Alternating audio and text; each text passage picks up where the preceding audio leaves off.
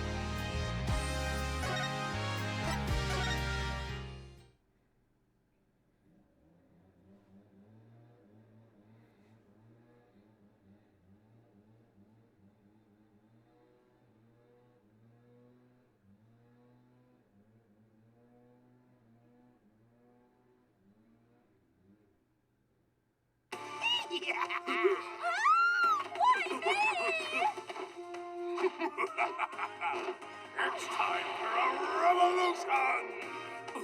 Let go of me! That's far enough. Huh? Who's there? It is I, the Plumed Punisher, warrior of Neo Twilight Realm.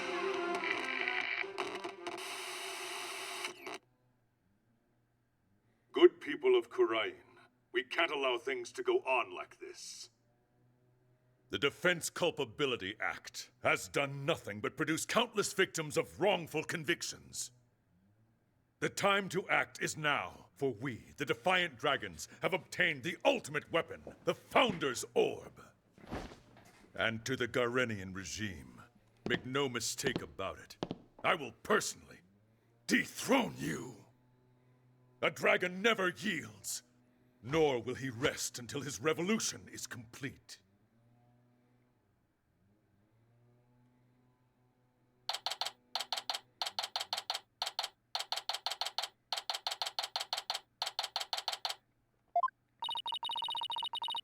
Ad break.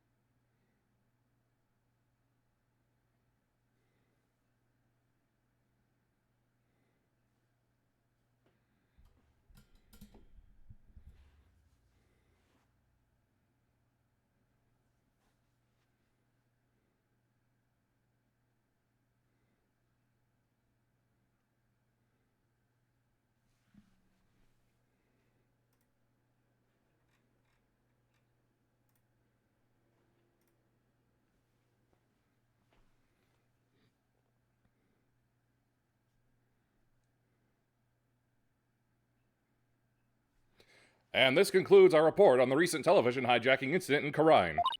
But really, who could have anticipated such a surprising turn of events? Did you hear that, Polly? Someone hijacked the airwaves over there. It's like something out of a movie. Apollo? Yeah. Dirk, what are you up to this time? Wait a second. Do you know the TV hijacker or something, Apollo?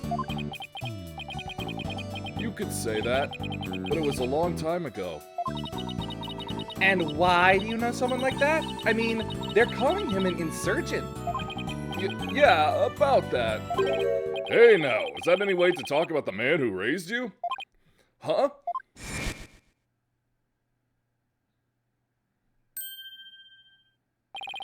Hey there, Apollo. Long time no see. How have you been, son? It's that guy that was on TV.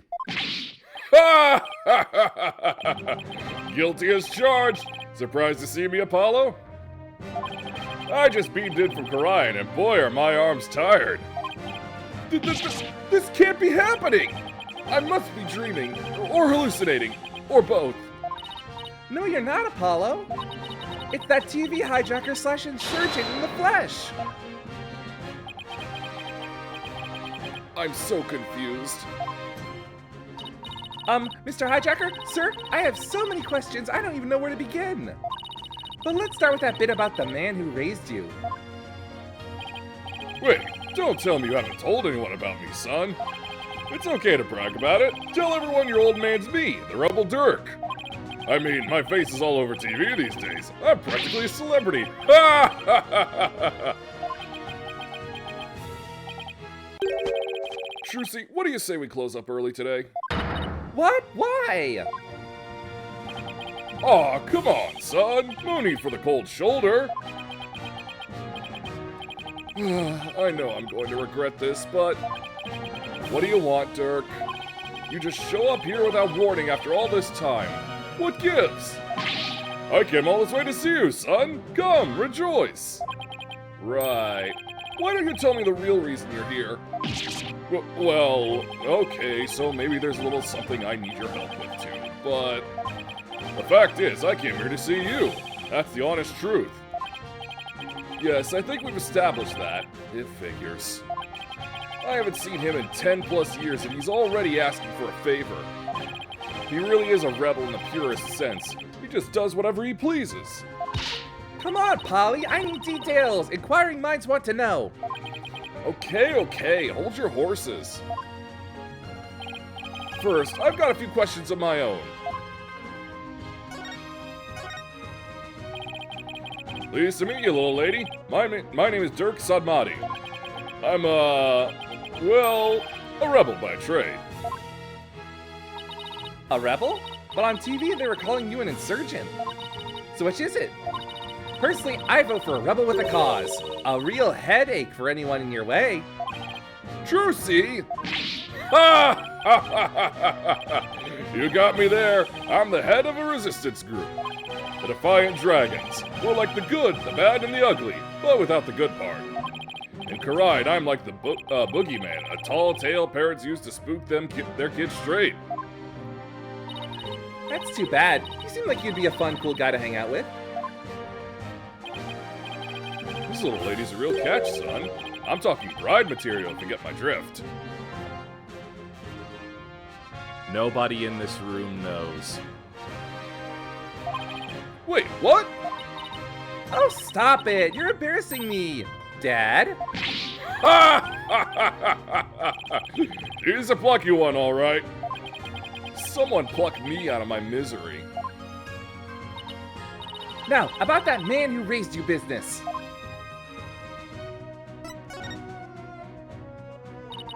What did Mr. Dirk mean when he said that he's the man who raised you, Apollo? The truth is, I grew up in the kingdom of Karine. Did I, never mention that? Oh, so you grew up in Karine? Wait, are you saying you're not from around here, Polly? No, it's just I was raised in Karine when I was really little. Still, that's a shocker. It's like I hardly know anything about you. Let that sink in. How come you never told me? Apollo, you really haven't said a word about your past, have you? What, that I was raised by a wanted criminal? It's like a bad joke. It does sound rather melodramatic. I doubt anyone would even believe you. So you two haven't seen each other in a while, huh? You could say that. I'd wager it's been at least 10 years. Wow, that's a really long time. Yeah, well, I figured he'd forgotten about me. Not a chance. It's just, well, starting a revolution takes time, and keeping it going even more so. And being a wanted man, I couldn't just hop on a plane to come say hello. I get it, it's fine. Though, truth be told, it's weird having Dirk suddenly show up acting all paternal. I'd even almost forgotten about Karine. No, that's not true. I probably tried to forget about it on purpose. Now then, Mr. Dirk, what is it we can help you with? I need to get my hands on the Founder's Orb, the most sacred treasure of Karine. That's where you come in. The Founder's Orb? Wait, but didn't you say you already have it in that broadcast of yours? Don't go believing everything you see on TV, little lady. No one's seen hide nor hair of the Founder's Orb for some time. No way! So that was just a bluff? What are you going to do if you don't find it? I don't know. Guess that just means we have to find it, son. Because I can't really back down now, can I?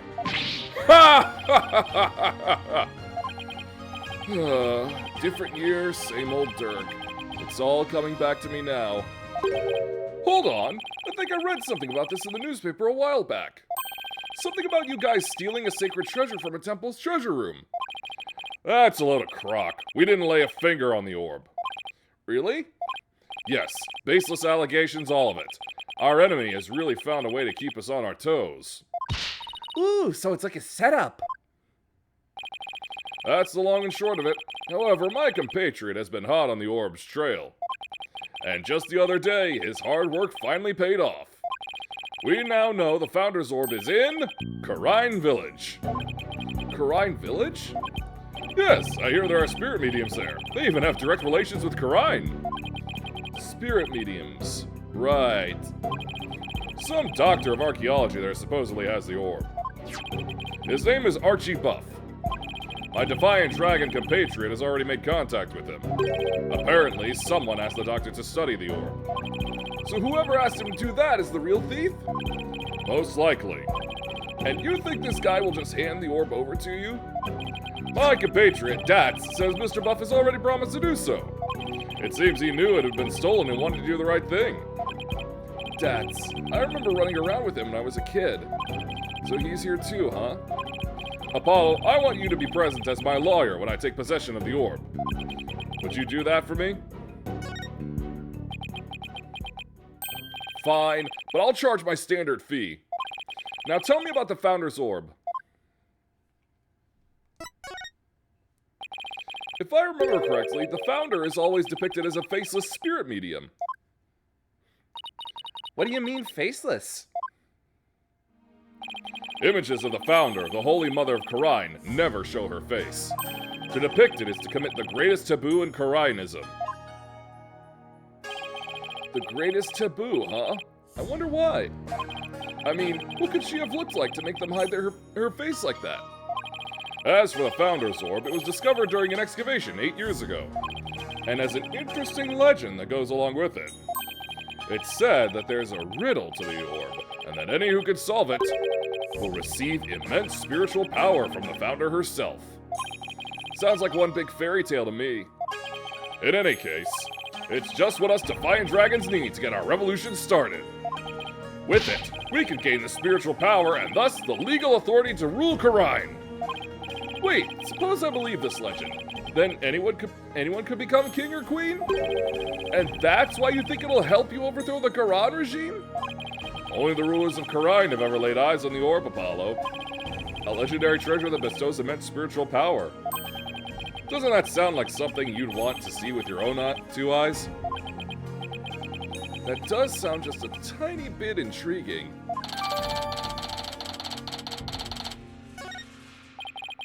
That should just about cover everything. Any other questions? Not right now. Ah, I almost forgot. I brought you a present. Eat up, son. Sushi? I figured you probably couldn't afford 3 square meals a day, so... Yay! I was just thinking it was time for lunch. You dig in too, little lady. After all, we're practically family, right? Thanks, Dad. Ooh, that tuna looks good. Yum, yum, yum. This salmon juicy's got my name on it. Aren't you hungry, son? This is some of the best sushi you'll ever have. I'm good. Oh, well, okay then. Actually, I have one more present for you. Here. What's this? A picture of your father. It's been 23 years since he passed away. Huh? This is my father? His name was Jove, Justice. Jove. I haven't talked to you about your real father in some time, but, as you know, He was a musician, a wandering minstrel, if you will, and a talented one at that. Why? Why are you giving this to me now? I thought it was sad you didn't know what your old man looked like. I searched high and low to find that one picture. What's wrong, Apollo? Don't you want it? I don't know. I mean, it's not like I ever met the guy. Well, I went through all the trouble of finding it, so go on, take it. And don't ever let it go, you hear?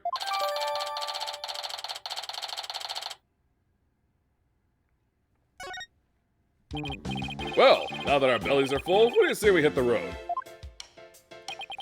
1 second. 1 second. Hey, Trucy, any idea where Athena is? She left early this morning to pick up Daddy from the airport. Oh, I almost forgot. Mr. Wright is coming back today. Yeah, but I wonder why he cut his trip short like that. Anyway, shouldn't they have been back by now? Knowing Athena, she probably got lost. Well, there's no point sitting around here waiting. Let's get going. I can't wait to see that super mysterious treasure. To Karine Village, then. The Founder's Orb awaits.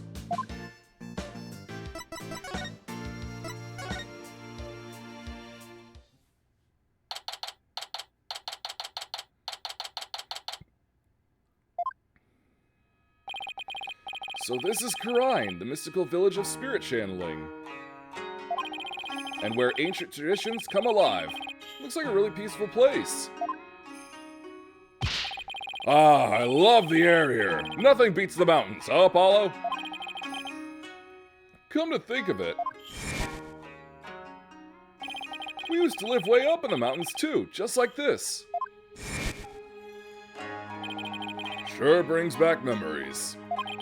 Those were the days, the three of us living happily in peace.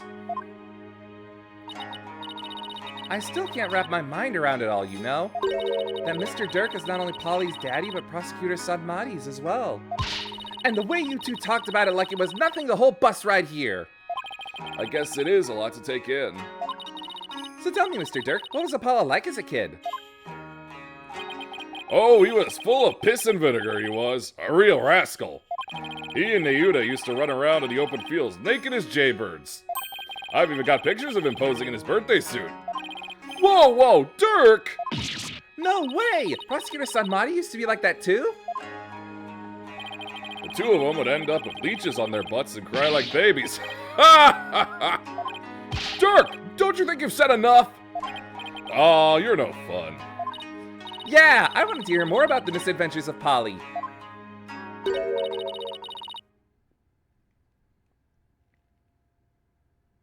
Hey, what are you people doing here? Emma? You know this lady, son?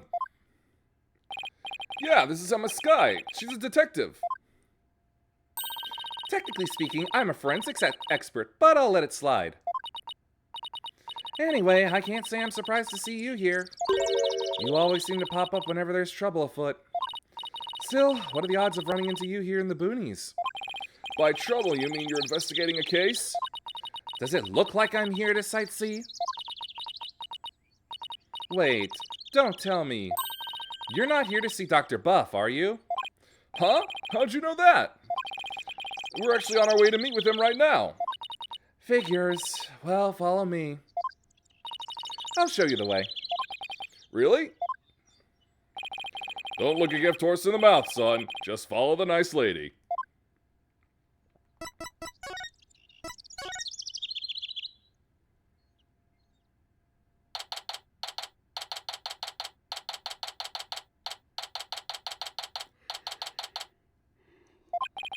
So this is Dr. Buff's study.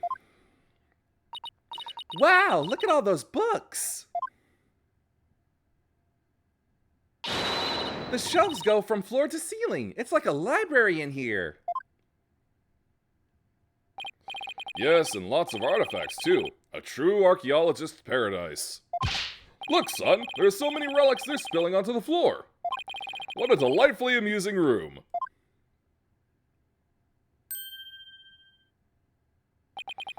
All I see is a mess.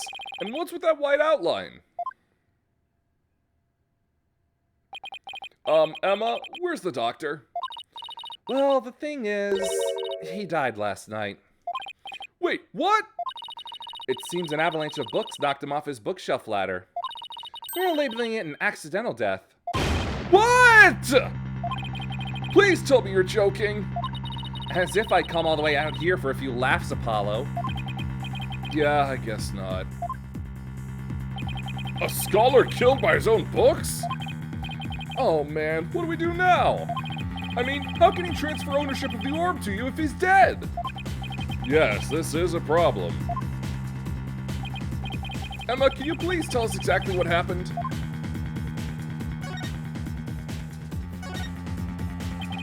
So the doctor died in an accident? I received a call this morning saying Dr. Buff has been found dead under a pile of books. This morning? Talk about bad timing. You mentioned that he had fallen off a ladder. Right. We believe he fell from the top of that big ladder there.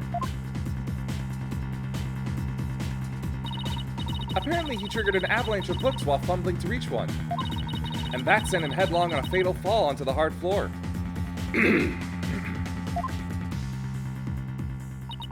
How sad, killed by his own books.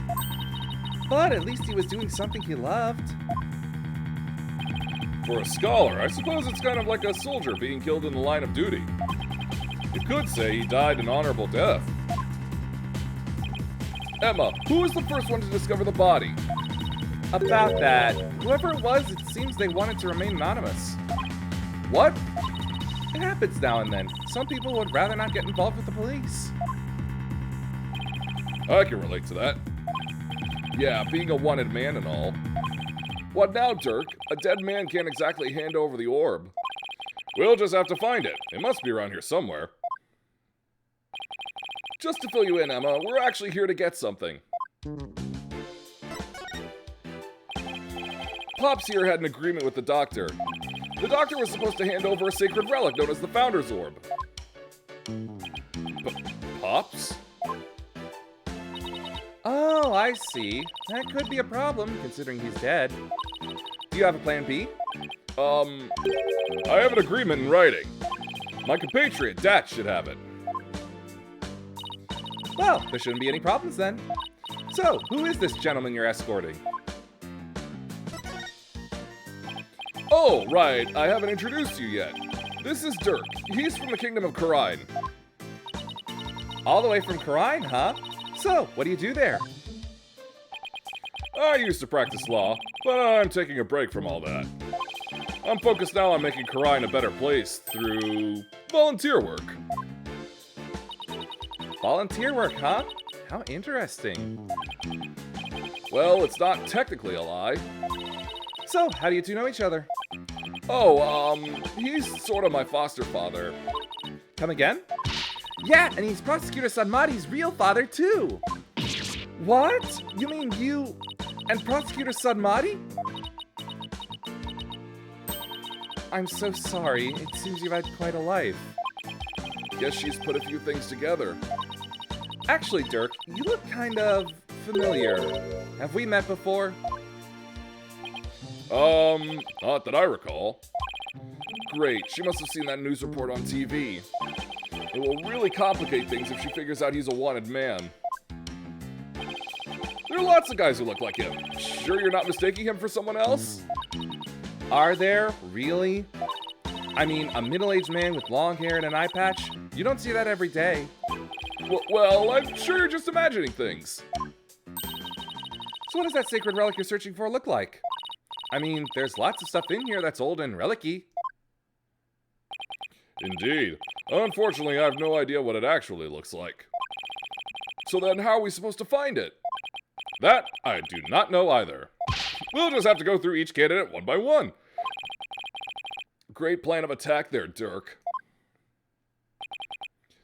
Well, Emma, do you mind if we give this room a once-over? I guess not. But in exchange, you're going to help me with my investigation. Sure, it can't hurt. Ooh, I can't wait to get started. It'll be like hunting for buried treasure.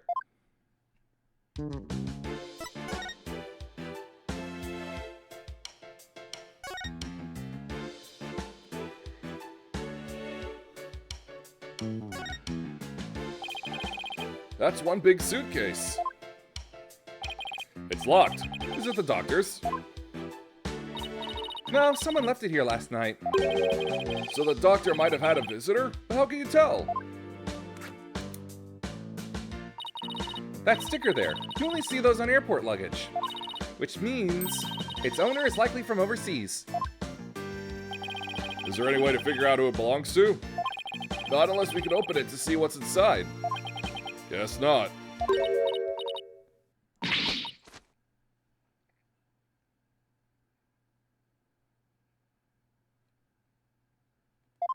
That's because you're not me.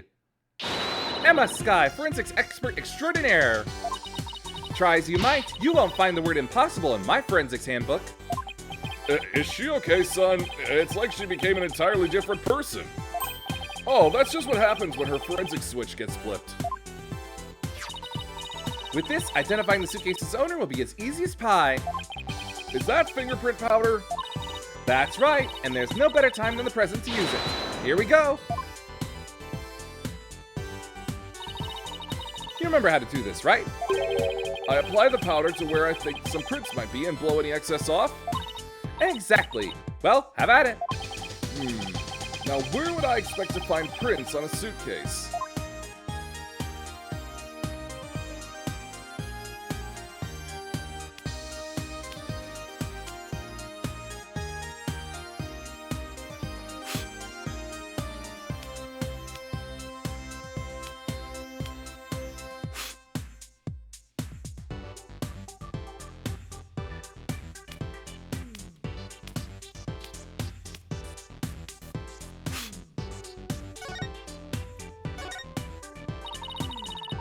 This one isn't clear enough for a match.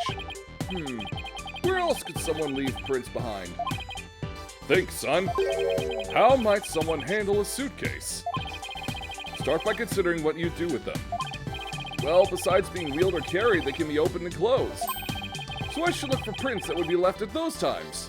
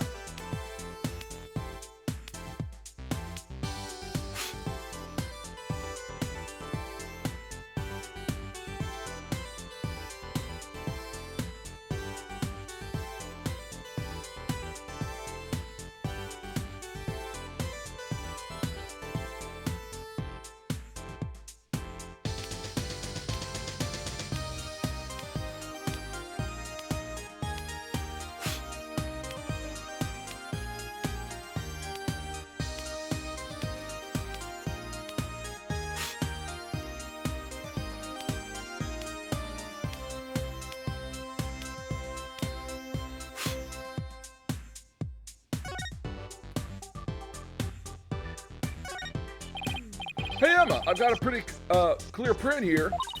Okay, now let me know who you think it could belong to. Who could it be?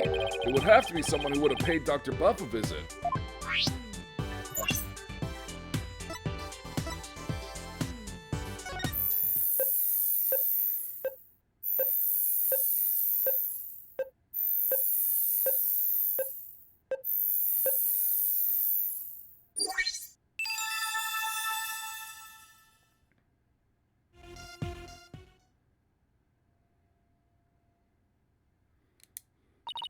We have a match.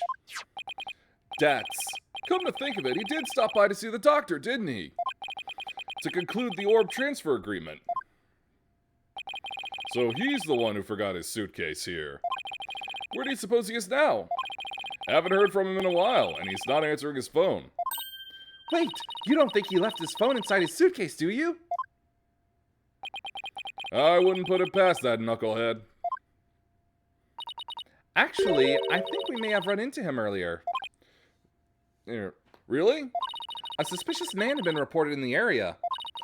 But when one of my officers approached to question him, he took off like a shot. What? Sorry about that. Karainese people aren't all like him, I swear. Well, he's probably still in the village somewhere. Maybe he knows something about the orb.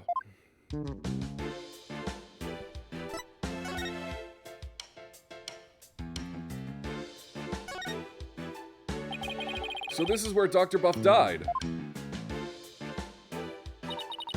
Poor man, he fell right on his head and probably died almost instantly. I see some blood on the book there, but what's that dark stain? It appears to be coffee. It's still damp, so it must have gotten on there recently. Perhaps even last night. That's a mighty big window he's next to. Big enough for someone to see inside. Exactly.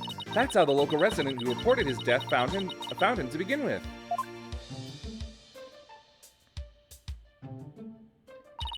The doctor's body was visible from outside the window, and a passerby called in earlier this morning to report what they'd found.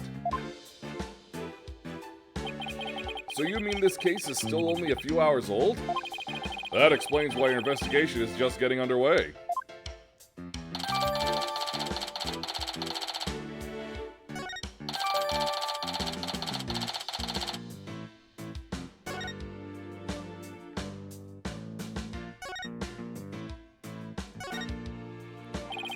There's a brown stain on this scroll. Why does it smell like gravy?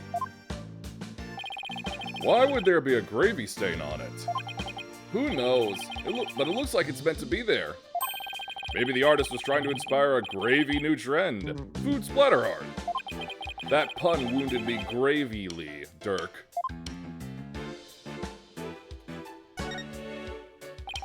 It's a golden statue. Looks pretty old, too. I imagine it has great archaeological value. Maybe too great for a private researcher of Dr. Buff's caliber. I wonder how he got his hands on something like this.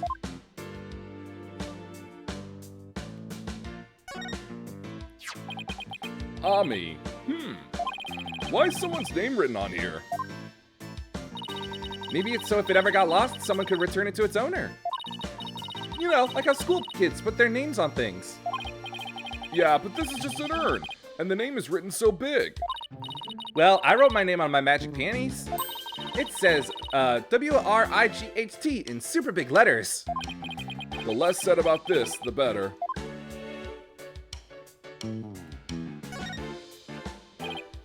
Look, it's one of the doctor's notebooks. Maybe there's something about the orb in there. It's a photo of the treasure box, the one from Temple's treasure room. These must be his research notes on the Founder's Orb. What's that on the right page? It looks like a poem or something. Let's see. Oh, it's the song that's performed during the Dance of Devotion. It's been sung during Karaini's rites of offering since ancient times. Oh, I think I've heard of that. There's also a legend associated with the song. Some say the solution to the orb's riddle is contained therein. It's in a song everyone in Karai knows? Not much of a way to keep it secret. It's called hiding secrets in plain sight, Polly. Us magicians know all about that. Huh, that's strange. What is? Dr. Buff's notes contain the second half of the song. Only the first half is sung during the Dance of Devotion. Most people haven't even heard the second half. The second half? As in the part that begins, "Offer thy prayers"? I'm impressed. That's some thorough research he was conducting.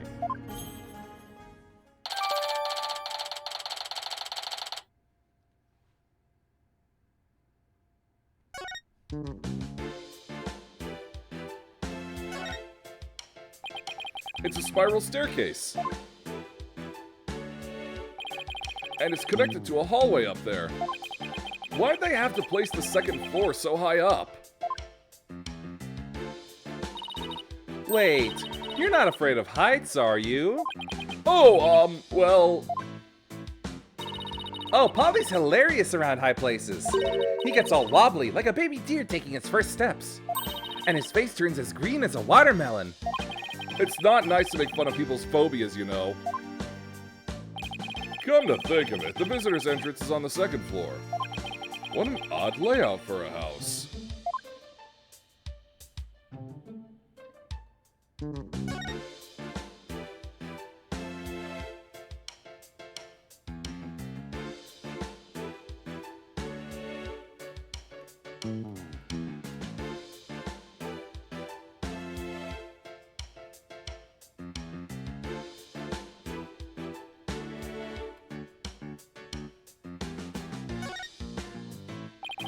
It's a two-tone raincoat. It's still a bit damp. I think someone might have worn it recently.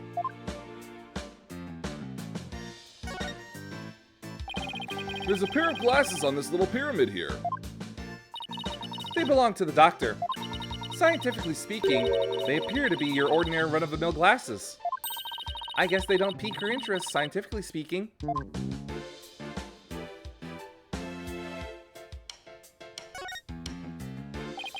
What a huge window! I bet you can see the entire study from the outside. How can he concentrate in here? I feel so exposed. Well, he does have a bookshelf positioned for some privacy around his desk.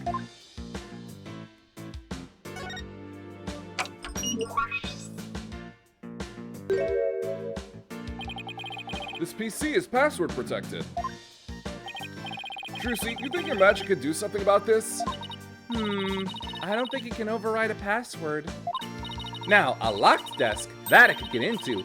Like yours back at the office, Polly. Yikes. I'd better watch what I put in there. What? Do you put weird stuff in your desk? Stuff you don't want anyone to see? Jeez, are you a mind reader too? No, but unlocking your thoughts is a cinch.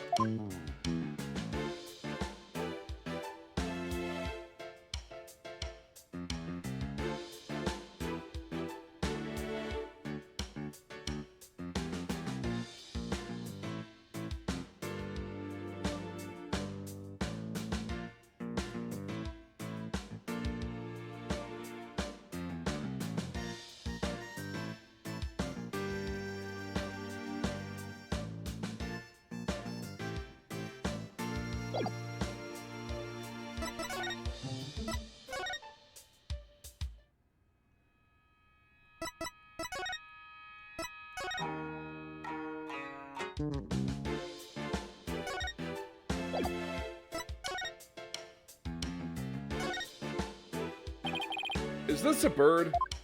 It looks like an airplane to me. No, there couldn't have been any planes back when this was made. Yes, but it has wings and both horizontal and vertical stabilizers. That makes it an airplane. No, it's definitely a bird. Open your eyes, son. As a lawyer, your job is to see the true nature of things. I still say it's a bird.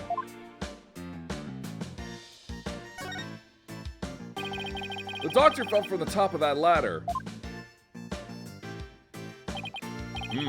From that high, to fall onto a hard surface would probably kill anyone. I don't know why anyone would want to climb that high in the first place. Guess you could say he climbed it all the way to heaven.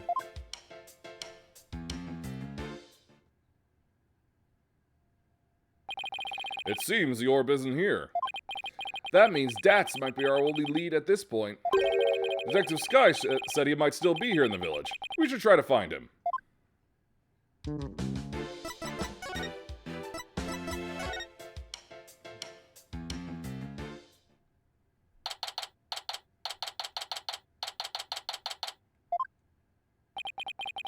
Good day to you, citizens of Karine Village. My name is Paul Atterson, and I want your vote. No. Wow, that's really loud. Look, something's coming this way. Paul Atterson, savior of Karine, has come to... Ah, it's you people! Apollo, what is that strange conveyance coming this way? Right, left, halt! It's one of those, what do you call them? Palanquins? So, you finally left Dr. Buff's house. What were you doing there? What a bunch of shady-looking characters. And you aren't? So I take it you knew the doctor? What a foolish question. I've memorized the names and faces of the entire electorate here in Karine. After all, I am the man who's destined to be king of this fine nation someday. Who are you? And what do you mean king? Ignorant fools, I am the Paul Atterson. I am a soon-to-be eminent politician, a man whose name will go down in history. You should be ashamed that you've never heard of me before. Is he really that famous of a politician, Apollo? Not that I know of. I'm running for a seat on the local council right now. I guess even Jerk Q Public has to start somewhere. But my election is a sure thing, I'm told. After all, my grandfather was a famous politician with untold influence. In short, I'm the chosen one, the golden boy, the powerhouse of politics. And rider of his grandfather's coattails. Are you blinded by my majesty? Go ahead, bask in the resplendent glory that is me, the chosen one. Sure. Oh, a pleasant day to you, good people of Karine. I am Paul Atterson. It's time to reclaim the glory of Karine together. A convenience store on every corner, a karaoke bar in every home. A vote for Paul Atterson is a vote for a happier, hoppier Karine village. Turn off that infernal racket, you fool! You're a stain on your grandfather's good name! Thank you, good sir. Your support is appreciated as always. I guess he's one of those people who only hears what they want to hear. In other words, he's a model politician. Now, where was I? Oh, right. You were in the doctor's house. Just what in the world were you doing in there,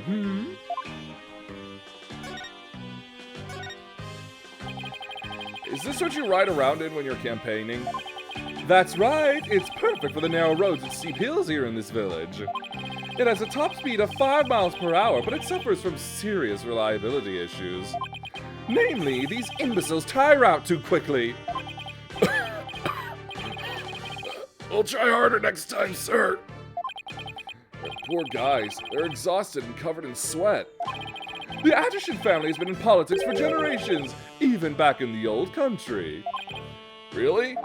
My grandfather, Abe Atterson, was a prominent member of Congress.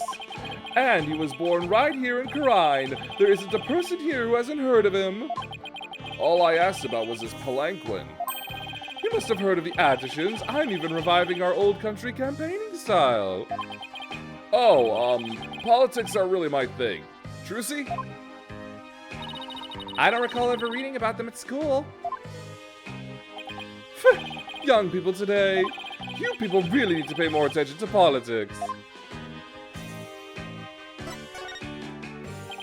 So, what business did you people have at Dr. Buff's house? He was going to transfer ownership of the Founder's Orb to us. It's a sacred relic from the Kingdom of Karine. The Founder's Orb? So you tried to get your hands on it, did you? Wait, what do you know about the orb? I know that it's mine, that's what. How do you figure that? Because I know it's not the Founder's Orb. Its real name is the Crystal of Ami Faye. The Crystal of Ami Faye? That's right. It's been passed down for generations in the Atterson family. Until it was stolen, that is. But just when I had zeroed in on the culprit, the doctor hid it away and then kicked the bucket. So you're saying Dr. Buff stole your family heirloom? That's not what Dirk said. Strange. But I've been told the doctor himself said that he had the Founder's Orb. It's all that weird foreigner's doing. He filled the doctor's head with nonsense. Nonsense like the Crystal of Ami Faye being the Founder's Orb. Weird foreigner? Could he mean... Is this the foreigner you're talking about? Take that! Yes, that's him! I thought so. Now we really have to find Dats.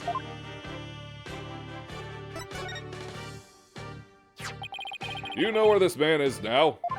I imagine he's at the detention center by now. I called the authorities after I found him hiding in my dog's doghouse. What? That buffoon. Well, at least we know where he is now. Let's head over to the detention center and see what he knows about the Founder's Orb. So, you really are after my crystal? No, we're looking for the Founder's Orb, and we have an agreement to prove it.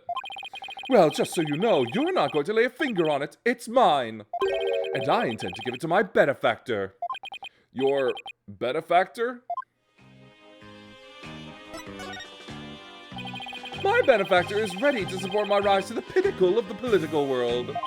They have immense influence here, you see, and I intend to harness that influence. So you're just going to give your family heirloom away to this person? That's right. It's a purely political decision. And in exchange, your patron will get the people of Khura'in to vote for you? Eminent politicians are skilled at leveraging all of their connections. Isn't it illegal to buy votes? Well, good luck with that, I guess. You just wait. Paul Attishin will reign supreme someday.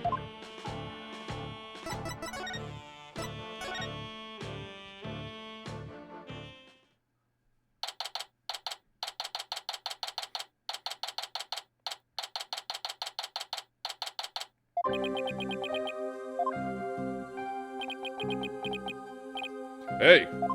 Yikes! What's he doing under the desk?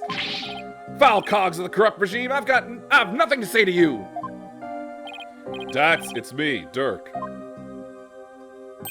Oh! Dirk! You're a sight for sore eyes! I knew you'd come save me. Well, this is another fine mess you've gotten yourself into. My bad. At least the grub here is pretty good compared to that prison back home. You get 3 square meals plus a place to sleep. Why don't you join me, Dirk? No thanks. They'd just send me back to Khura'in where I'd face immediate execution. Yeah, I guess that wouldn't be such a good idea. Looks like he's still the same too. Long time no see, Dats. Huh? Hey, you look kind of familiar. Apollo? Is it really you, my boy? A to the J, all grown up and whatnot? How have you been? Fine. And you, Dats? You look good, besides the incarceration and all that. Those horns, AJ! Horns? They've grown up with you, just like a stag's antlers. I can't take it. You really haven't changed a bit. Anyway, there's something we need to talk to you about. Sure, pull up a chair. I've got all the time in the world. The Slammer's like my second home. It's really not so bad once you get used to it. He's rather laid back for someone in police custody.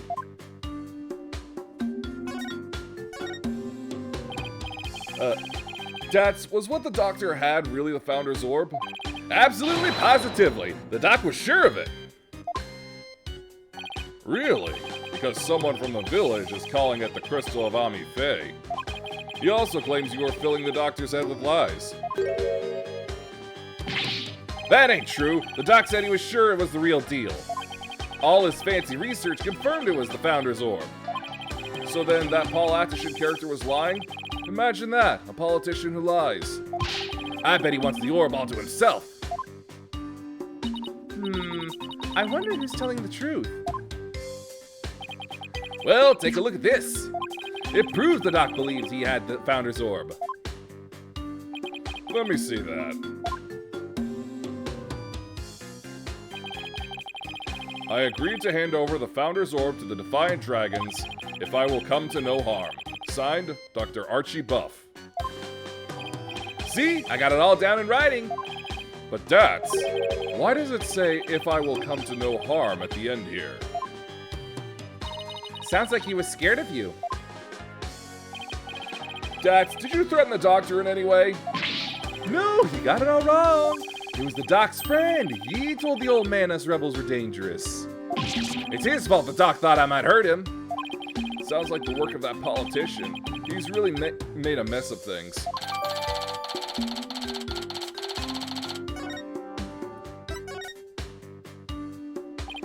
What have you done now, Dats? Nothing! I'm innocent, I tell ya! It all started when this dog-faced cop tried to question me. He looked so funny, I started laughing at him! That's when they came after me! But it was hilarious, I tell ya! I mean, a human police dog? How funny is that? Right, so what happened after that? They caught me hiding in a doghouse. Dang pooch ratted me out. I guess that's what I get for laughing at one of his doggy comrades. Sounds like the dog's got the last laugh. Dax, weren't you cleared of those jailbreak charges? And your capture by Lady Kira deemed unlawful? Yeah, but the cops here don't seem to like me anyway. What are the charges this time? Unauthorized entry or something like that. They think I'm an illegal alien. And I can't prove otherwise because I lost my passport. Is there any way they'd let you go? Not without my passport. If only I had it. Dirk, AJ, you gotta find my passport. All right, we'll find it. One more thing to add to our to-do list. Now, where might Dax's passport be? Oh, about the orb's whereabouts? Maybe the doc's kid knows something. The doctor has a kid? Yeah, a bit of a shut-in, though. The poor thing's own bedroom has become like a self-imposed prison. A shut-in? Sounds like it will be a challenge just to get a conversation going. Time for questioning. Follow me. It must be lunchtime. Today is fried chicken, if I'm not mistaken. You'll get your lunch if you behave yourself. Dirk, AJ, I'll see you guys around. Our only lead now is Dr. Buff's kid. But luring a shut-in out is not going to be easy, I know.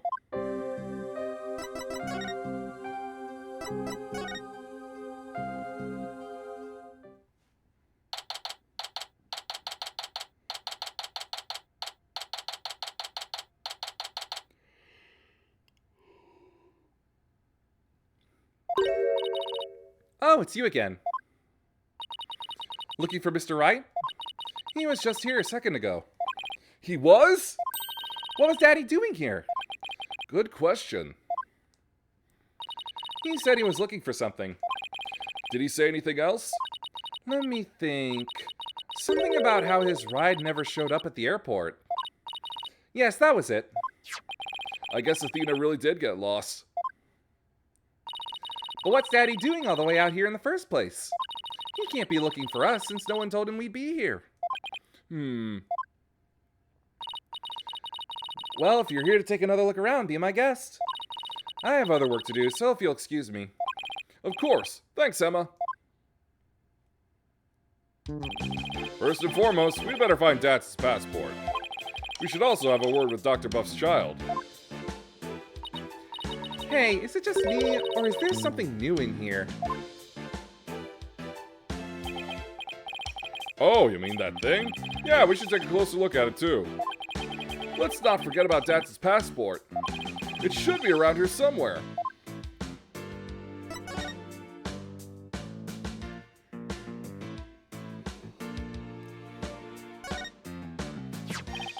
What's this? A model helicopter? Don't you know anything, Apollo? It's a drone. They're all the rage right now. I bet it belongs to the doctor's kid. We need to ask them about the orb's whereabouts. Yeah, but luring out a shut-in isn't going to be easy.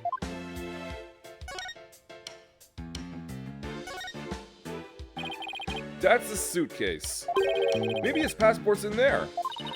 Ah! It's no good. It's locked tight. We should have asked him for the key.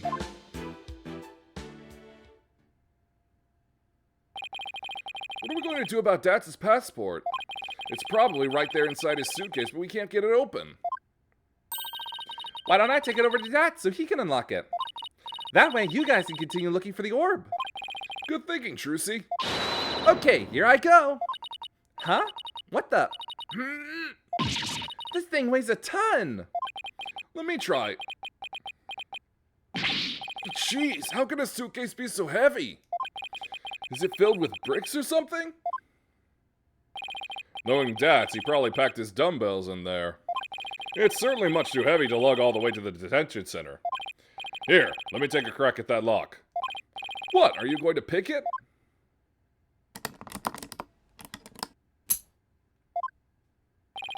There you go. That was fast. A lock like that is child's play to me. Especially after all the wrongly imprisoned compatriots I've busted out over the years. You've sure seen a lot of action for an ex-lawyer. And here we go. That's his passport. I'll take it over to him. Thanks, Trucy. No problem. Now you guys enjoy some quality father-son treasure hunting time, okay? See you later. There she goes. I wish she wouldn't make such a big deal out of our little family situation. Father-son time, eh? Been ages since we've had a father-son talk, huh, son? Yeah, well over a decade. So, Apollo, how have you been? Oh, fine. I'm fine, I guess. Is that so? Fine, you say? Well, fine is fine by me. Good to hear. Okay.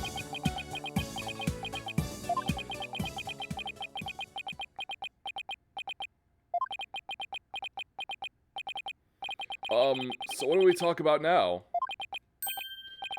Get down! Hit the dirt, son!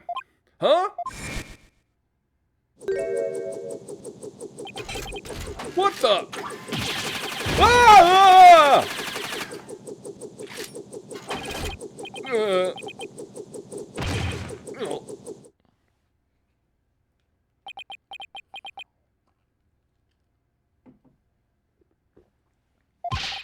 Speak to me, son! Say something!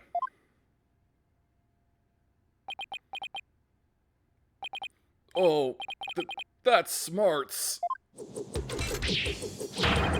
You maggots! What do you think you're doing invading Buff airspace? It'll be a scorching day in Siberia before you get past me, you yellow-bellied yahoos! Whoa! It can talk? What kind of drone is this anyway? Ah! Drone nothing! That's Sergeant Buff to you, soldier! You got that, you lowly grunts? Ow! What the who now? Buff. Sounds like the doctor's son is behind the controls. He's controlling this thing? Apollo, let's play along for now. At least until we can get the information we need out of him. Got it. Sergeant Buff? Sergeant Buff, sir! You forgot to say sir! Ain't you never seen a war movie before? Oh, right. Let me try that again. Sergeant Buff, sir! Better. Much better. Now, state your name, unit, and rank, soldier! Oh, I'm Apollo Justice. I serve at the Right Anything Agency. And my rank is, fledgling lawyer? Sir! Affirmative, Private Justice. Private? Listen up, Dapper Baby. Your commanding officer's orders are absolute. Disobedience means a one-way trip to the firing squad. Do I make myself clear? Oh, sir! Yes, sir! Good, good. We might make a man out of you yet, Private. Now for you, Cyclops. Huh?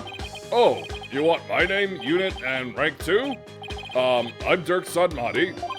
I command the rebel group, the Defiant Dragons, and my rank is, leader, sir.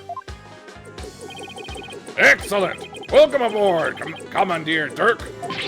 Wait a second. What's with that ridiculous map you call ahead? Soldiers should be clean cut. Sorry, but this is my signature look. I'm not... Whoa! Fine, I'll get a haircut before we ship out. Listen up, you! It's kill or be killed out on that battlefield. No place for leave-in conditioners. All you got is your life, and you're lucky to have that. He's oddly obsessed with field survival for someone who never goes outdoors. This is going to be harder than I thought, son.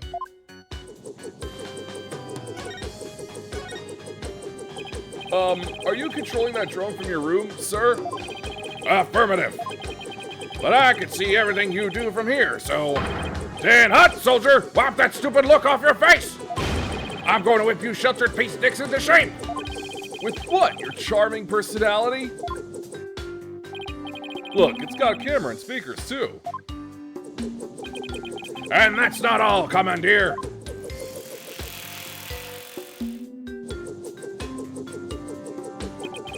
With these arms, I can cook and clean, too. Speaking of which, Private Justice, you're on latrine duty. Snap to it, on the double.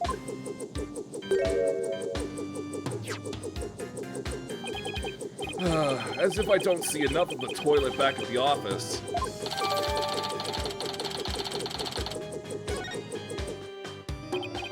That thing's pretty handy. Us Defiant Dragons could use one of those. Yes, it is a fine piece of hardware, isn't it? I modified it especially for siege defense. Siege defense? You mean how you won't leave your room? Ah! Holding up in a stronghold to defend against an enemy is an age-old military tactic. A timeless strategy still applicable in modern warfare. I hope you're not trying to mock the wisdom of my forefathers. I meant no offense. It was just an observation. So the greenhorn who ain't even discharged the firearms got something to say, does he? Sorry, sir. It won't happen again, sir. Darn tootin'. Now, state your intention, soldier. We had an agreement with your father. He had promised to hand over the Founder's Orb to us. What? Papa promised you that? He did, but he died before he could tell us where it's hidden. Now we have no idea where it is.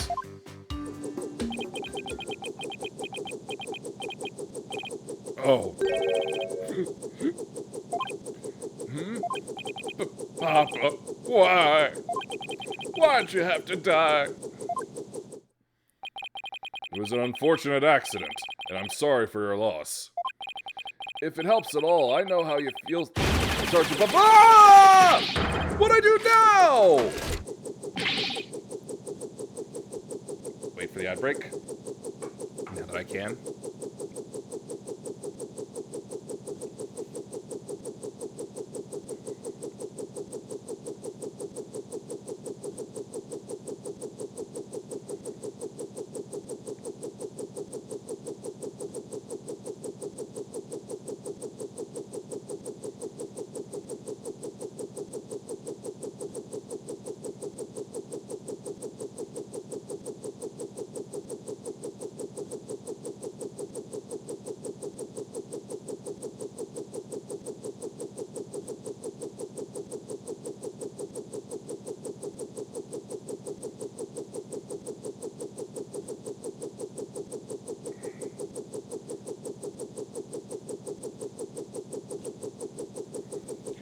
You insignificant maggot! What would an unseasoned rookie like you know about how I feel? First I lost Mama, and now I've lost Papa! You lost your mother too? She's been gone for some time now. I'm all alone now. All alone. Sergeant Buff, would you tell us a little more about what happened to your mother? Mama passed away about 6 months ago. We were still living in our apartment in the city. Back then, I had yet to engage my siege defense strategy. In other words, something caused him to withdraw from the world. It was arson. It happened so suddenly, and before we knew it, our apartment was a sea of flames. Mama and I were trapped inside. But help never came. So Mama cradled me in her arms, kicked out a window, and jumped! She did what? She was like a walking, talking medal of valor, my mama was.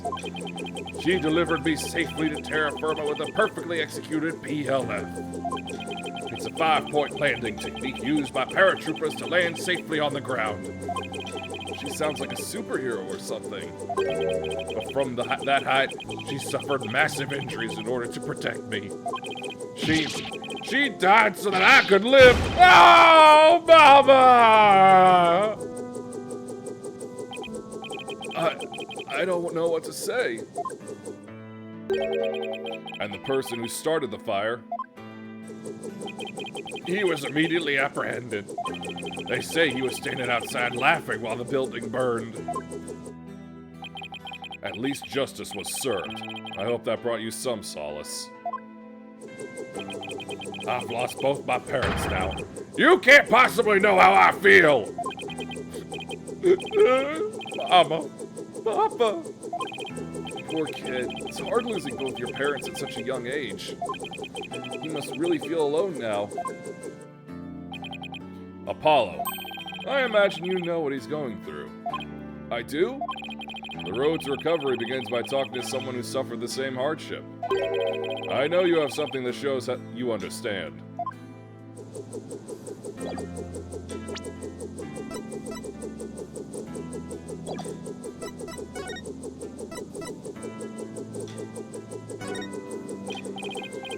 Sergeant, sir, would you please take a look at this? What do we have here? It's a photo of my father. I wasn't even a year old when he died, in a fire. What?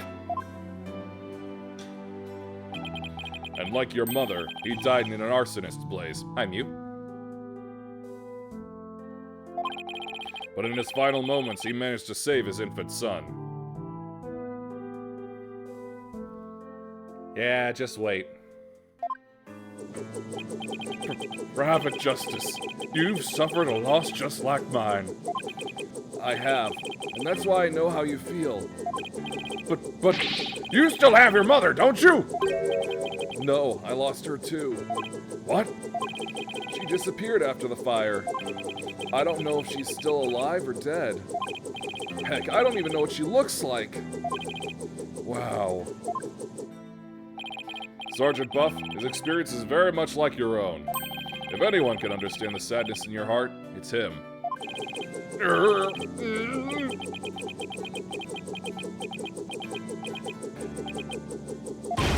Attention!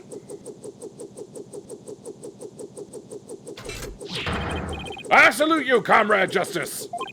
You are no longer a private in the Buff Army. Henceforth, you will be a corporal. Corporal? Congratulations on your promotion, Corporal Justice. I'm just glad that seemed to cheer him up a bit. Now, comrade, let's toast to your new stripes. And call me Sarge. Don't be shy. We're a band of brothers now. Now's our chance, Corporal. Ask him about the Founder's Orb. Dirk's getting way too much of a kick out of this. Yep. Very fun. Sarge, sir, do you have any idea where the orb might be? It was here in Papa's study until last night. But he said he was going to go hide it somewhere. He mentioned something about a shady character being after it. Where do you think he could have hidden it? Somewhere in the village, I'd guess. He said he'd found a suitable hiding place for it. So it was here last night. That is, until he went out to hide it somewhere in the village. The only question is, where? Maybe he left some clue here in his study. Let's search the place again. We should also find out more about Dr. Buff. It might steer us toward the hiding place. So Sarge, what was your father like? Papa was as kind as Mama was courageous. His whole reason for moving to the countryside was for me. What do you mean? I initiated my siege defense strategy after Mama died. Papa was so worried about me, he moved us here to the countryside. He thought the fresh air, blue skies, and natural surroundings might alter my tactics. What a fine father. He even quit his position at the university to move here. He did? He did. He gave up his beloved research position just for me. A parent must be prepared to sacrifice everything for his child. That's what Papa said. Well, I'm feeling about 2 inches tall right about now. There's no one in the world I respected more than him. But that just makes his passing all the more devastating. Papa, may you continue your beloved research up there with the angels.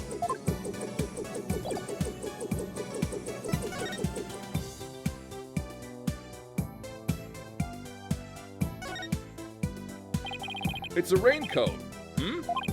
It's a bit wet and there's fresh mud on it. That must mean someone wore it recently. Indeed, maybe even as recently as last night. Sarge, did it rain here last night?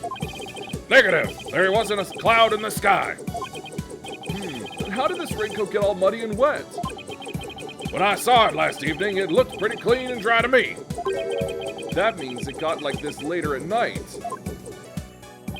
Good eye, son. This may very well turn out to be a vital clue.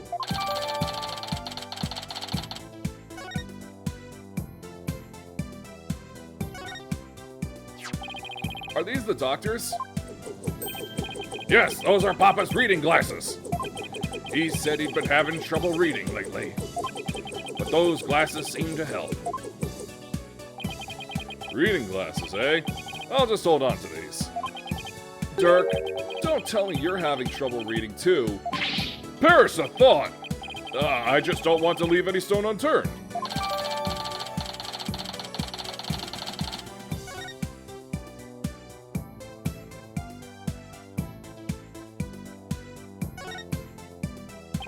It's a shoe cubby.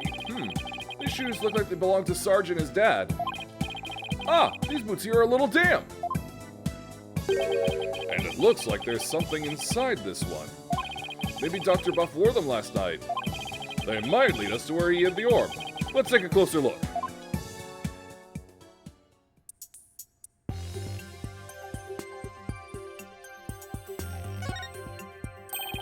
Something's giving off a soft glow inside this boot. But it's too dark in there to see what it is.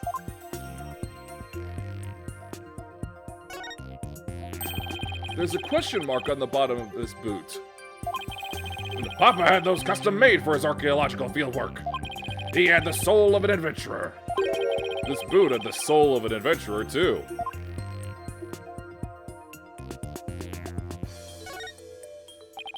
We might get a better look inside if we undid these straps.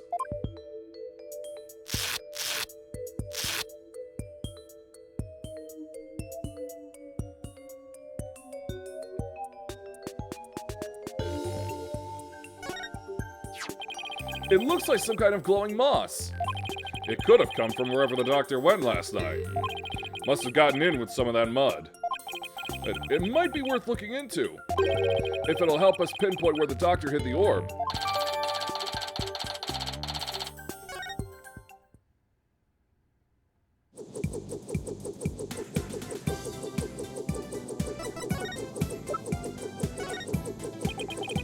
Please take a look at this. Let me ask you something, Corporal Justice. How does that aid you on the battlefield? Well, if you count the courtroom as a battlefield, it's a fairly useful weapon. Good answer. A military man must know his weapons inside and out. Keep up the good work, Corporal. Sir! Yes, sir! I guess that's all he has to say about that.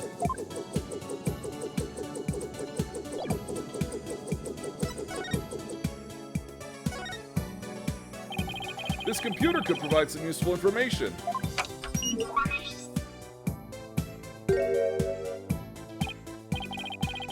Drat, it's password protected. Dirk, you're good at getting into places you're not supposed to. Don't look at me. I don't know the first thing about computers.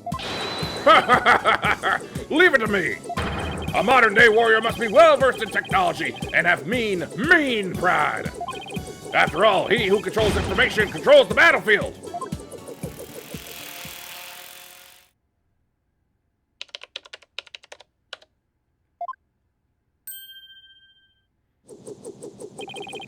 And I'm in. Looks like modern-day warriors have mean keyboard skills, too. Okay, let's see what we can find.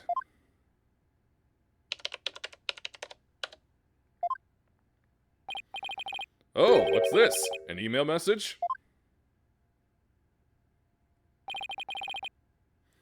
Now this is interesting. It's a research report to whoever asked the doctor to study the orb. Here, I put the data on this. Take it and use it well, soldier. Okay, let's go over what we've learned so far. Wherever it was that Dr. Buff went, he needed a raincoat. And it was somewhere where this glowing moss grows. Any ideas where that might be, Sarge? Negative, comrade. I hate to say my intel's a little thin on this one. I've been occupied with my siege defense strategy ever since we moved to the village. Well, son, seems we have no other choice. We'll have to ask the locals if they know of a place like that.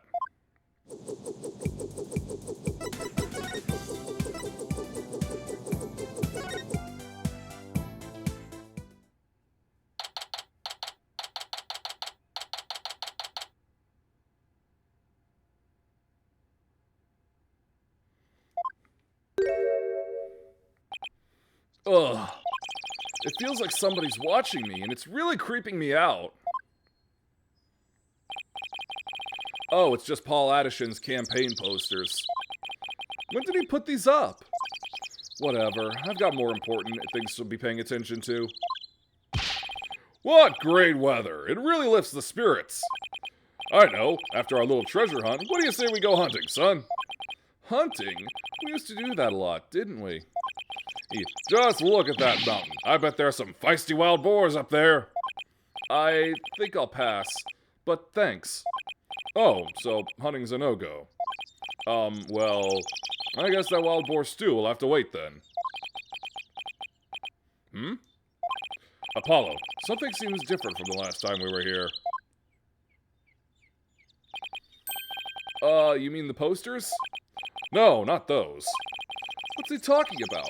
Guess I should take a look around myself.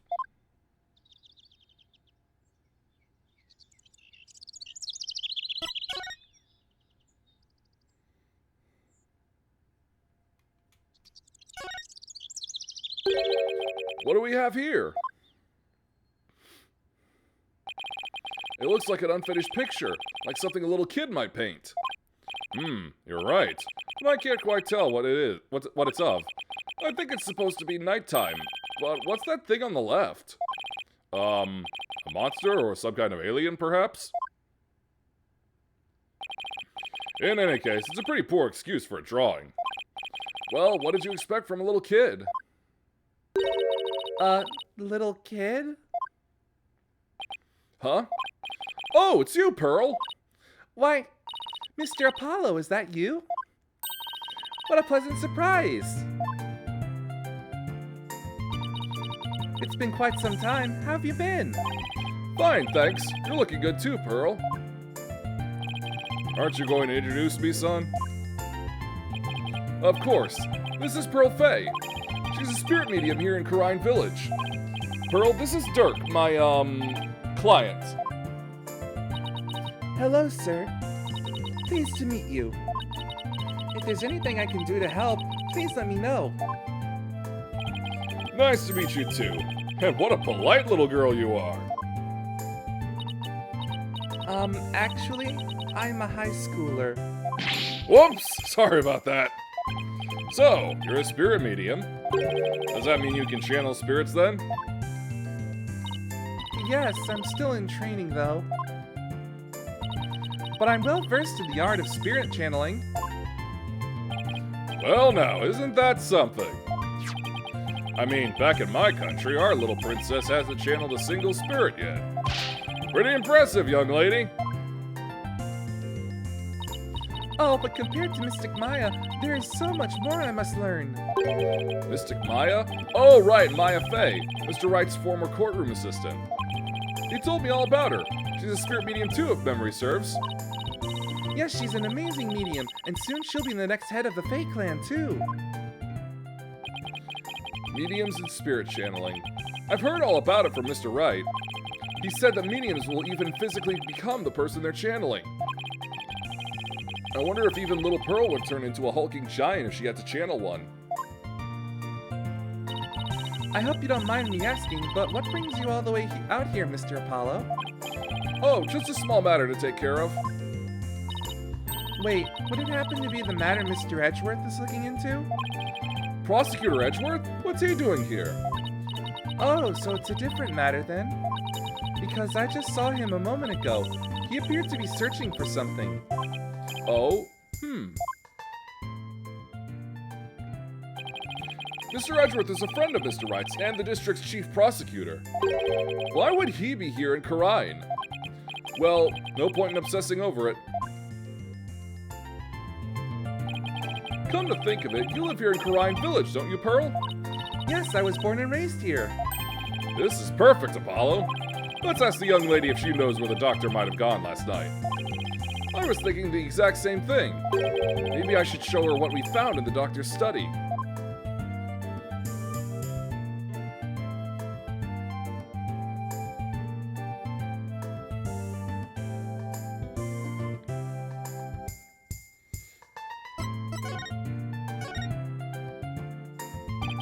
What a peaceful place. Ah, nothing beats mountain air. Many of the villagers have left for the city, but I just love it here. Blue skies, lush forests, star-filled skies at night, and fireflies in the summer. Plus, the big, beautiful blue ocean is just beyond that mountain. The ocean? What do you say we go for a swim, son? Oh, I think I'll pass. Besides, I can't swim.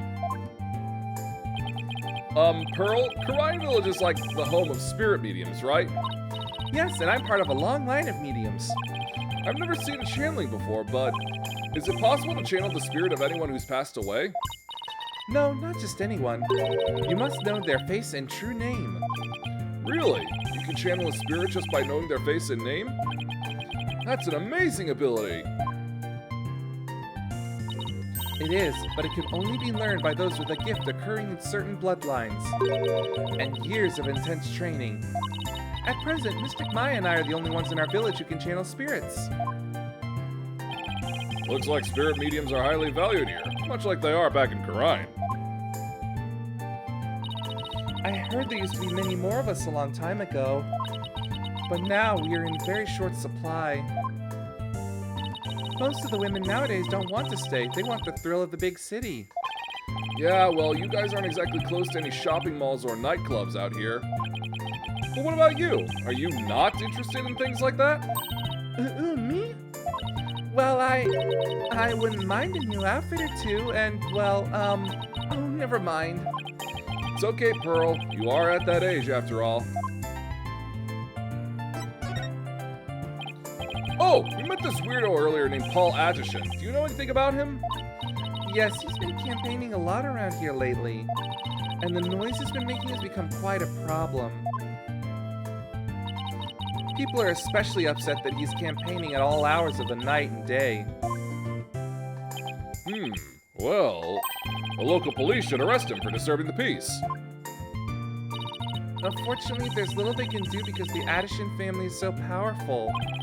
Well, isn't he the proverbial pampered provincial prince? He seems pretty intent on winning here in Karine. Is there some special reason why? I'm not sure, but I have an idea. The spirit mediums of Karine once held considerable sway in the political world. Judging by his slogan, maybe that's what he's after. Great, so he's just another politician seeking powerful connections. The ability to commune with the dead gives comfort to those anxious about the future. Tiny Karine has preserved its independence by the Queen's power of spirit channeling. We must play a similar role here in this village. Yes, even today, many here revere those with spirit medium blood flowing in their veins. So basically, as Paul Addison's benefactor goes, so goes the whole village? Who is this benefactor? Who could hold this much sway over Karine Village?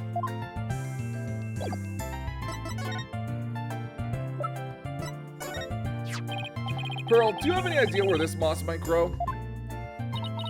That looks like Mitama moss. It grows on Mount Mitama and gives off a soft glow in the dark. Mount Mitama? See that mountain over there? That's Mount Mitama. Mitama. And how would one get there? You can take a bus from that bus stop over there. May I ask why you're so interested in that moss? Well, Dr. Buff was supposed to give us something, but it seems he hid it somewhere last night. He did? Maybe that's why he, Pearl, do you know something about that might help us? Well...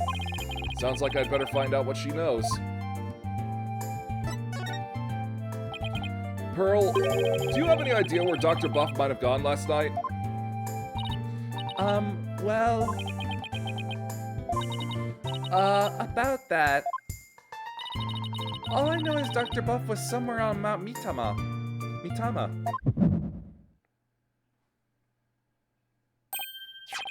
My bracelet! It's reacting!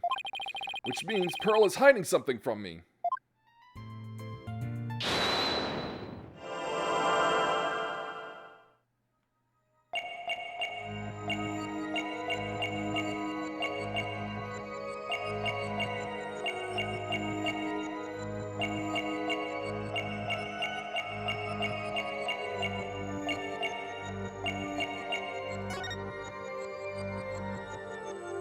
Gotcha! Pearl, you seem anxious around the topic of Mount Mitama. Yeah, never gonna get that right.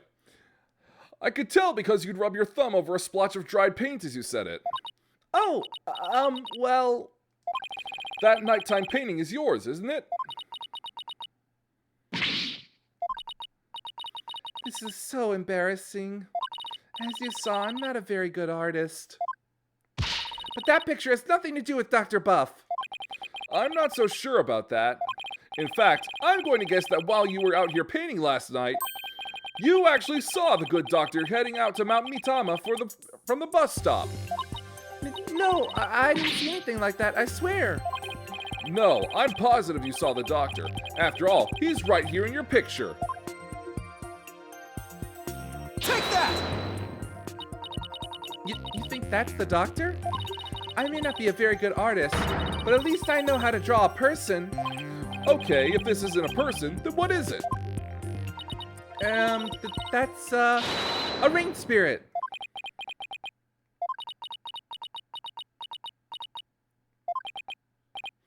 And what's a rain spirit doing at a bus stop? Oh, rain spirits have places to go too. This is getting ridiculous. Sorry, Pearl, but you're not a very good liar. That is Dr. Buff, and this piece of evidence proves it. Take that! This is the raincoat we found in the doctor's study. It's still wet and muddy, so we know that someone wore it last night. Now, see how this pattern is the same as the rain spirit in your picture? Ah! You didn't see a rain spirit last night. You saw Dr. Buff wearing this raincoat. Ah! I'm sorry. I know I'm not supposed to lie, but...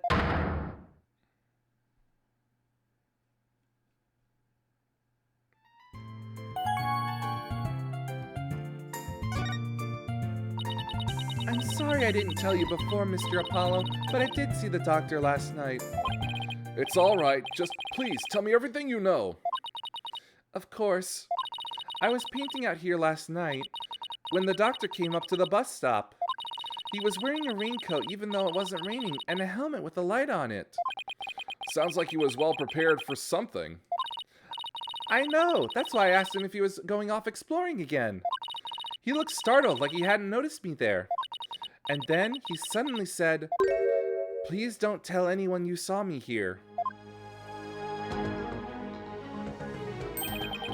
Why would he want to silence you like that? Something must have happened to spook him, and he didn't want anyone to know where he was going to hide the orb. But where could he have been going dressed like that? My best guess is a cave somewhere on Mount Mitama. I heard there's a cave there where mediums of the Karine tradition went to train long ago. Legend has it, there are some sort of mystical ruins in there. Mystical ruins? Sounds like the exact sort of place an archaeologist might go. Well, we should get going now, but thanks for all your help, Pearl. You're welcome, Mr. Apollo. Please take care. What do you say we go find that cave, son? I sense that the orb might finally be within our grasp. This treasure hunt is shaping up to be a real deal. Ha ha ha! Really gets the blood pumping, doesn't it? Well, what are we waiting for? Let's go!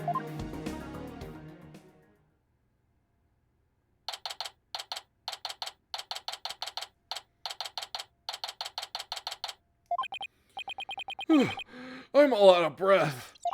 Aw, come on, that was nothing. And you're so much younger than me.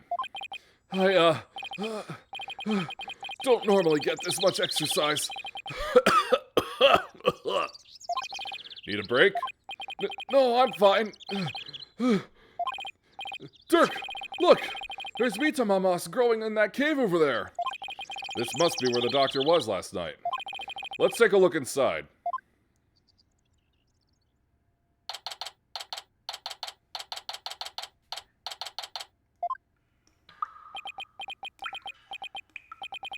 I can't see a thing. Relax, your eyes will adjust eventually. Now, follow me. I really think we need a flashlight, Dirk. Should have brought one along then, son. Here, use mine. Thanks! Wait, were you holding out on me? Who are you talking to, Apollo? You? Whoa! Someone just pushed me! Apollo? What the? Apollo! Ah! Ah!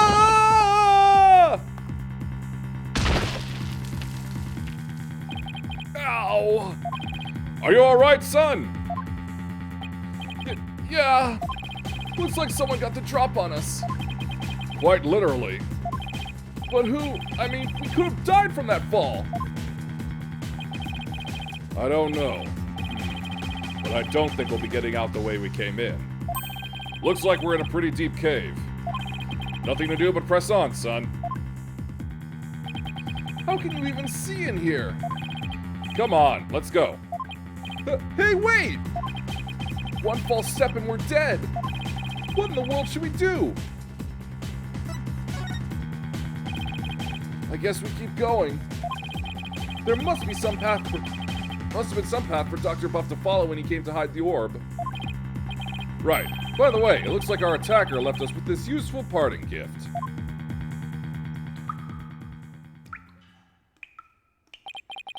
From lawyer to spelunker, how do I always get myself into these situations? We're never going to make it out alive, I hope you know. Don't tell me you're scared, son. We're just getting started. The greatest treasures are only ever found at the point of a blade or the edge of a cliff. Yeah, sure. If I'd known I'd wind up at the bottom of some dark, damp cave, I would have never taken your request, Dirk. Save your breath, Apollo. Just keep putting one foot ahead of the other. There'd really better be a way out of here. We'll find one before you know it. You'll see.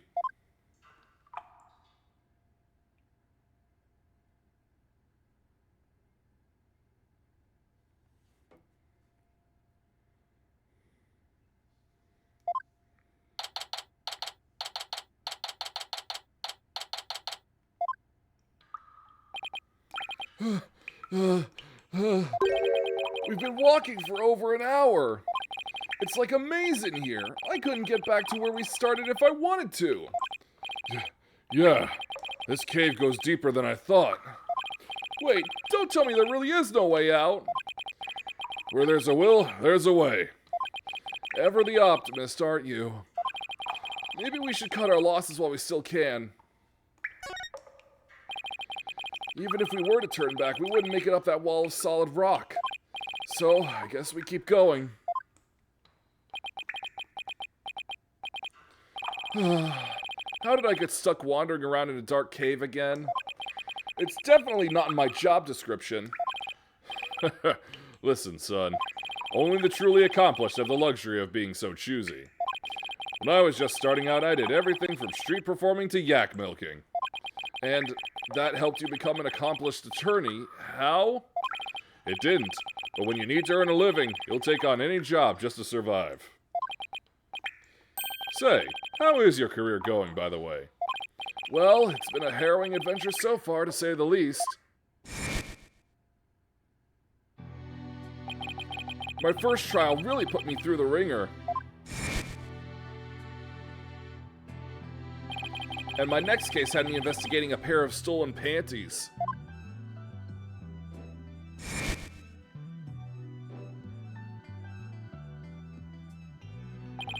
And just when I was hitting my stride, this one prosecutor branded me as Hair Forehead. Oh, and there's this other ridiculous prosecutor who wields a samurai sword. Sounds like you've, seen quite a bit.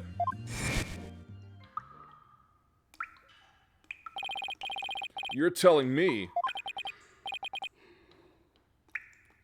Listen, Apollo. I'm sorry I didn't contact you for so long. It's fine, Dirk. What happened, happened.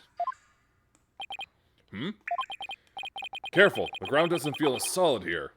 What? Yikes! The cave floor is collapsing! Ah! Not again! Ah!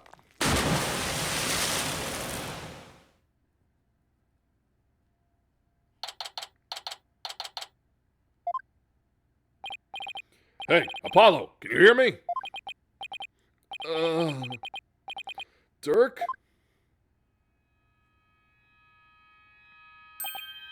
Huh? Where are we? Whoa! What is this place?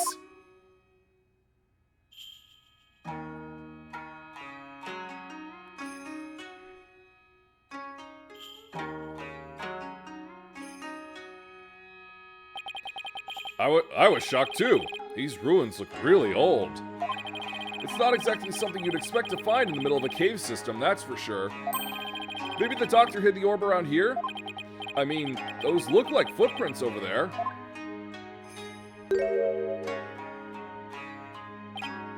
Son, I think our little adventure is about to pay dividends. Time to find that orb.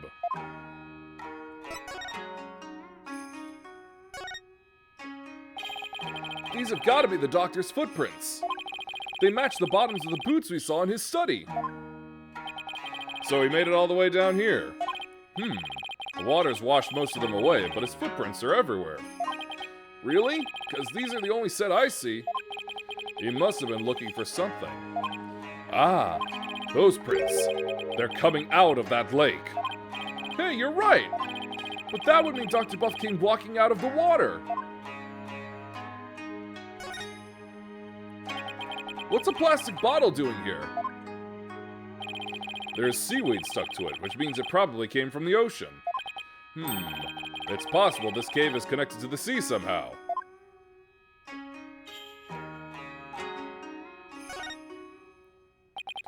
Driftwood? How'd that get in here? By drifting on in, I'd assume. The only question is, from where?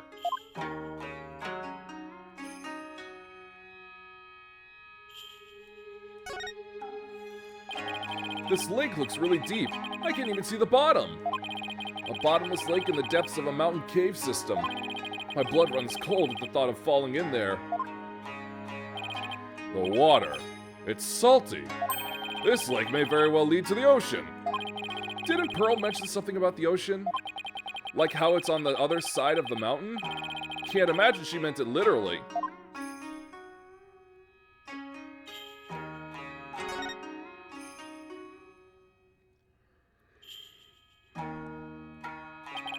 So that's the hole we fell through. Doesn't look like we'll be going back that way. We're lucky we survived the fall from way up there.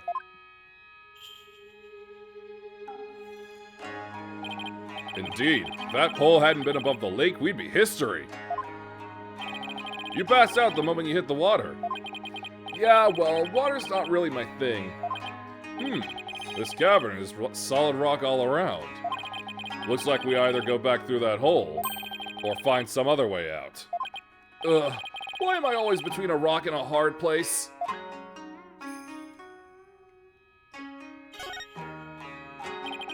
This box looks pretty new. I'm guessing the doctor's the one who brought it down here. It's no good. It's locked tight. There's no way to open it? Doesn't look like it. There isn't even a keyhole. Which means there must be some trick to opening it. We'll have to figure it out if we want to see what's inside. Let's sum up what we know so far. The orb is almost definitely inside this box contraption that we can't open. As for this cave, there doesn't seem to be any way out. We're this close to the orb. Aw, come on now, son. Don't be like that. It's just a bit of bad luck, that's all. A bit? Murphy called. He wants his law back. What doesn't kill you makes you stronger, right? Ha ha ha ha ha! How can he laugh at a time like this? We're stuck here for now, so we might as well try to open this thing. Okay, let's see what we're dealing with.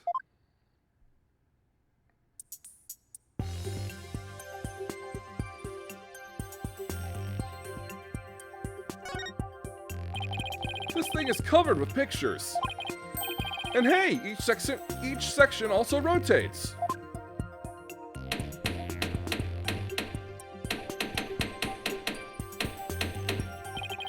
Take a look at this, son. See the picture of a dragon battling a tiger? And this green and purple one is of a Karainese butterfly and a Mitama. I wonder if they're clues for figuring out how to open this box.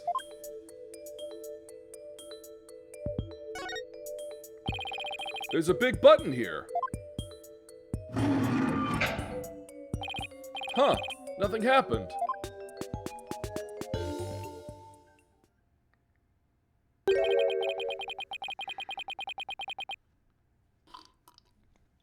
It appears this box uses a picture-based combination lock. We'll have to arrange the pictures on each side in the correct sequence. Let's see. There's the dragon and tiger fight, a Karainese butterfly with the Mitama, and a number of other pictures, too. Dirk, I was thinking, maybe we should check the evidence we've collected so far. I think we have something that just might help us open it. You read my mind, son. I think this will help us open the puzzle box. Take that! Dr. Buff's research notes mention the Song of Ceremony. Maybe its lyrics and the pictures on the box correspond somehow. I think you're onto something, son. Okay, let's give it a shot.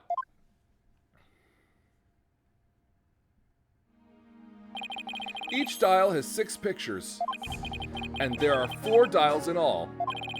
The box should open once the pictures are arranged in the right order. Funky puzzle box.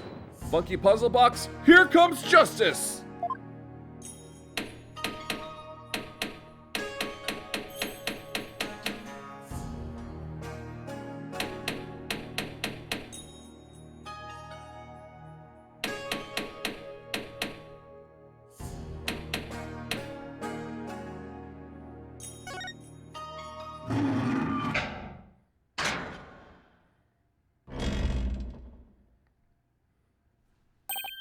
It opened!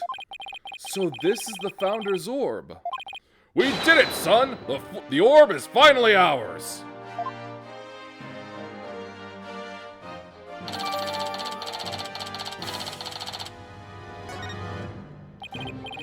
At last, the Founder's Orb is ours. And it's all thanks to you, son. Well done. Then again, I'd expect nothing less from my boy. Oh, it's no big deal. Don't sell yourself short. You may think it's nothing, but your insights and reasoning led us here. And I'd say that's truly impressive. I don't know about that. All those battles you fought in the courtroom have shaped you into the man you are today. And I couldn't be prouder. Will you cut it out already before I turn into a sun-ripened tomato? With this orb, I can finally deliver a fatal blow to the Garan regime. So, how exactly do you plan on using it? You're not going to try to become a spirit medium, are you? Don't be ridiculous. I don't need supernatural powers like that. So then, are you going to use it as a bargaining chip with Queen Garan? Like demanding she abolishes the Defense Culpability Act? Well, the thought had crossed my mind, but the main thing is returning this to the Kingdom of Karain. After all, as a sacred relic of Karainism, this is where it belongs. That is where it belongs. No, really? That's all you wanted to do? Mm-hmm. Because my true objective has always been to find out who asked Dr. Buff to study it and why. I'm not sure I follow. The official story is that the orb was stolen from the Temple treasure room. Yeah, I heard about that on the news. They also said your group was behind the theft. That's not good. We're probably on an international most wanted list now. Let me ask you something, Apollo. Who do you think really stole the orb? I really haven't a clue. Well, I think it was one of the royals. Really? Someone from the royal family? Yeah, and I've got a pretty good idea which one it was. He knows who it is? Care to share your hunch? All I'll say at this point is this. Security is pretty tight, but the Royals have unfettered access to the treasure room. Plus, they seem to be turning a blind eye to the orb's loss. But why would a member of the royal family do that? That I haven't figured out yet. But whatever the reason, it can't be good. I mean, a Karainese royal stealing a national treasure of such religious significance, and then pinning the crime on us, the Defiant Dragons? Sounds like a conspiracy or something. I agree, and if the truth were to come to light, it would be a scandal of epic proportions. To allow a foreign national to study a treasure so sacred that it's off limits to the public, it would be seen as an utter sacrilege to those who truly revere the Holy Mother. So if this were to go public, support for the Garan regime would weaken. But that's not all. This is just a hunch. But I believe there's something even bigger here. Something that would explain why the orb was being studied in the first place. Something that would shake the kingdom of Karain to its very core. And I'm going to find out what. He's probably right. His intuition is usually spot on. Dirk, why are you so bent on revolution anyway? Is it to reform the legal system in Karain? There's that. But I'm also doing this for my children. I want to save Nayuta. What do you mean? This is for your ears only. It's the other reason why this revolution needs to succeed. Nayuta, I never thought that our reunion would take place in a courtroom. Oh, so you've run into each other already? Yeah, but it was like he was a different person. He used to be such a kind, cheerful kid, always smiling and stuff. But now... he tried to convict Trucy for a crime she didn't even commit. Plus, he kept telling me I had a putrid mind and to let it go and move on. Has it really gotten that bad? It must be Garan's influence. He wasn't like that when he first stepped into the courtroom. Back then, he still had a keen sense of justice. I vowed to bring the Garan regime down and reform the legal system. That's what he swore to do, but that was also 5 years ago. He'd been the shining star of the Defiant Dragons and our greatest hope. Wait, Nayuta was a dragon? He was. But these days, he's more like Garan's lapdog. Talk about a complete about-face. Why would he do that? Something must have happened to him. Something that sparked a radical change. Still, I don't think he truly believes in the new path he's taken. It's not conviction that fills his heart. It's resignation and despair. I see. The only thing I know for sure is Nayuta is suffering. He is suffering in silence. Nayuta is suffering? Yes, he knows the rightful state of Karain's legal system. But something forces him to bend to Garan's will, and it's tearing him apart. But it's been 5 years!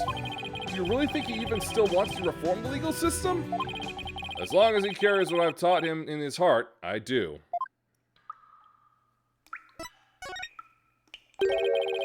A dragon never yields. That's what you always told us. That I did. It's a belief I've held since back when I was a lawyer. The dragon stands at the pinnacle of the natural world. Nothing and no one can bend its will.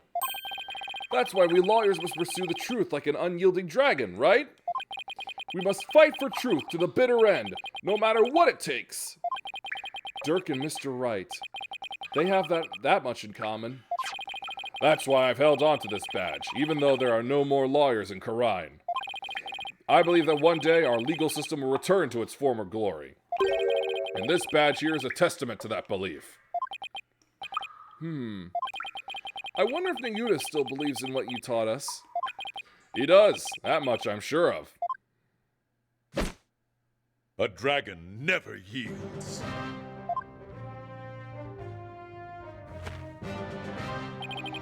I know that belief is etched deep in his heart. I'd bet my life on it. After all, he is my flesh and blood.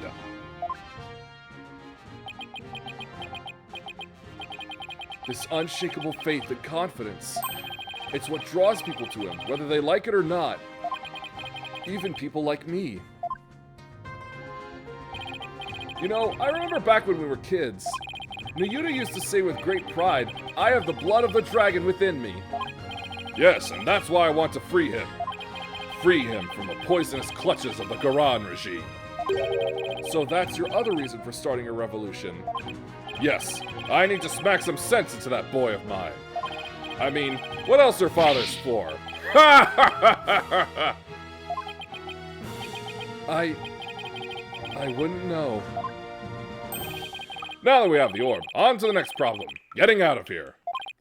Well, we're not going back the way we came in, that's for sure.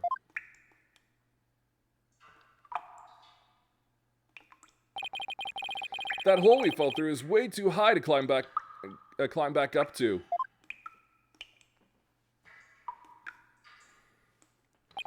Actually, I have an idea.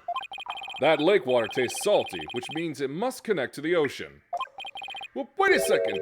You're not suggesting we swim our way out of here? That's exactly what I'm suggesting.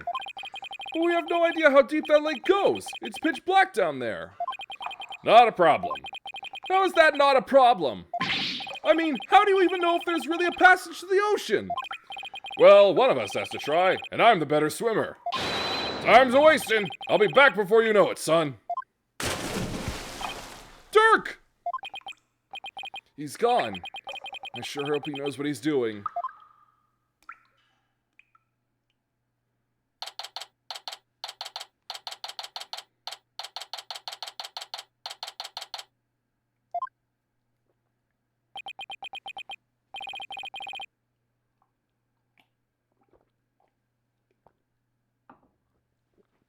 It's been 20 minutes. I hope he's okay. What's going on?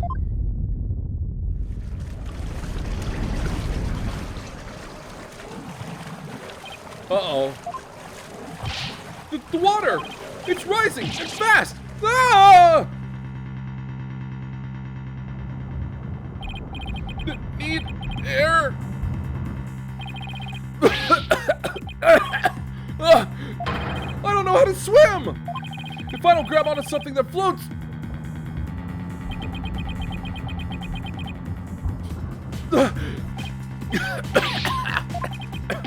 This is bad. I better think of something. Quick!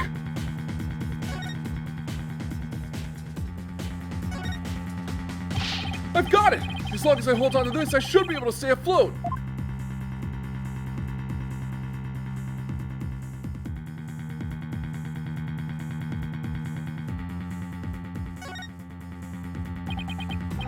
It's no use. The hole's still too high up. I'll have to find another way, and quick, before I drown!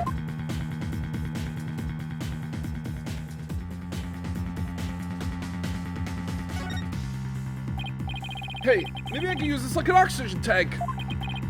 Wait, what am I thinking? I need to stay calm and be more rational about this. This is not good. The water's almost to the top up to the top of the altar. It won't be long before it reaches the roof of the cave. The puzzle box is still at the base of the altar. It must have been designed to stay put, even at high tide. Wait, that's it! Dr. Buff must have gotten in here from some oceanside entrance at low tide. That's why his footprints were leading out of the lake. So it really does connect to the ocean. Not that helps. I drowned before I made it out.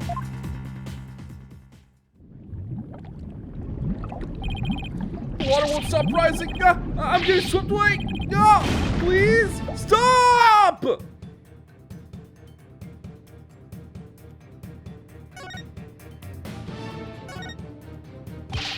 water's just high enough for me to reach the hole. I'm saved. All I have to do is go back the way we came. The water might even lift me all the way back up over that wall of rock. Here goes!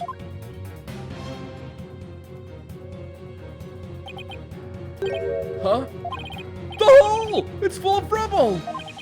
The tunnel collapsing above must have filled it in after we fell through it. This can't be happening!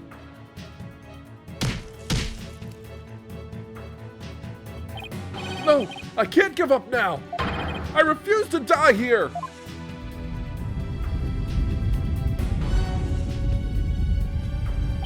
It's the water. I can't.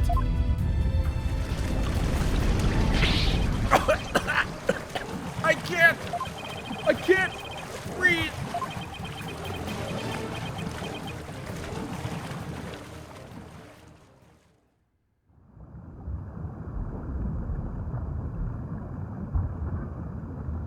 Is this the end? Dirk, I wonder if he made it out.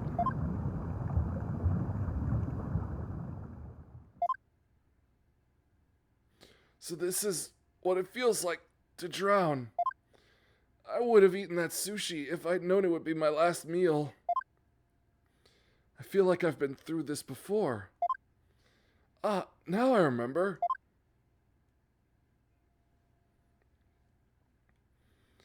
It was back when all three of us were living in that shack in the mountains. Nayuta and I were playing by the riverside when we got swept up in the rapids.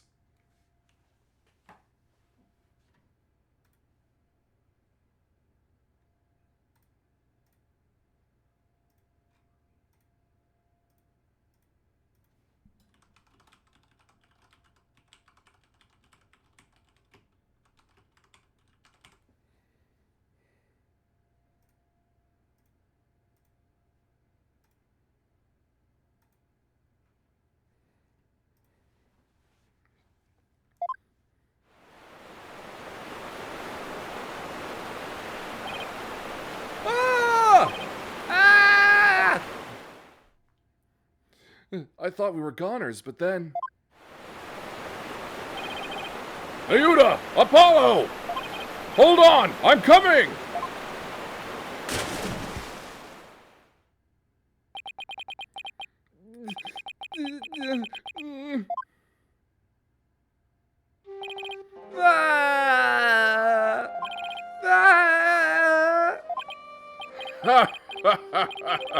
That was a close one. Thought I'd lost you two. I'm sorry, Dirk. All right, that's enough now. Didn't I teach you that boys don't cry? Thank you, Father. You could have been killed, but you risked your life to save us. Why? What a silly question. What father wouldn't risk his life to save his own children? Nayuta, Apollo, don't you ever hesitate to call when you need me. Understand?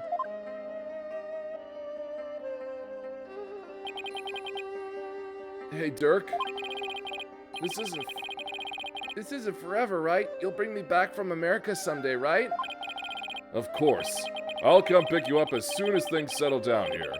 Promise.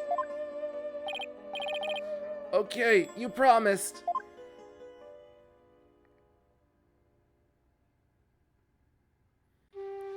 Dirk, I waited and waited for the day you'd come and take me home. But you never came.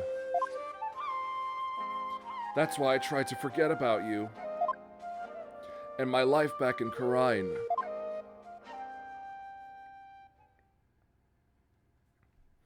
Dirk, why?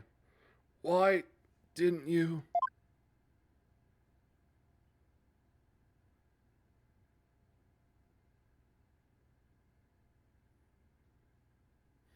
Apollo!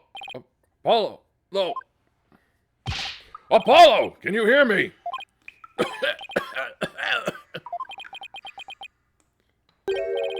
Dirk? Still can't swim, eh? You came back? But why? I said I'd come for you, didn't I? Yeah, but you can't hold me and swim. We're both going to... Stop talking. You'll bite your tongue. What? Whoa, whoa, whoa! We're being pulled under! What's going on? Why is this happening?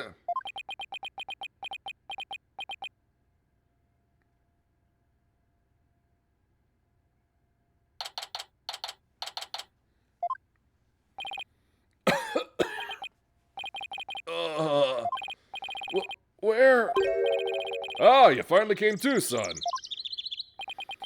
Get your fill of seawater? Good thing your name's not Neptune, huh? Ha ha ha ha ha! Dirk. You're telling me? Check it out! Snot's coming out of his nose! What a miraculous escape! Not even some of this ape artist greats could pull that off. Well, what on earth happened? Sorry it took me so long, son. I made it to the ocean, but I figured you still couldn't swim. So I found a local fisherman and had him take us out near the undersea cavern. He tied a rope to me and I came and grabbed you. Then he yanked me back. Oh, so that's what pulled us under with such force. Don't forget about me. I assisted in your escape back too, Polly. I've helped compatriots escape from all sorts of places. Mountain jails, island prisons. But an undersea cavern? Now that was a first! Dirk, he risked his life for me. Dirk, I'm only alive because of you. Thank you. Oh, you're welcome. I, just did what any father would do for his son. You saved my life yet again.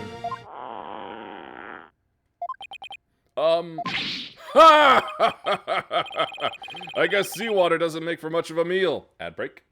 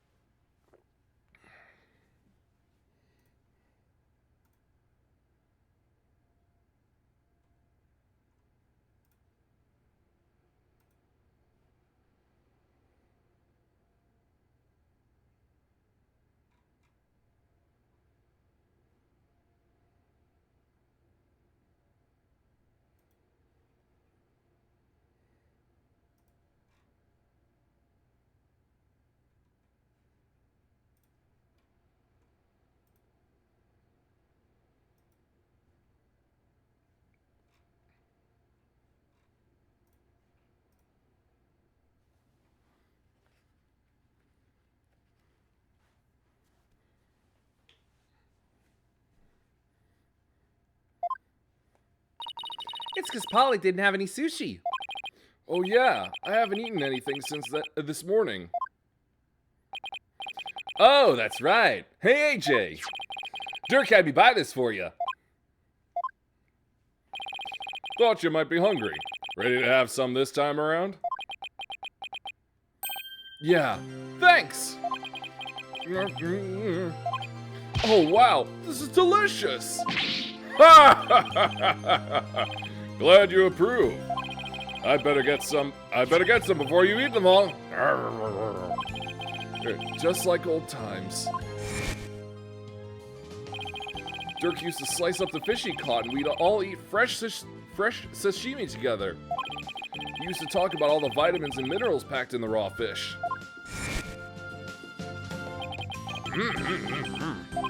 Hey, by the way, let me see that orb, AJ. Here you go. Whoa, so that's what it looks like. You found the legendary treasure. Nice work, Polly. Thanks. Guess you could say mission accomplished. With the orb, our revolution can take a big step forward. Let's celebrate the eve of our revolution. We'll get all dressed up and feast till dawn. Yeah, now you're talking. Time to party. After all that, I just want to go to bed.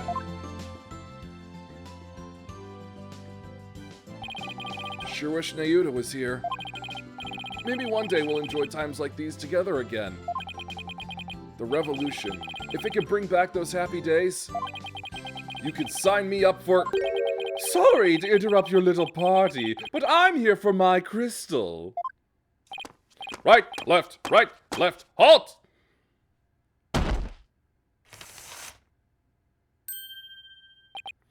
Ah, it's him again! Well done. Then again, I always knew you could do it. After all, we politicians must be excellent judges of character. Still, I'm impressed you both made it out of there alive.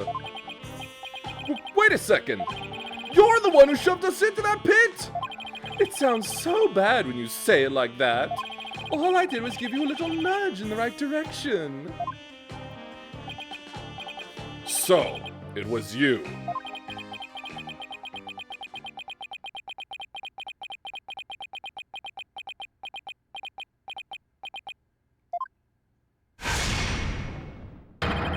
You no good son of a... Don't look at me like that! The crystal of Amife is mine! Now hand it over! Over my dead body! Detective, help! Yeah, I know. Emma, what's going on here? He filed a police report. He claims you're trying to steal his family heirloom. That's him! The one with the long hair! Arrest him this instant! He's the thief that made off with the Atchison family's most precious heirloom! Well, I suppose I should ask you to come in for questioning. Down at the police station? I think I'll pass. After all, Mr. Addison seems bent on having me arrested on theft charges. This is not good! If Dirk gets arrested, he'll be sent back to Karine to face execution! Sorry, but now that I know you have the crystal, or orb as you call it, I must insist. Will you please come with me, sir? Hold it! Emma! I'm afraid I can't let you take Dirk in. He received the orb from Dr. Buff in a perfectly legal transaction. Is that so? Can you prove it? Of course! This should sufficiently prove that the orb now belongs to Dirk.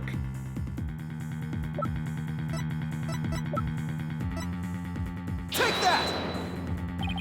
Take a look at this agreement. What do we have here? Let's see. I agreed to hand over the Founder's Orb to the Defiant Dragons if I will come to no harm. It appears to be a perfectly legal agreement. Not so fast!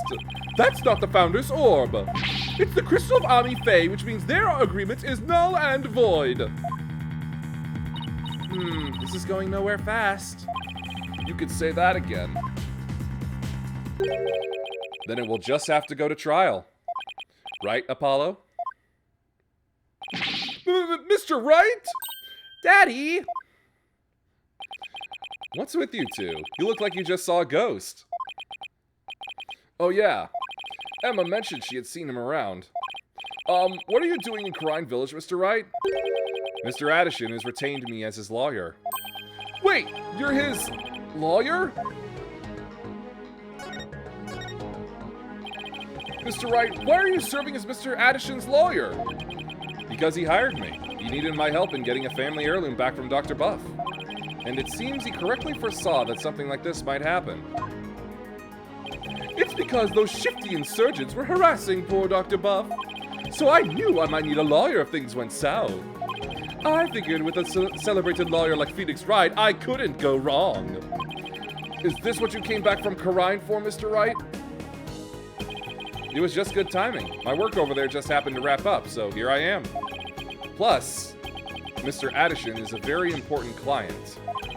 They know each other? But I've never heard Mr. Wright mention his name before. Mr. Wright, are you sure this is Mr. Addison's family heirloom? That's my client's assertion. He says it's the crystal of Amife.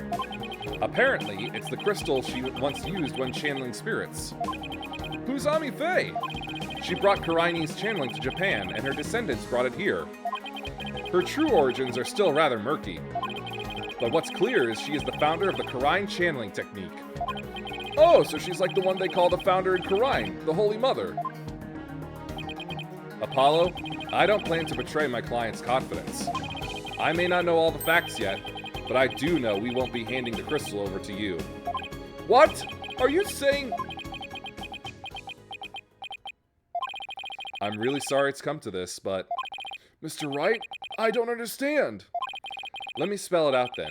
If you continue to claim that the crystal belongs to your client, then I will be seeing you in court. What? What's gotten into you, Daddy? Nothing. This is strictly business.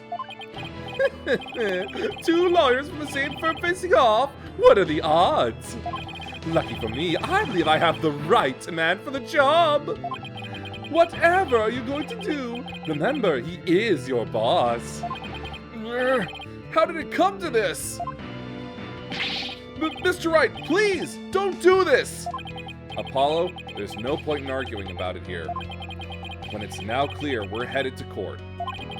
That's where we'll find out who the crystal really belongs to. I don't believe it. Am I really going to face Mr. Wright in court? Daddy, Apollo, no! We can't have our agency's talent competing against each other! It's too late, Trucy. The die has been cast. We each have to fight for our client's best interests. But... So, what's it going to be, Apollo? Are we going to have to take this to trial? I have to battle Mr. Wright in court? The legendary Phoenix Wright?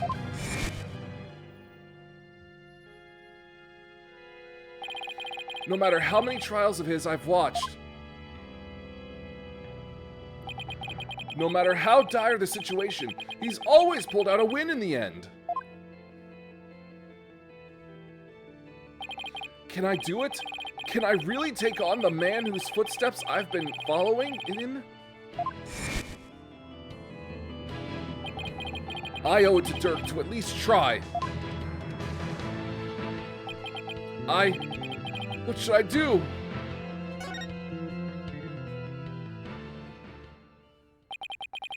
There's no turning back now. If it's a trial you want, Mr. Wright, I'm more than happy to oblige. I'm ready to fight for my client, even if it means facing off against you.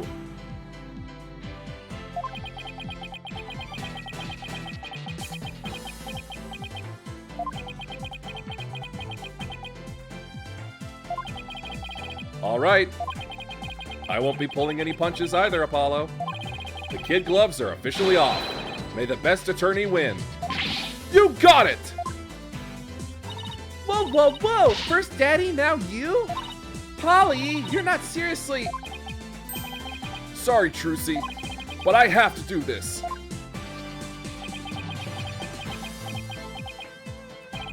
Apollo? All right then, I better go prepare for tomorrow. See you in court. Daddy, no! Wait! A fine mess I've gotten you into, son. I mean, of all the lawyers we could have faced, it had to be him? He's practically a celebrity in Karine now. They're calling him the Fighting Phoenix. I'll be fine! After all, I've come a long way too. Who knows? I could even end up winning. There's always a chance. Right? You know, this may be a blessing in disguise. If the trial proves what we found is indeed the Founder's Orb, then whoever asked Dr. Buff to study it may be revealed too. This is our chance to finally pull them out of the shadows. The first step of your revolution, huh? Yes, the revolution to restore Karine to its former glory and save Nayuta's soul. Dirk, I swear to fight as hard as I can in court to make that a reality. We're going to win this one. You'll see. I know you can do it, son. It doesn't matter that I'll be going up against Mr. Wright. I have to win this for Dirk. And for Nayuta. His salvation, along with all of Karine, depends on it!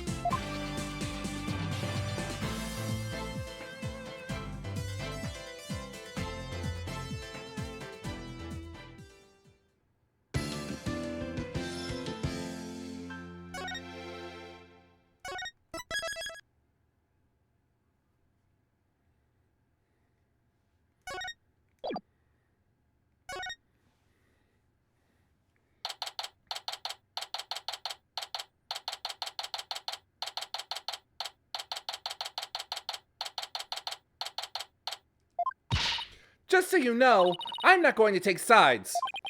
Message received, loud and clear. Good, because I don't like this one bit. You and Daddy should be on the same team. Sorry, Trucy. Wow, she's really mad. Yeah.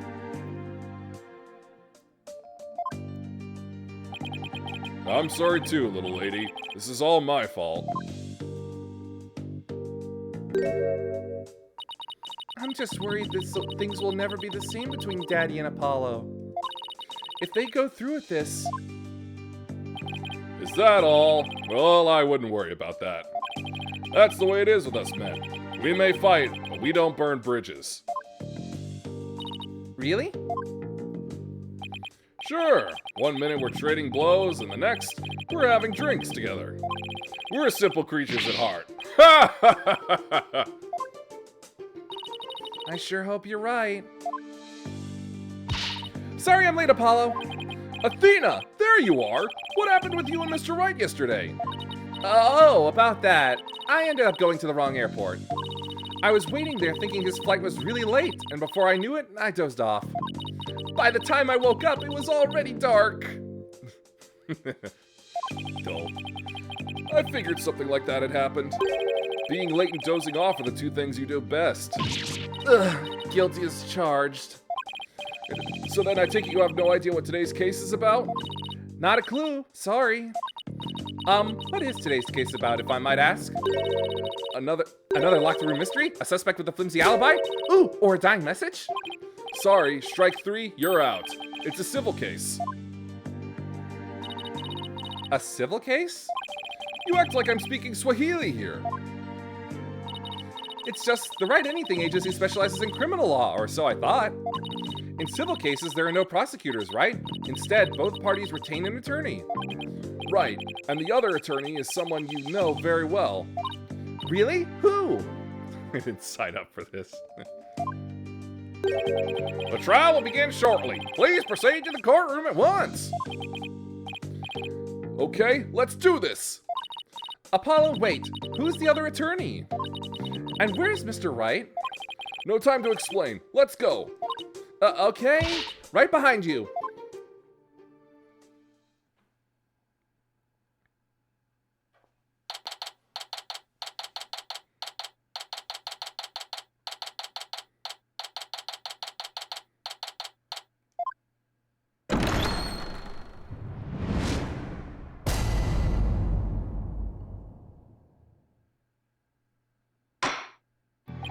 Court is now in session. Oh,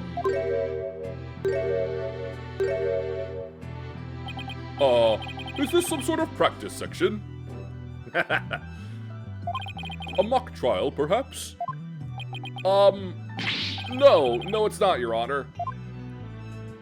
It's the real deal, Your Honor. So then you two have had a falling out? I won't have you using my courtroom for that, you know. It's nothing like that, Your Honor. Exactly. It just so happens that we have different clients for this case. I see. Well, here's to hoping this has no adverse effect on your working relationship. You could say that again. I had no idea we'd be going up against the boss today. You sure this is a good idea, Apollo? What? Do you want to switch sides? Honestly, I'd rather be anywhere but here right now. Well, at least she is here. I'm really going to need her help. Mr. Justice? Yes? Don't expect me to pull any punches just because you're the opposing lawyer. As I said, the kid gloves are off. And come what may, they'll stay off. Same here, Mr. Wright. If it's a fight you want, it's a fight you'll get!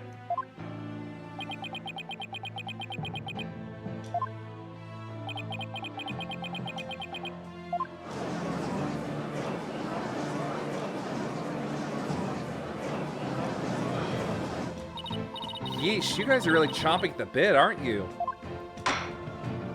I don't mind a good fight between co-workers. Just keep this civil case civil. That's what Phoenix's left half looks Now then, if the plaintiff would take the stand, we may begin.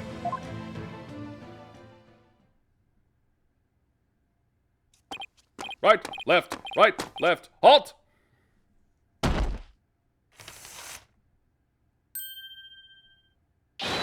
Noble judge, members of the gallery, good day to you. I am Paul Addison. Take the stand, not park your car. This is but the start of my epic campaign, and you all have the honor of witnessing it.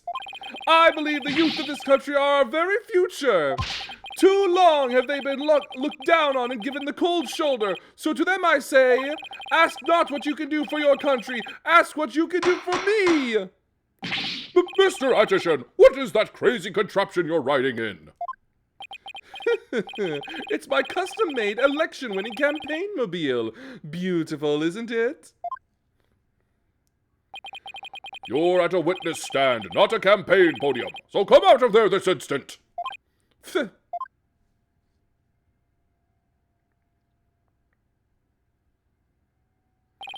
All right. Now, will the plaintiff's attorney, Mr. Wright, please explain the complaint filed against the defendant? Mr. Addison's complaint against the defendant is simple. The defendant, one Dirk Sanmati, stole my client's family heirloom, the crystal of Ami Faye. Mr. Addison merely seeks its return. This wouldn't have happened if that archaeologist hadn't kicked the bucket. I see. Well, Mr. Justice, let's have your opening statement, if you would. The defense asserts the item in question is the Founder's Orb, a sacred relic from Karine. Go on. It seems someone asked an archaeologist, Dr. Archie Buff, to study the orb. Dr. Buff determined that it was a Karinese national treasure known as the Founder's Orb. The very orb that was stolen from a treasure room in Karine several weeks ago. Why, yes, I saw a news report about that. The theft of a Karinese national treasure caused quite an uproar in the kingdom. Well, we believe that it was not, in fact, a theft in the traditional sense, but rather that it was spirited out of Karine by someone for Dr. Buff to study. You don't say. And? Around that time, an acquaintance of the defendant learned of Dr. Buff. He made contact with the doctor who agreed to hand over the orb. Apparently, the doctor wanted nothing to do with it once he learned it had been stolen. It seems you even have a transfer agreement between both parties. Mr. Sanmati also agreed to return the Founder's Orb to the Kingdom of Karine, once the doctor verified it was the real thing. I see. So this dispute centers on whether the item in question is the Founder's Orb or the Crystal of Ami Faye. That, in turn, will determine the object's rightful owner. I'd better bring my A game. Going up against Mr. Wright won't be a walk in the park. Come to think of it, the name Dirk Sanmati sounds awfully familiar. But I can't recall where I've heard it. Oh, it's probably your imagination, Your Honor. He's just a tourist, after all. My imagination, you say? Are you sure about this, Apollo? Oh, he's a wanted criminal in Karine, isn't he? In Karine, yes. Here, he's just a tourist. Very well, let's begin the proceedings. Bailiff, would you bring in the first witness?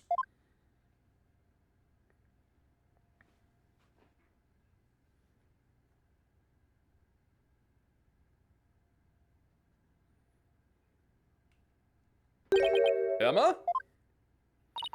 Show some manners. We're in court. I know, it's just... This is a civil trial, so I was surprised to see a detective take the stand. I had her do some digging on Dr. Buff. What for? You disappoint me, Apollo. First, you know I'm not just a detective. I'm a forensic scientist. Do try to remember that. Second, you owe Mr. Wright an apology. After all he's done for you, you have some nerve. First, I'm sorry, and second, I'm really just trying to do my job. You'll never get anywhere with that attitude. Take some advice from someone who's been there. Why do I feel like I'm on trial here? Detective Sky, your testimony, if you please.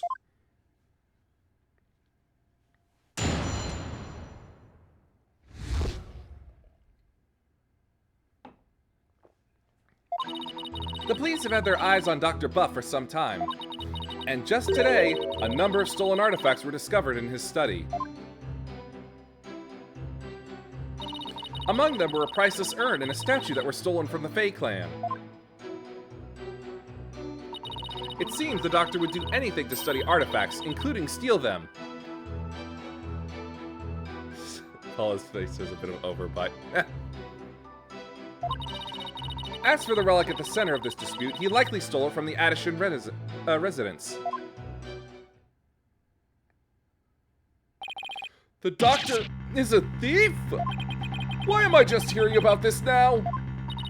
Well, cat burglar isn't something he'd put on his resume. He was more careful than that. But the fact is, he was a classic treasure hunter. A treasure hunter, huh? Like people who have thrilling adventures in exotic places, risking life and limb for glory? I doubt Mr. Buff was the star of his own hit movie series, Athena. Out of respect for the dead, I will say that Dr. Buff wasn't doing it to get rich. Apparently, he only wanted to borrow artifacts to study them. He would then return them as soon as his research was finished. According to the doctor's child, he would even repair or restore some of the artifacts he stole before returning them. He believed he was honoring the dead by discovering their history through artifacts. But whatever lofty ideals he held, it makes no difference. Larceny is larceny. Yes, he certainly sounds no different from a regular thief to me. Elude of the Thousand Worlds, the British Museum. So, let's say for a moment that the Doctor really did moonlight in stealing artifacts. Might he not have stolen the Founder's Orb in Karine and brought it back here himself? Nope. There's no record of him traveling overseas over the past few years. Plus, he couldn't very well leave his reclusive child at home all alone. Then this really must be the Crystal of Amife. Yes, he stole it from the Addison residence, probably so he could study it. This is the left hook I did not need. I bet you never saw that coming, Apollo. Yeah, when Mr. Wright said the kid gloves were off, he wasn't kidding. Mr. Justice, you may proceed with your cross-examination.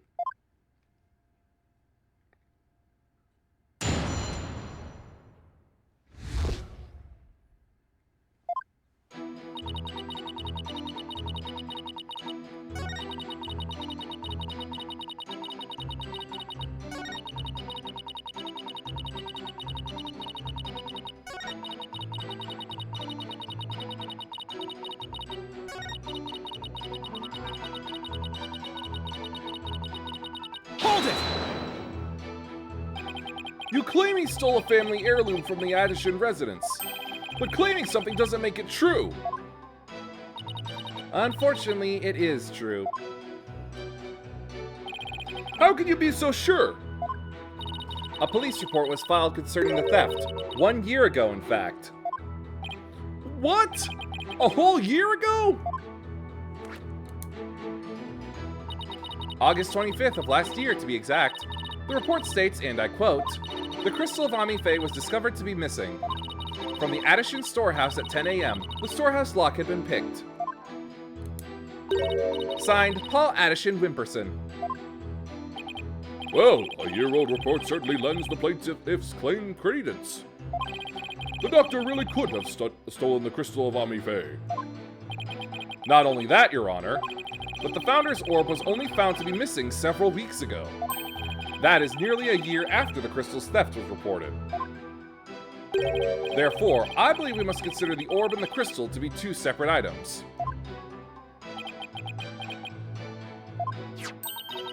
Paul Addison Wimperson? Not the most awe-inspiring tail end, is it?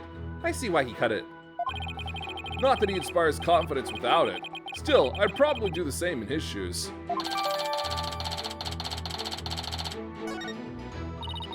A police report was filed about the crystal's theft a year ago. Oh, but the theft of the Founder's Orb was only reported a few weeks ago. So the crystal's police report was filed way before the orb was found missing. That suggests the stolen relic is the Crystal of Amife, as Mr. Addison Wimperson asserts. I doubt the police report is a fake. After all, Emma is the one who submitted it as evidence. Still, I feel like something we learned in that police report is important somehow.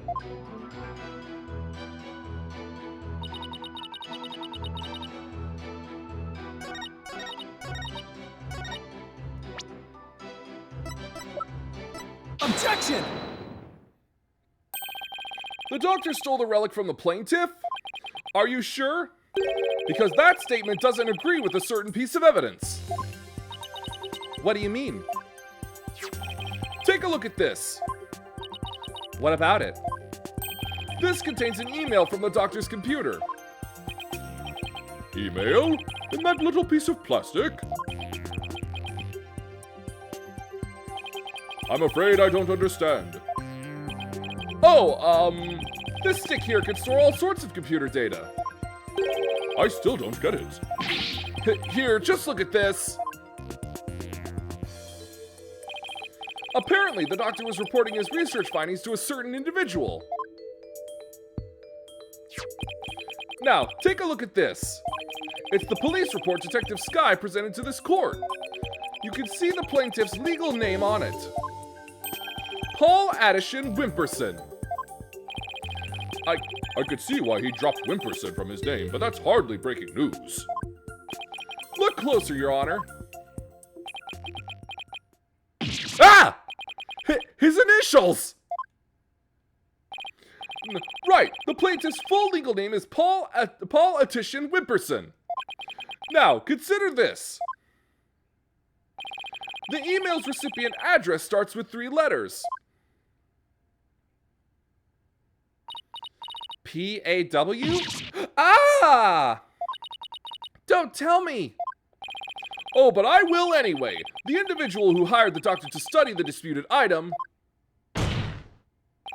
is none other than politician Wimperson. Wait, then that means... Exactly! He wouldn't have asked the man who stole his family heirloom to study it. Therefore, how could this possibly be the crystal of Ami Faye? Ah!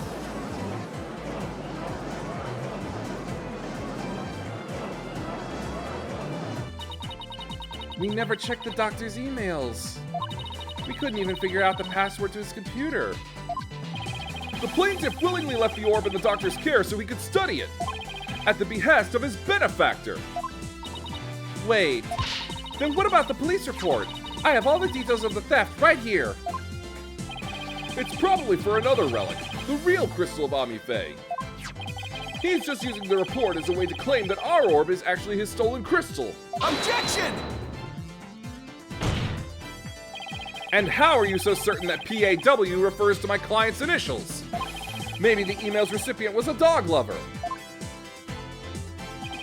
Perhaps, so let's get to know your client a little better, shall we? Mr. Politician Wimperson.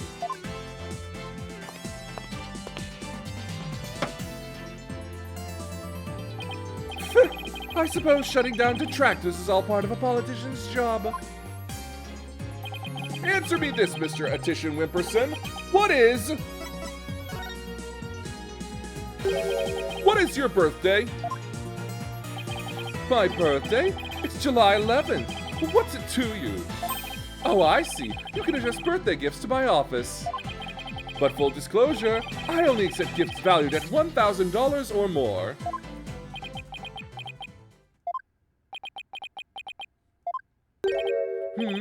Why has everyone gone silent? How can anyone be that self-centered? Oh, right, politician. Did everyone hear that? He said July 11th. July 11th, or rather 7-11, matches the numbers in the email address. Both the name and birthday are a match. I hardly think that's a coincidence.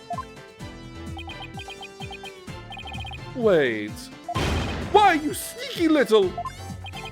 Looks like someone finally decided to join the conversation. Man really has the most boomer email address as his official address. Yeah. Would the plaintiff care to explain? I would like to say that is quite what? Quite a thing you've said. Any other thoughts? No further comments. I stand by my previous statement. Hold it! You can't just walk away. Even politicians have to explain themselves in a court of law. I'm afraid I simply don't know how it happened. I can't possibly explain what matters outside of my purview. Perhaps it was a mistake on the part of my secretary? Oh, no you don't, you slippery eel. Mr. Wright, would you care to respond? I won't argue your assertion. My client led the treasure in question to the doctor and asked him to study it. It seems that much is a fact. Now we're getting somewhere! However, it has no bearing on the issue of ownership. How so? Mr. Attition, I fully understand your position here. You had to hide the fact that you sent the crystal out to be studied. Your family would have been very upset if they had found out. It's a family heirloom after all. You've got to be kidding me! Mr. Wright is, well, right, of course, but then he always is. That's why he's my lawyer. The crystal's a precious Attition family heirloom and has been for centuries. But Dr. Buff was so eager to study its proud heritage, I just couldn't say no. I didn't even tell my grandfather. Objection! But in order to win the backing of your so-called benefactor, you are going to give what you claim to be the crystal of Ami Faye to that person? You are going to give a precious family heirloom away, just like that? I was going to explain everything to Grandfather later, honest. My client's grandfather is very proud of his grandson for following in his footsteps. And if refusing him would have meant dashing the dreams of his darling grandson, I doubt the kindly old man could have said no. Well, grandchildren are meant to be spoiled. That's what grandfathers are for. Nepo baby intensifies. Your Honor, please. I mean, it's been in the family for centuries. My grandfather thinks highly of my talents as a politician. That's why he entrusted me with this very important name placard today.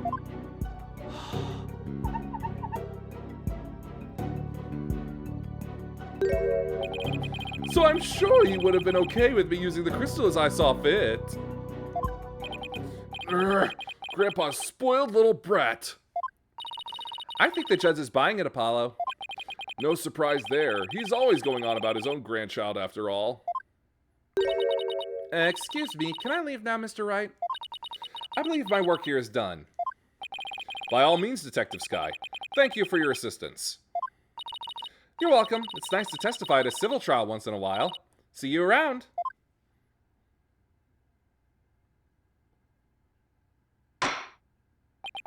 It seems the facts have changed somewhat. Mr. Attition Wimperson apparently lent his family heirloom to Dr. Buff. Mr. Justice, how would the defense like to proceed? Oh, alright, now what? Apollo, let's hear what they know about this so-called crystal of Ami Faye. Maybe we can find some inconsistencies in their statements. Right. Okay then, Mr. Wright, if the item in question really is an Attition family heirloom, then let's hear all your client knows about it. Of course. Mr. Attition Wimperson, please tell the defense everything you know about the crystal's origin. All right, now then, listen and learn. This is the tale of the crystal of Ami Faye and the illustrious history of the Attition clan. Are you ready? Our story begins back in the old country, when the Attition family reigned supreme.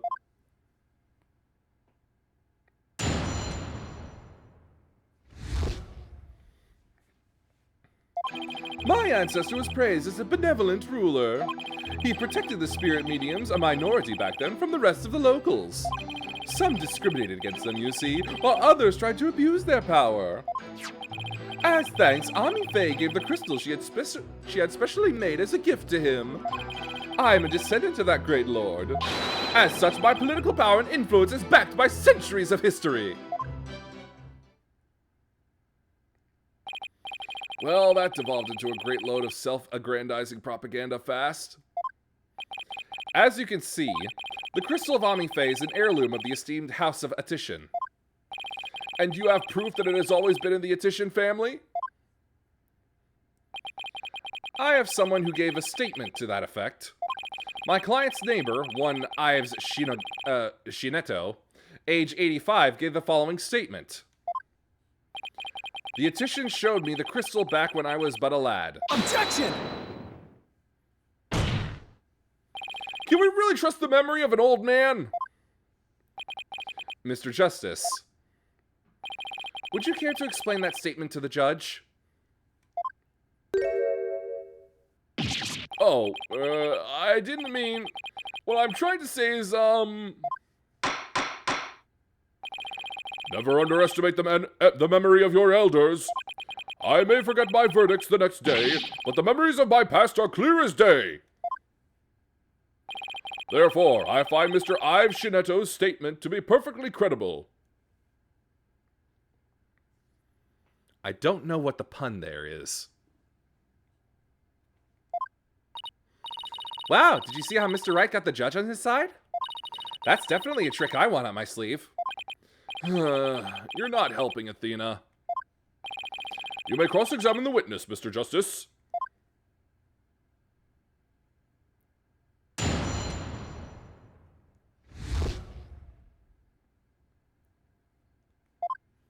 No, even in minor names, they usually throw in, like, puns like that. They put puns in there somewhere.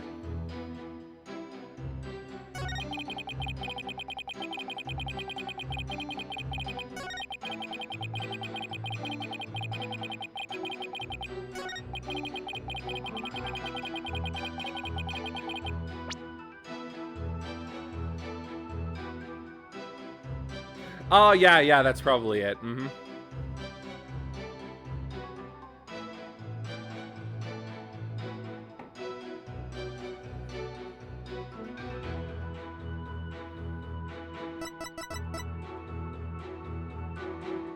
Objection! You stated that Amife had the crystal made for your ancestor. So am I to assume it was made in Japan? That's right! The craftsmanship is unbeatable! Well, that's strange. I don't see how your so-called crystal could have been made there. What are you talking about? It's quite obvious if you take a closer look at this.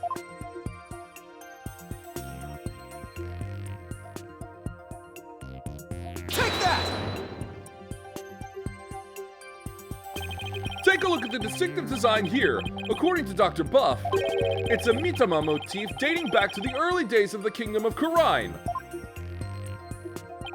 The Kingdom of Karine, hmm? And you base this on... Here! This piece of evidence, Your Honor. These are the doctor's research notes on the Founder's Orb. This is the box in which the orb was originally stored. It features the same pattern as the one found on the orb. They do look like the same pattern. Therefore, I assert that the disputed item must have been made in the Kingdom of Karine. Ah! Hey, my placard! Objection! The Karine channeling technique originated in the Kingdom of Karine, and Amife is known to have traveled there to train. With that in mind, what's to say she didn't bring that pattern back with her? Objection! But since this is clearly a Karinese design, not even you can deny the possibility that it was made there in the Kingdom of Karine. Objection! Anything's possible to some extent. That doesn't make it true. So you can't conclude the orb is from Karine based solely on that pattern. If it were that simple, I could just as easily say it's Japanese.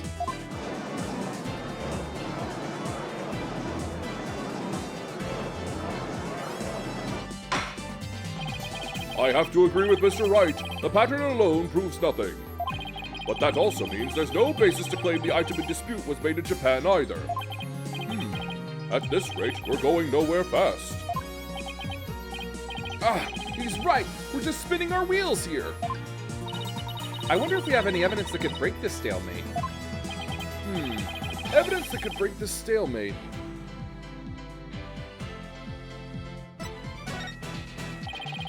There doesn't seem to be anything we can use, at least not at this point. Well, unless you can find something, this trial won't be going anywhere.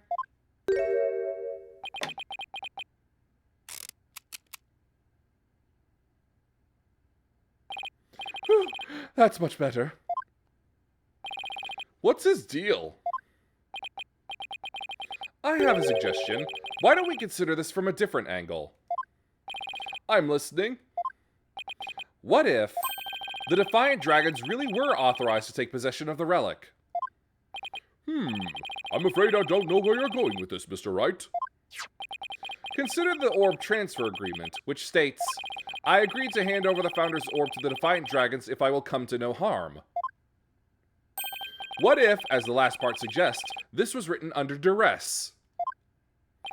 That would render the agreement null and void. What are you suggesting, Mr. Wright?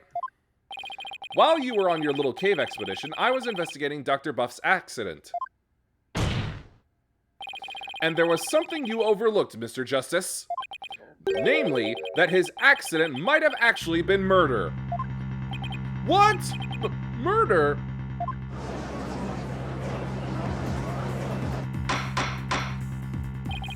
Mr. Wright, you do realize such statements are not to be made lightly. Are you suggesting the Doctor was murdered by the Defiant Dragons? Yes, but follow me on this for a sec. The books that came tumbling down were from the archaeology shelf. However, among that mountain of books was a single volume on psychology. What's more, there was some blood on it. And you feel this is important because... The books that came tumbling down were from the top shelf, the archaeology books. We know this because the Doctor's books were meticulously organized by subject. Archaeology took up the entire shelf, so that psychology book is completely out of place. Come to think of it, the shelves were arranged quite carefully. It's also worth noting that psychology books only take up a tiny part of the bottom shelf. You might wonder why a book on psychology was found amid the pile of archaeology books. But I believe I can explain what that symbol out-of-place book was doing there. The Doctor was struck from behind while selecting a psychology book from the shelf. And that's when the blood got on the book? Precisely. And to make it look like an accident, he was buried under a mountain of archaeology books. Objection! Wait a second, this is all just speculation, right? Or do you have proof that it was murder? Of course I do. You do? On a hunch, I had Detective Skye examine the Doctor's head wound. She found that he'd been struck by the corner of some object or another. Wait, what? A wound like that couldn't have resulted from a fall to the floor, you know. Do you understand what this means, Mr. Justice? The wound makes it crystal clear that Dr. Buff was murdered. What? Well, that was unexpected. Who'd have thought we'd break out of the stalemate like this? He pulled the ladder right out from under us. Still, if he thinks that's enough to make me back down, he's got another thing coming. We're on the other side of an objection theme. Even if the cause of death was murder, what makes you think it was the Defiant Dragons? The step ladder. You should know better than to hurl baseless accusations! Objection! Did you forget who you were up against, Mr. Justice? Huh? You didn't actually think I'd come to court without witnesses and evidence, did you? What are you talking about? I would like to request further testimony from the plaintiff. Specifically, I would like the court to hear how he saw one of the rebels leaving the crime scene. He saw what?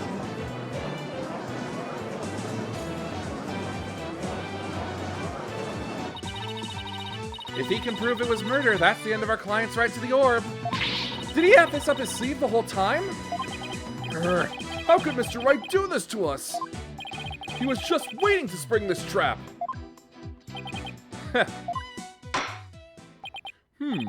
This trial has taken another unexpected turn. But I must mention, Mr. Wright, that you have yet to identify the murder weapon. The object used to commit the murder was not located at the scene of the crime. The murderer likely disposed of it elsewhere. So this is how it feels. Yep.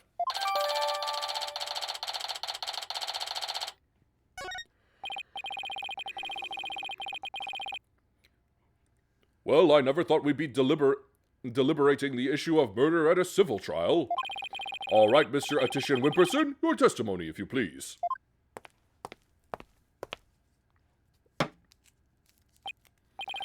Prepare to be dazzled! Dazzled by charismatic oration forged in the crucible of campaign battles!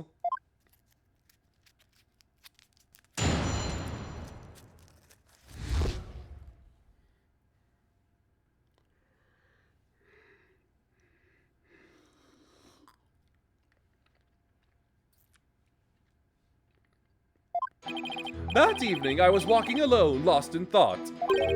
I passed by the doctor's house, and that's when I saw Mr. Arebel.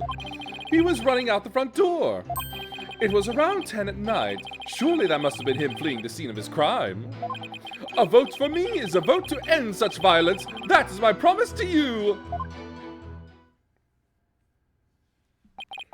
So the plaintiff saw a possible suspect fleeing from the doctor's residence? And it was within the window of the estimated time of death?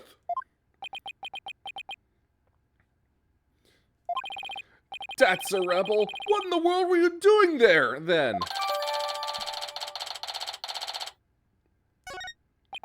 It seems Mr. Arebel was loitering around Karine Village that day. There's evidence he was in the doctor's study as well. Isn't that right, Mr. Justice? Ah!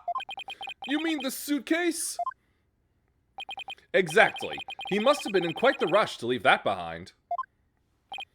Oh, and by the way, Your Honor, Mr. Arebel just so happens to be sitting in the gallery today. Ah! See? That's him trying to escape as we speak. Bailiff! Don't let that man get away!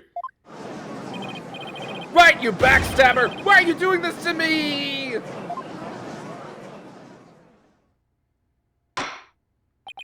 All right. The counsel/defense may question the plaintiff/witness once more. Ahem. Please proceed, Mr. Justice.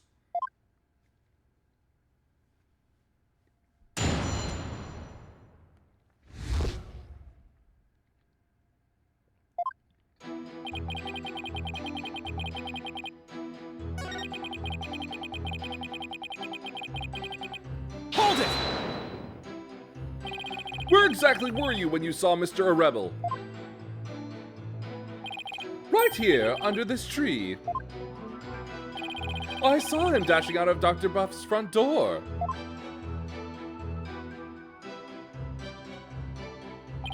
And he didn't notice you? No, I was hidden by the tree.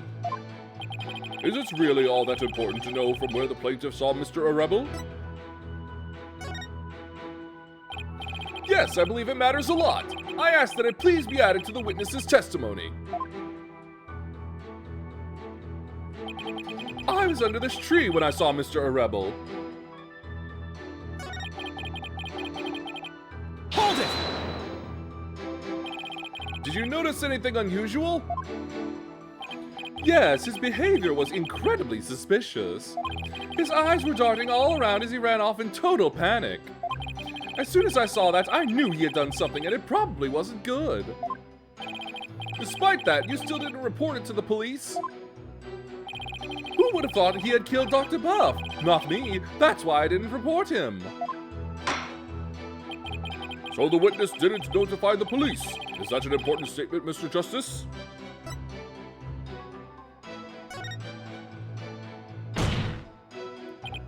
Yes, it's important. I request that the witness add it to his testimony.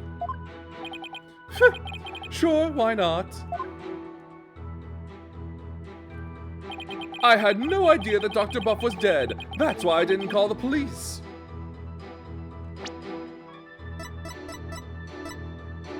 Objection!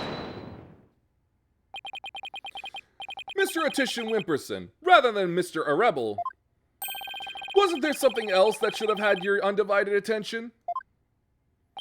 Like what? Oh, yes, of course. A politician must also keep his finger on the electorate's pulse and focus on the nation's... Sorry, but you're way off. I am?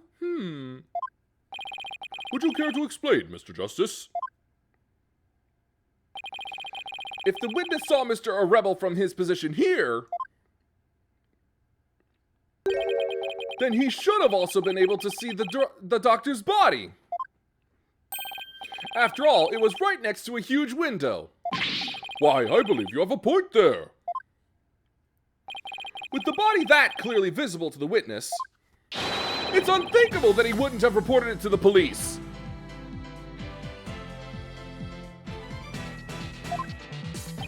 Ah!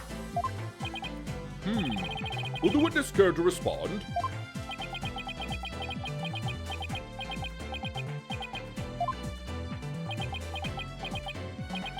Did he fall asleep? Mr. Attition Wimperson?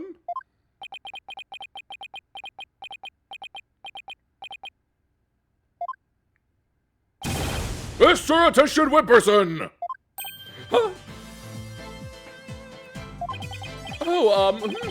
There are many sides to any issue. What did I ever do to deserve this?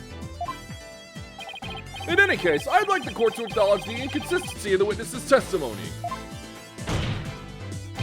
Mr. Attition Wimperson, did you really see Mr. Rebel? Yes.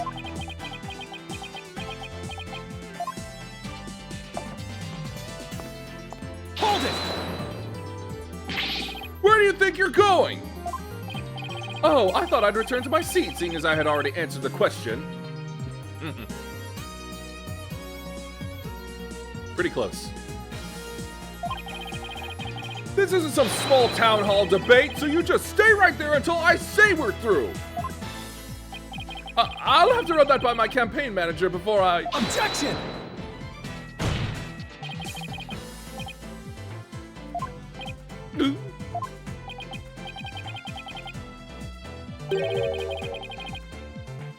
Ah, nuts. Alright then, hold on.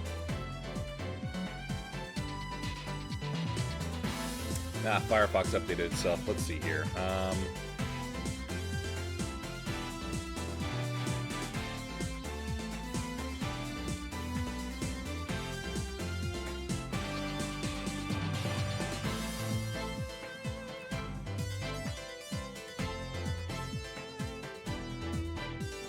Right then.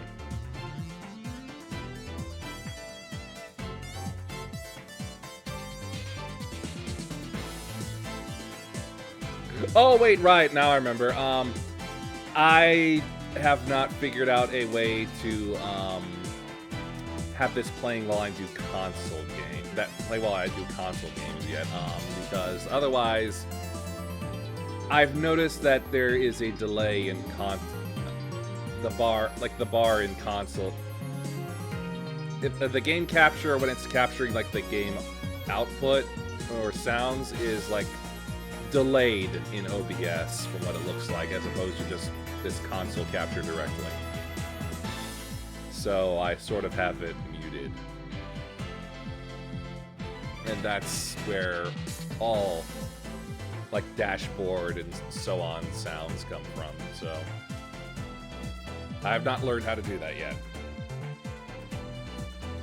Mr. Attition Wimperson, I think it's time for you to come clean.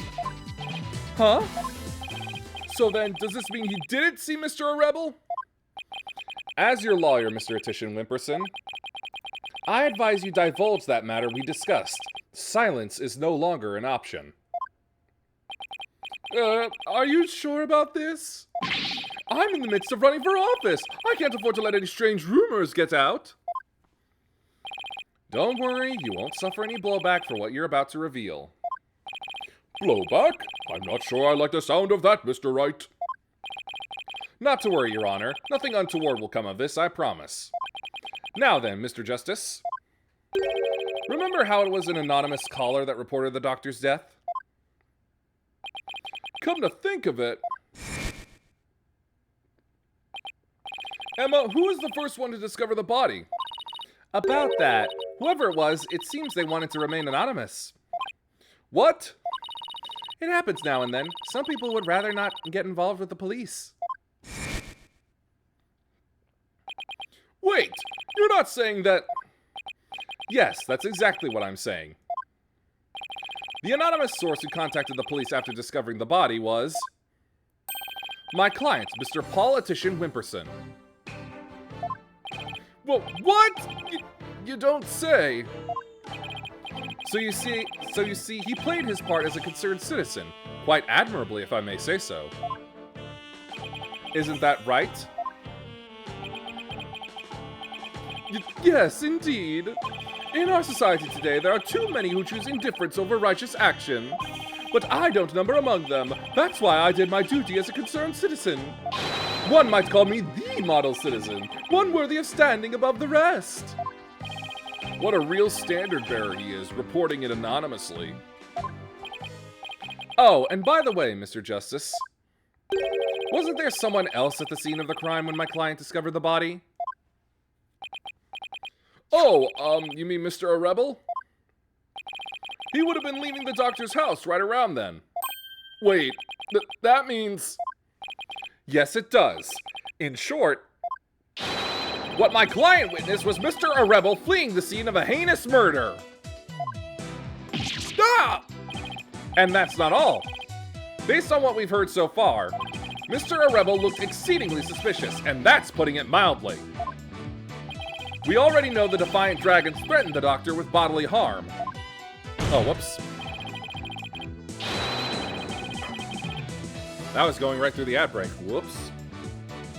Didn't mean to do that.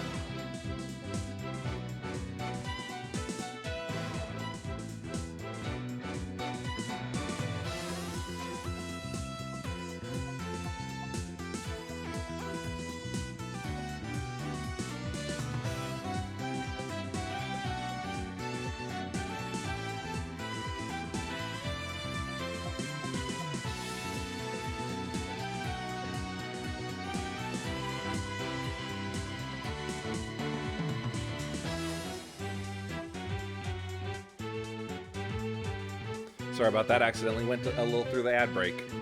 And now that they've killed him, the so-called orb transfer agreement is null and void. Ah!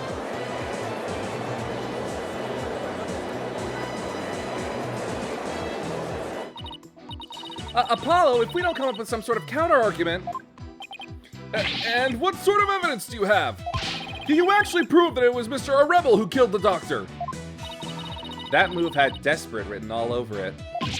It's all I've got, so I'm going with it. Evidence? I suppose it's true that I don't have any. I knew it! But I do have another witness. You do? You should know I always come fully prepared, Mr. Justice. And my new witness will provide testimony proving Mr. Rebel's guilt. A new witness? I wonder who it could be. Very well. Bailiff, please summon our new witness. In the meantime, the court will take a brief recess. I would like both sides to use this time to prepare properly. Understood?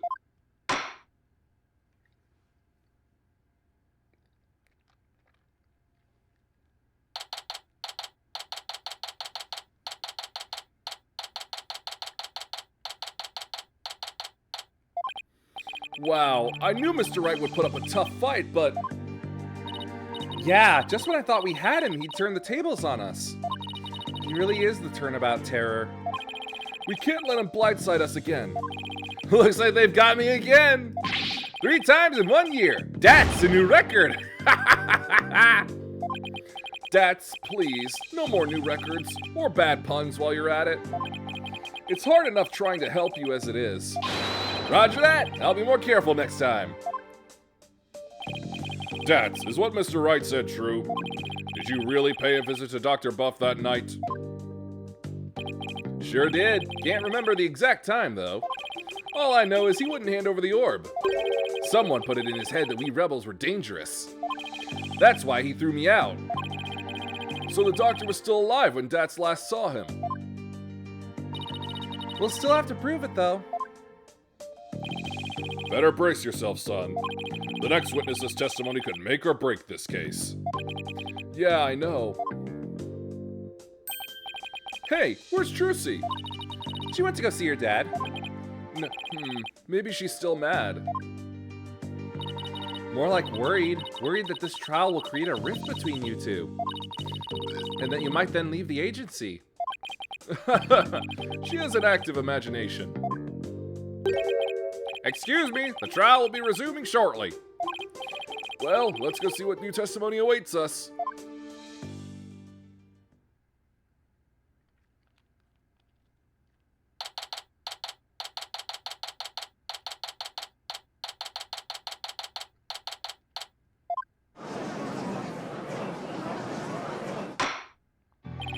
All right, court is back in session. Mr. Wright, you said you had a witness. Your Honor, I would like to call the lone survivor of the doctor's murder to the stand. Wait, he can't mean that Sarge is here? You mean Dr. Buff's reclusive son? How did you get him to cooperate? Nothing a little persuasion couldn't handle. The poor child only agreed to help if it meant catching the killer. Getting a kid like that to overcome his fear. Now that's impressive. This must be really important testimony for the kid to come out in public like this. Very well, Mr. Wright. Please call your witness to the stand.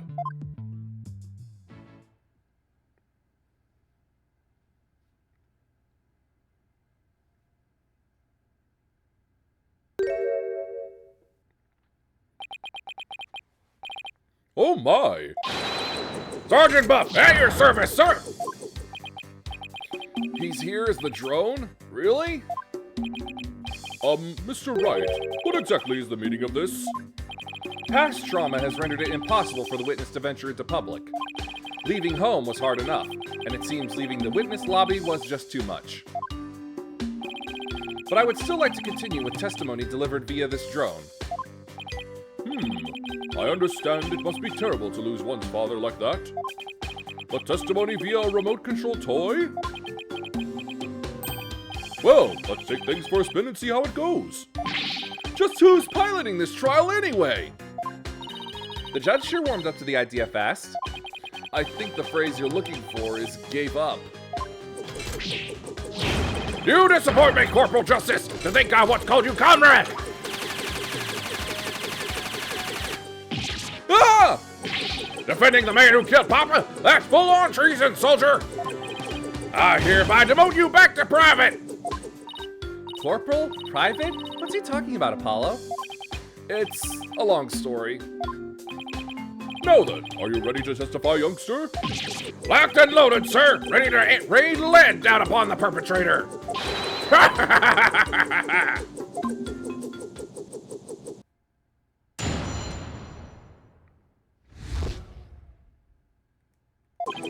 Papa met with someone the night he died.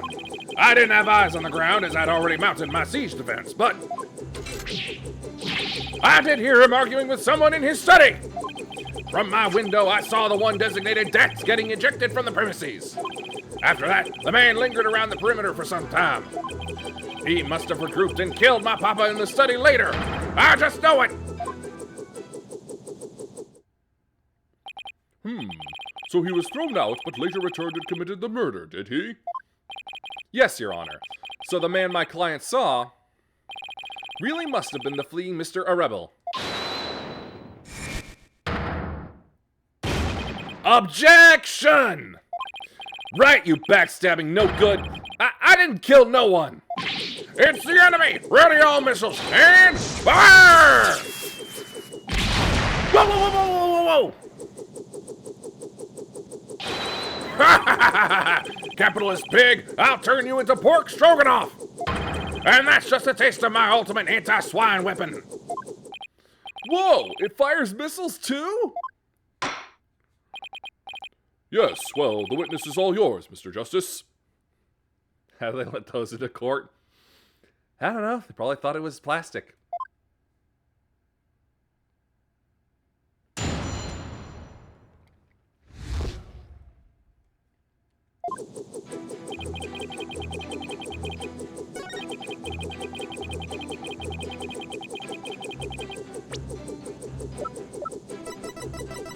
Objection!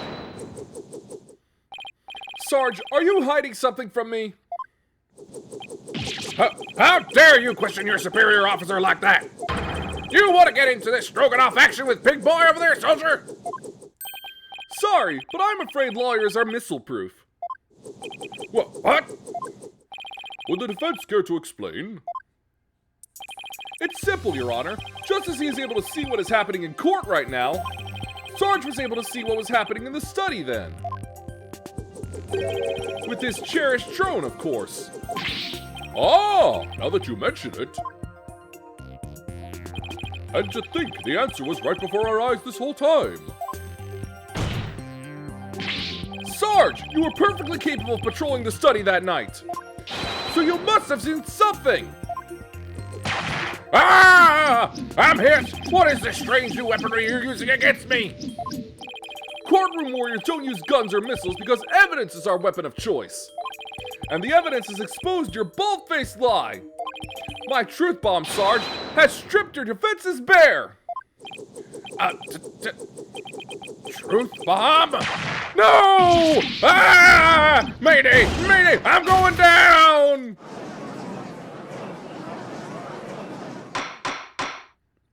Oh my, are you alright? Evidence! Never have I seen such fearsome ordnance!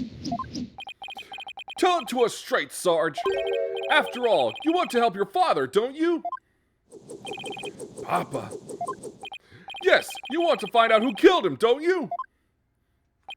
So please, tell us what you saw that night. It's... No, it isn't.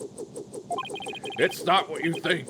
I didn't see anything. I swear. You sure? You seem awfully stressed for someone who didn't see anything.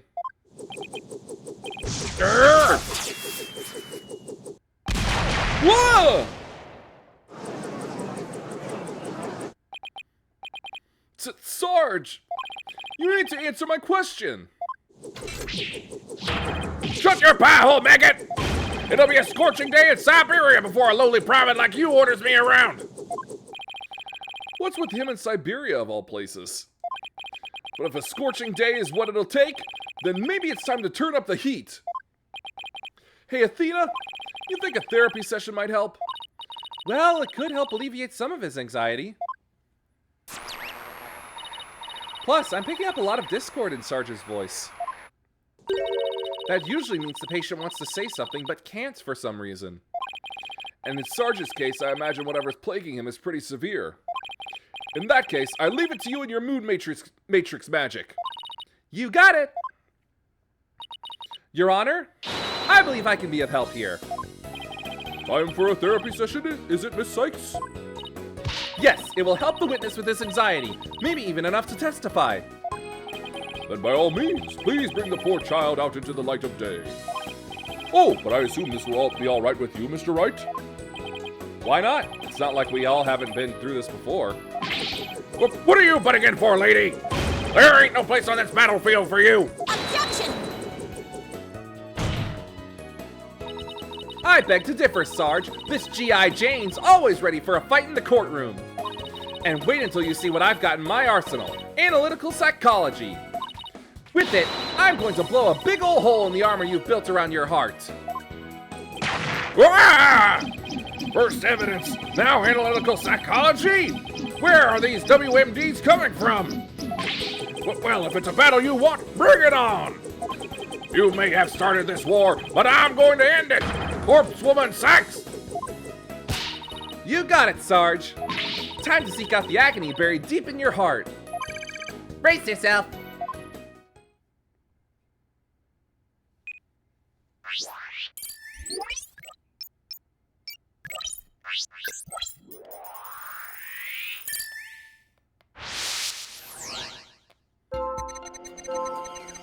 I stayed in my room with my drone that evening.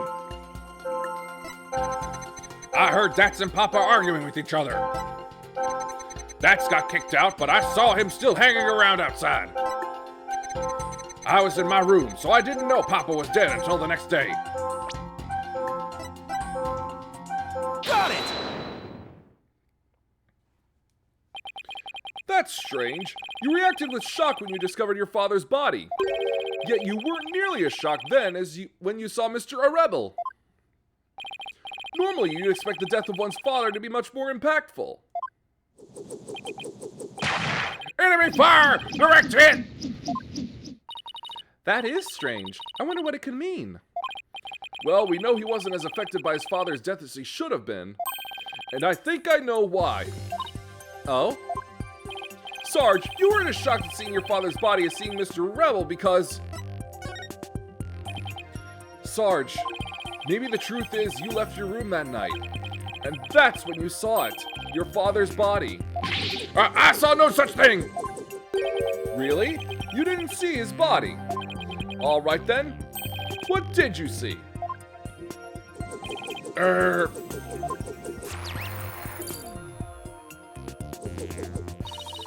Look, Apollo, we've lost some noise. So, just as I suspected, you really did see something.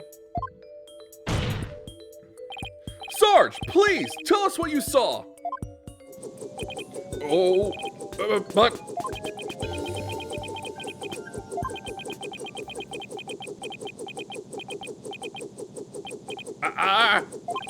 The moment I saw it, I couldn't bear it.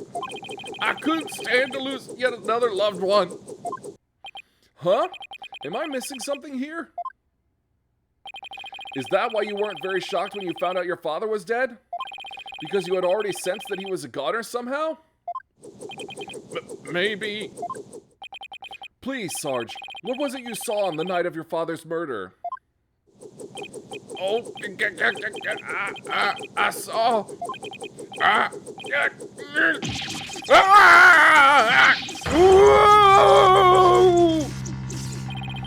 What's happening? I don't like where this is going. Yeah! No more! No more, please! Help!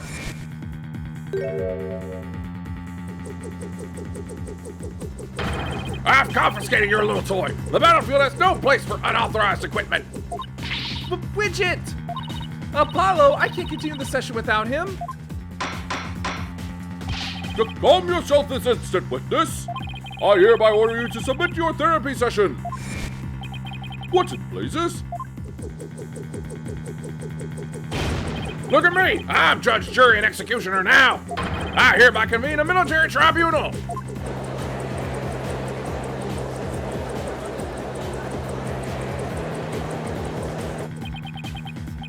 Whoa, this has gone way too far. Bailiff, arrest that drone this instant. Stop resisting!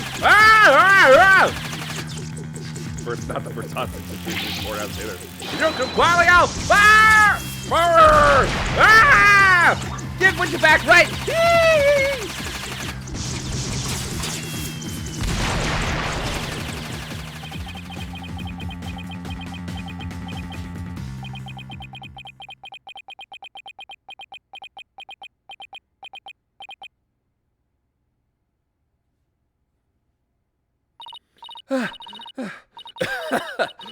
Well, finally got him back. So add domestic, no. Nice work. This witness is truly a handful. Oh, up, 2, 3, 4. Whoa! Miss Sykes, what's the witness's current psychological state? Let's see. He's emotionally all over the map. So his out-of-control emotions are in control of him, huh? Does that mean we can calm him down if we can figure out the root cause? Yes, so let's see what we can find. Sarge, can you hear me? Oh, is that you, corpse woman, sir? Sykes, I'm here. Now, I want you to take a few deep breaths. Just try to relax. Try it with me. Breathe in, breathe out. Breathe in, breathe out. In, out. And now, let your emotions take you where they will. Go on, just let it all out! Whoa! All forces, attack! That's the least relaxing breathing exercise I've ever seen.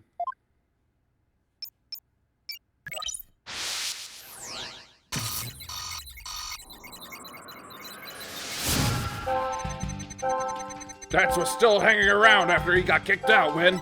I heard more fighting, and I got worried about Papa.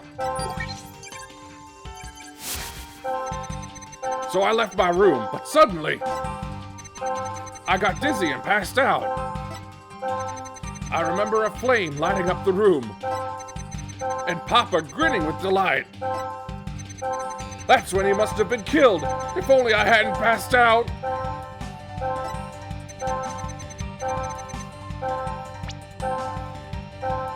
Got it!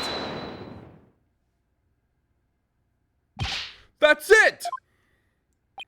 Sarge, you were overcome with shock and fear when you saw those flames, weren't you? Was I? Yes, just 6 months ago, you and your mother were caught up in an arsonist blaze. So it's no wonder you would be extremely scared of fire. Yes, that does make sense. And maybe, just maybe, your subconscious fear of fire was what caused you to withdraw from the world. What do you mean, Corpse Woman Sachs? In the outside world, you are bound to come across all sorts of fire. Candles, cigarettes, heck, even the grill at a diner. Even if it's not that often, just the idea that you might see them grew bigger and bigger until you couldn't shut it out. I think you might be onto something. Candles, cigarettes, just thinking about them sends a chill down my spine. Wow, the things I take for granted.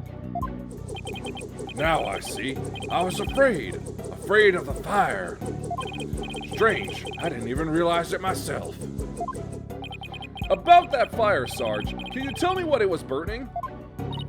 Just stay calm and maybe something will come to you. Oh,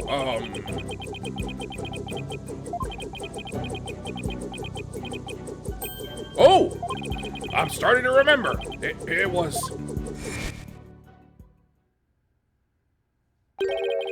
that relic. That relic Papa was studying. It was on fire. The orb was on fire? It's still kind of fuzzy. But yes, the orb was burning right in front of me, in front of Papa. And there, in the flames was Mama? Yes, now I remember. I saw Mama appear amid the dancing flames. Wait, what?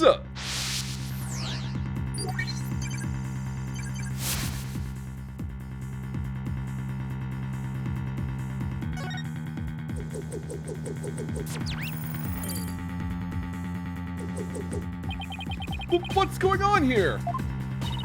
Maybe it's a memory from the fire that killed his mother. He might be confusing it with what really happened when his father died. So let me guess, more therapy? Yep, but this time, it seems there's an inconsistency in his statements. And I think we should be able to prove it with the evidence at hand. I hope this inconsistency is the key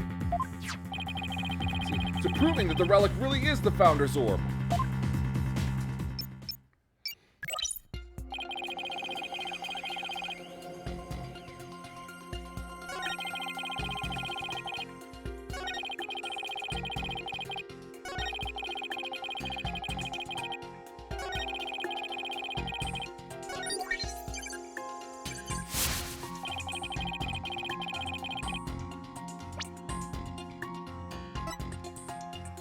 Objection! Don't blame yourself, Sarge. After all, even if you hadn't passed out, the outcome would have been the same. What do you mean? I'm talking about the time of death. Your father wasn't killed right after you left your room. What? Explain yourself at once, Private Justice! You said you saw your father burning the orb, right? But that night, he went out to hide it in a cave. So, what you saw, Sarge, was something that happened before your father left to hide the orb. Ah! So you see, you didn't pass out right before he was killed. You passed out right before he left for the cave to hide the orb in the ruins within. So even if I hadn't passed out... That's right. The outcome would have been exactly the same. That's because your father, Dr. Buff, was killed after he returned from the ruins. And therefore, Sarge, there's no need for you to blame yourself. Oh, I see.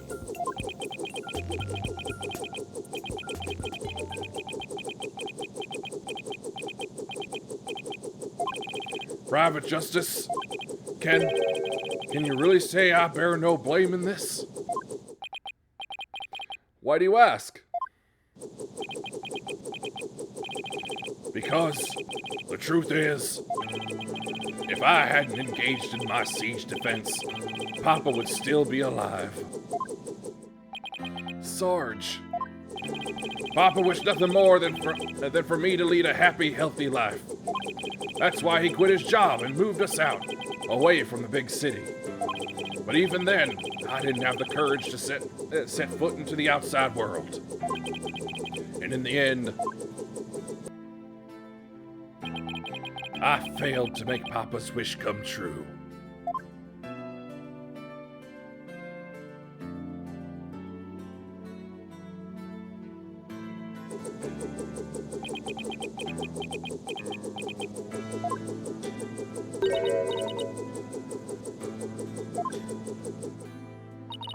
If you want to make your father's wish come true, if that's what you really want, then who's to say it's too late? Why don't you take the first step now? My first step? That's right. You can cast off all your regret. You can stop standing still and start moving forward. You have the power within you. I know from experience. I know what it's like to feel like you do. But only you can decide to take that first step.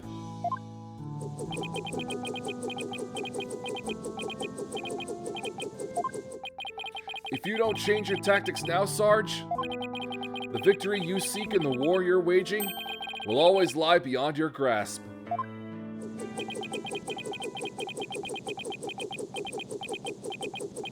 Yes, we are. I think I understand now. I've made up my mind. As of this moment, I will suspend my siege defense indefinitely.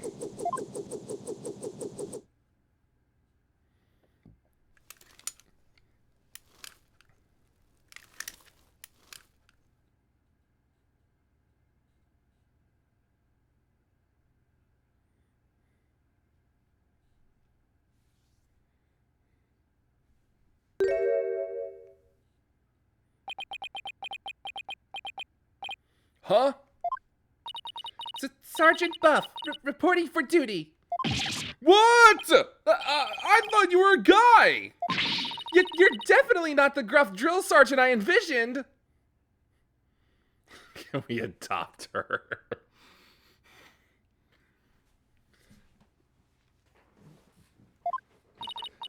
Well, my mama was in the Russian army.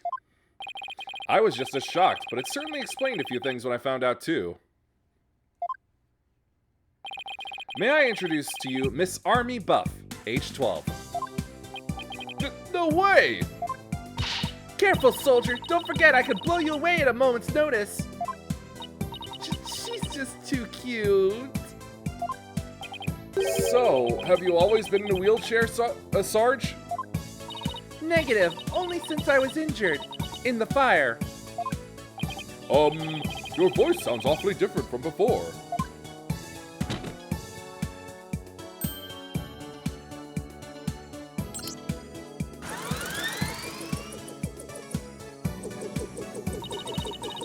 Russian Army 12 years old tech savvy is the Sunny from Metal Gear Solid 4. Oh no. My drone features a voice modulation device. It's just one of my Army's many technological marvels. Well, you fooled me. I thought some 20-something military fanatic was at the controls. If it's all the same to you, troops, I'd like to continue my testimony. I've just remembered something, and it's as crisp and clear as a trumpeted roll call. What did you remember? It wasn't my mother who appeared in the burning orb. It was some lady Papa had shown me a picture of a long time ago. He said it was the Holy Mother, the founder of Kyrienism. She appeared right there, right in the burning orb. Huh? What did you just say?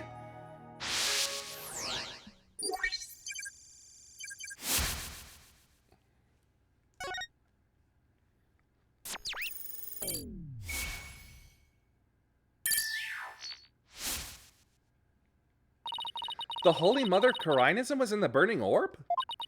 But what does that even mean?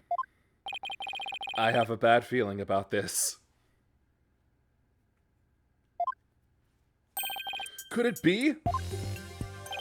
Could this explain what Sarge means by the Holy Mother appearing in the burning orb? Take that! Dr. Buff's research notes? What do they have to do with this? Look at this! The burning orb, the appearance of the founder, this part points to both! Take that! There's a legend about the orb involving a mysterious riddle, and this song, in turn, is said to contain the key to solving it. If the legend is true, then I believe the answer lies in this part of the song. Offer thy prayers as fervent as fire, only then shall the Holy Mother return. Well, anyone see where I'm going with this? Prayers as fervent as fire. Ah! You're supposed to set the orb on fire? The whole stanza seems to suggest that the founder will appear if the orb is set on fire. Wait, so the doctor, he... Yes, Athena. He had solved the ancient riddle of the founder's orb. Oh my!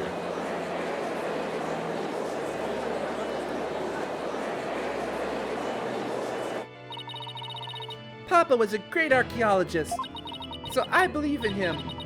And I want to believe he achieved his long-time dream of solving that riddle before he died. Well, we won't know for sure until we try it for ourselves. Yeah, helipad marker on her helm is cute.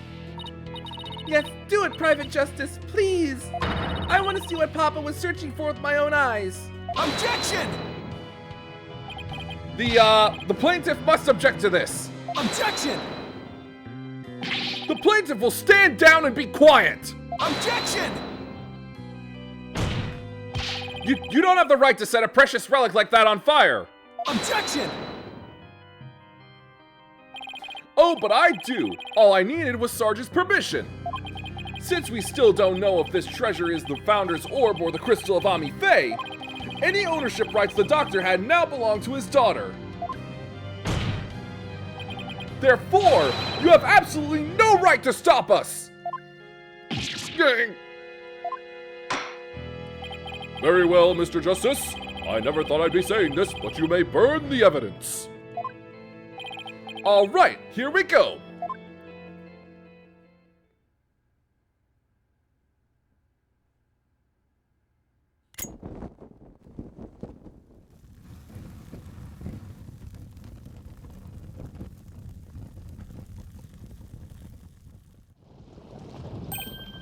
Look! Apollo! The inside of the orb! It's melting! There's something in there.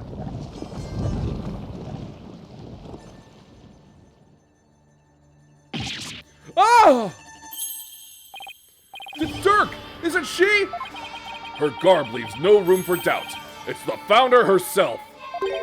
Face and all.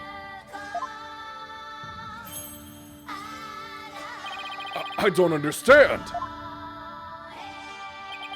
The greatest of taboos in Coriolism is the depiction of the founder's face. Yet here it is, hidden within this orb.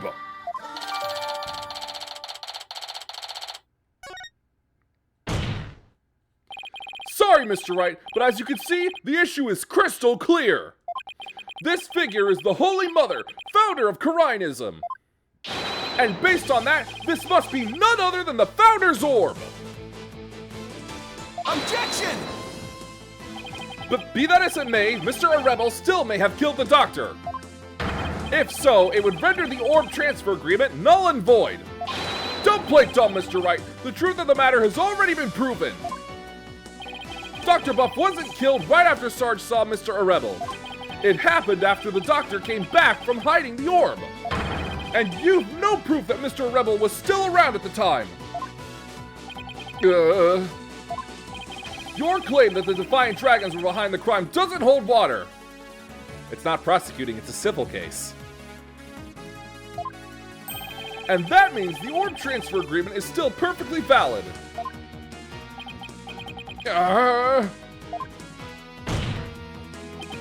Admit it, Mr. Wright. I just burned your whole case to the ground! Oh. No!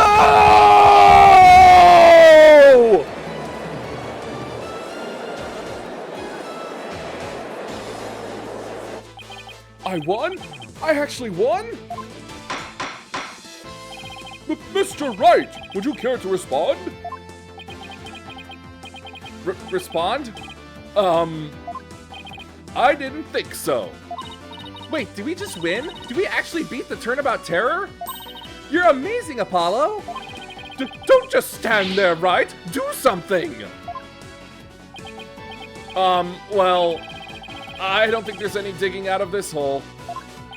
Mr. Addison Wimperson, I think it's time for your concession speech. I have proven beyond a shadow of a doubt that this is the Founder's Orb. The facts don't lie, but you obviously do! How's that for a campaign slogan? Why, you contemptuous peasant! I think this is a good time to wrap up this trial. If both parties have no further objections, I will render my verdict. No objections here, Your Honor. No,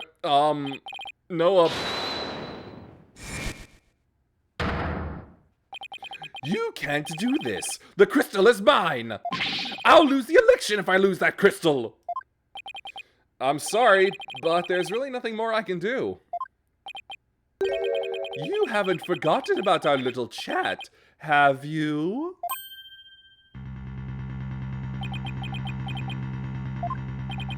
What's going on here?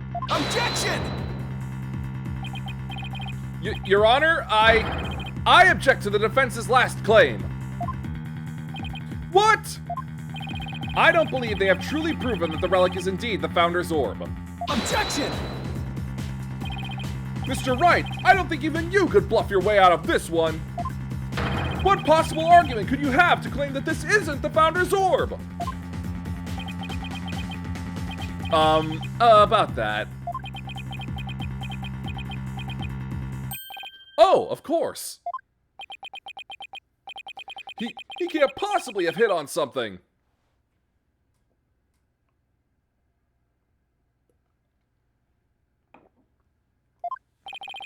The defense's assertion is incomplete, and this is why. Their claim that this relic is the Founder's Orb is based on a legend, and that legend claims that the Founder will return when the riddle is solved at last. Right, and that's what happened. The Founder was revealed for all to see. But Mr. Justice, what about the rest of the legend? Huh? According to the legend, once the Founder returned, she would bestow spiritual power onto the person who solved the riddle. You're kidding, right? Well, Mr. Justice, do you feel great spiritual power coursing through your veins? No. But receiving spiritual powers and stuff, that's all just mystic mumbo-jumbo, right? Maybe so, but you're the one basing your claim on said legend. And what we saw here does not fully fulfill it, does it? No, but... Consequently, you cannot rightfully claim that this is the Founder's Orb!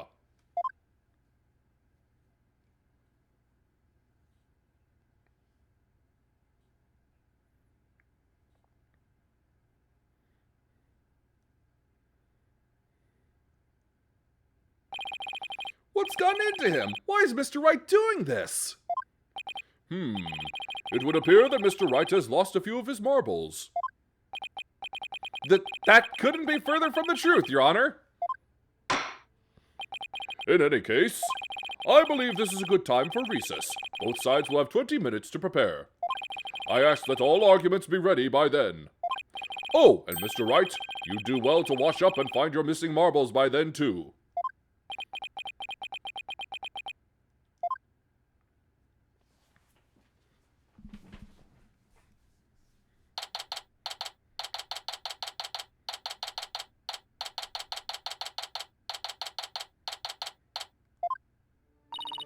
Mr. Wright is sure acting funny. I mean, he's famous for going out on a limb, but that last assertion was just plain crazy. It's either a bluff or a Hail Mary. Either way, it doesn't make much sense. Maybe there's something we're missing here. Although, he seemed perfectly normal when we spoke earlier. Apollo, I have a bad feeling about this. I'm going to go check up on him. What's going on with you, Mr. Wright? Hey, Private Justice? Oh, Sarge. I forgot to mention something. On the night of Papa's murder, a strange thing happened. Oh? Well, why are you only telling me about it now? Well, I didn't say anything before because I thought Papa's death was an accident. But now that we know otherwise, I figured it might be important. There's still more to this case? When I left my room and lost consciousness, I passed out right here. That's right above the coffee bar. Mm-hmm. But when I came to, someone was pushing my wheelchair. What? I was so scared I beat a hasty retreat as fast as my wheels could take me. Do you know who it was? No, it was pitch black. Plus, I fled to my room so fast I didn't even have a chance to turn on the lights. Maybe it was your father. No, he would have said something to me. Besides, I'd have known if it was him. So then, it could have been... your father's real killer? My thoughts exactly. But you didn't report this to the police? It didn't even occur to me. It's okay. You were obviously still upset, so don't beat yourself up over it. Apollo, this could be really important information. I think the act of pushing Sarge's wheelchair could be part of some bigger scheme. It's hard to see why else the killer would have done such a thing. Guess I should take her statement down as evidence.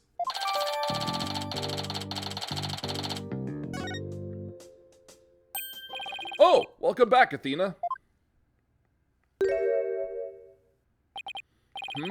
What's with the long face? How'd it go with Mr. Wright?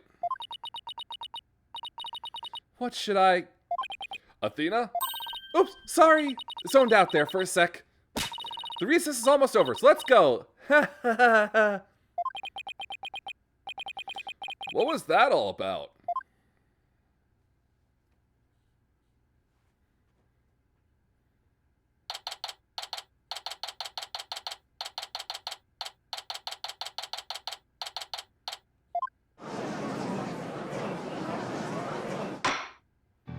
All right, court is once again back in session. Now, Mr. Wright, about that last objection you raised. We, the plaintiffs, still believe that the defense is yet to sufficiently prove its case. They claim that according to legend, the Founder's Orb would bestow spiritual power. Yet the relic in question has failed to do so. Therefore, it has failed its own test. I see. He's sticking with that ridiculous argument? Furthermore, even if it is the Founder's Orb, it can't be awarded to the Defiant Dragons.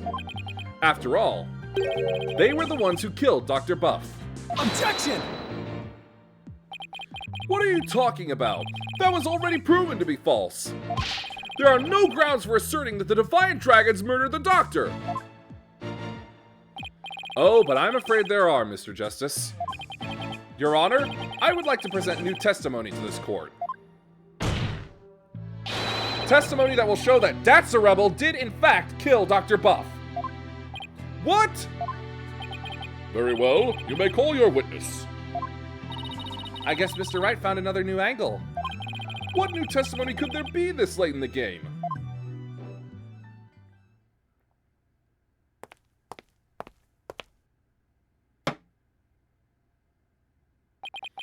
Fellow citizens, it is I, politician, the once and future representative of the people. Jeez, not him again. My client divulged new information to me during the recess. He remembered something he saw, you see. Something crucial to this case. How very convenient.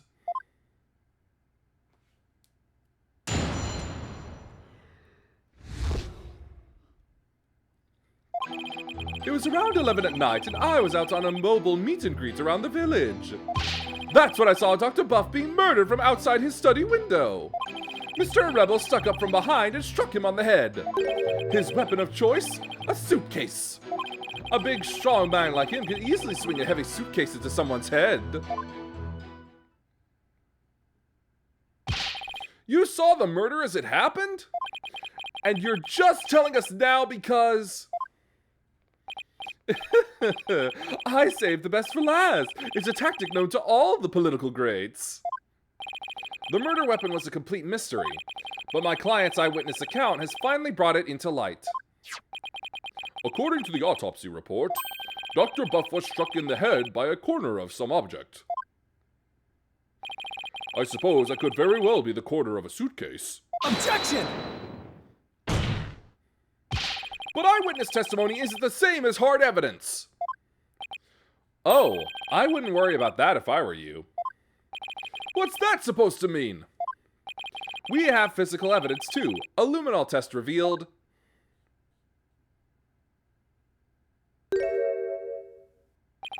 the Doctor's blood on Mr. Arebel's suitcase.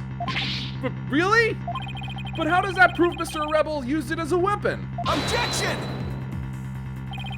You should know the answer to that, Mr. Justice. Since you know as well as I that the suitcase is covered in his fingerprints. Oh! I forgot we dusted it right in front of Emma.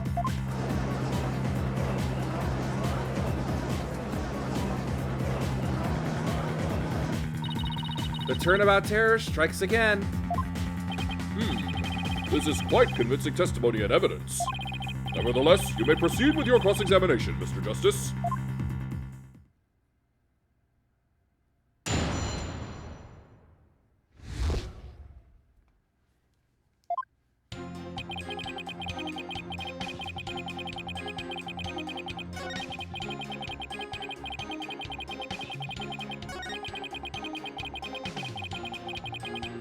Hold it!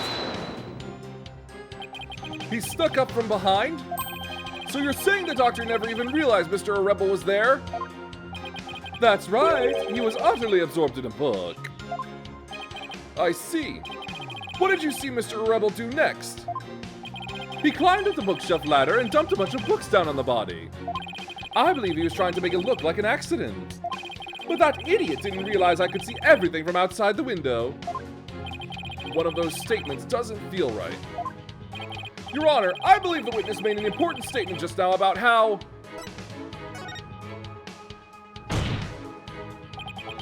the Doctor was reading a book at the time of the murder.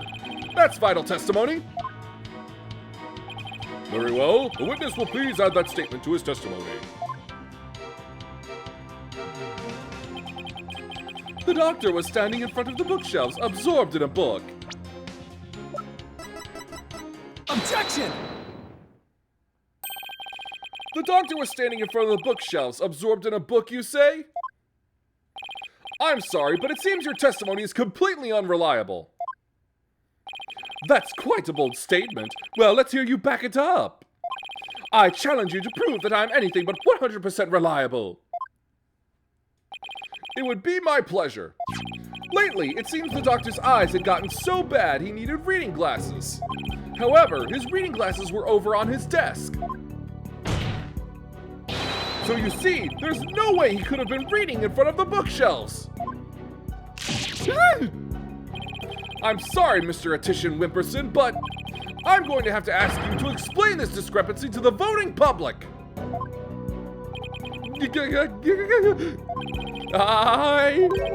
You what? I'll explain it, you lowly cur. I simply made a mistake, you see. The doctor was actually sitting at his desk when Mr. Rebel hit him over the head. But then the doctor would have been facing him. Surely he would have seen him and tried to run. Dr. Buff was nodding off. I could tell because his eyes were closed and he wasn't moving. Sounds more like what you would do. Then how do you explain the fact that he was struck in the back of the head? Isn't that something that should be impossible from the front of the desk? Oh, about that. He bowed his head when he nodded off. That's when he was clobbered. So that's what you saw. Well, Mr. Justice, that sounds like a perfectly reasonable explanation to me. Do you have a problem with the proposal that the doctor was struck while nodding off?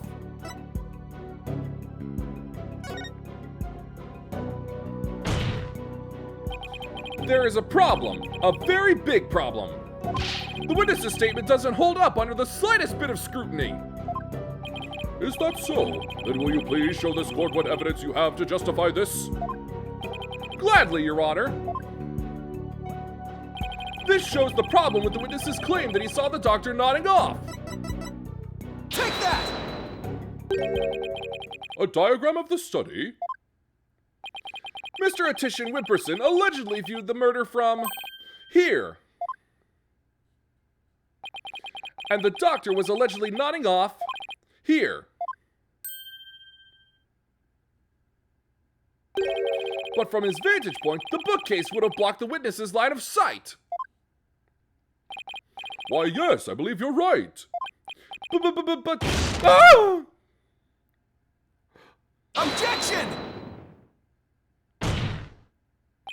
The fact remains, my client knew that the suitcase was the murder weapon.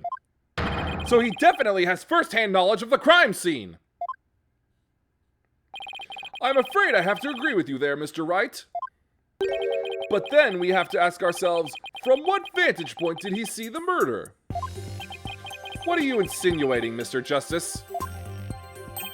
From what vantage point could Mr. Attition Wimperson have seen the dozing doctor? Once we determine that, I believe we'll finally see the truth behind this incident. The witness saw the murder from right here. Take that! You've got to be kidding! But that's...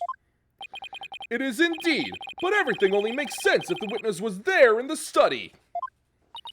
Inside the study? But that's the scene of the crime! I know, Mr. Attition Wimperson, the man who claims to be a witness to the murder, was most certainly in that very room. Apollo, are you suggesting... Mr. Attition Wimperson! Weren't you the one who actually swung that suitcase?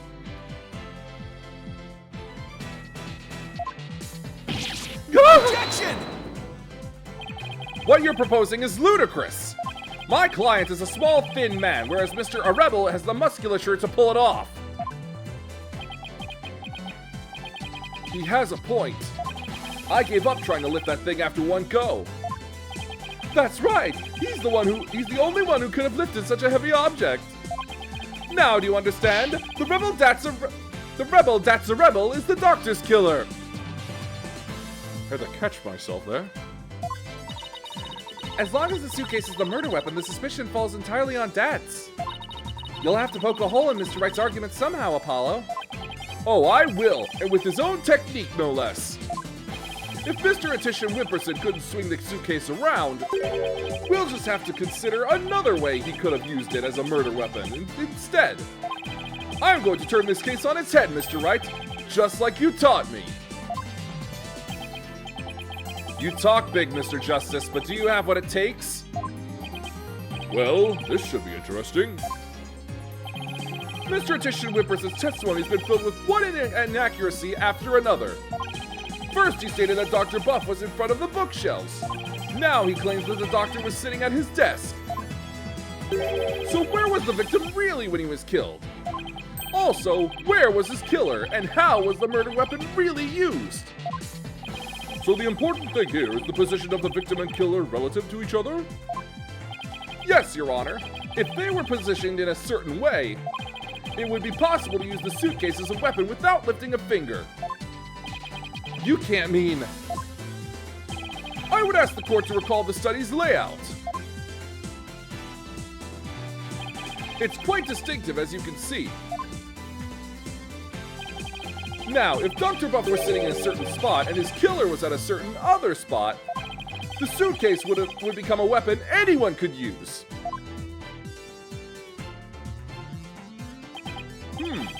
Very well, Mr. Justice. Where was Dr. Buff's killer at the time of the crime? Take that! There? Oh, that's... This should wrap things up nice and pretty for you, Mr. Wright. I would ask the court to recall the study's layout. But this time, instead of thinking in 2 dimensions, let's think in 3. Only then can we clearly see the killer's method at work.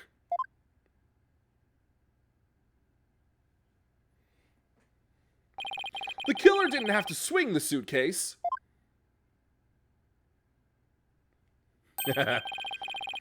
If he used gravity to his advantage, that is. That's right. It was the plaintiff, one politician Whimperson, who used the suitcase. He pushed it from the 2nd floor and sent it hurtling down onto Dr. Buff, who was sitting at the coffee bar.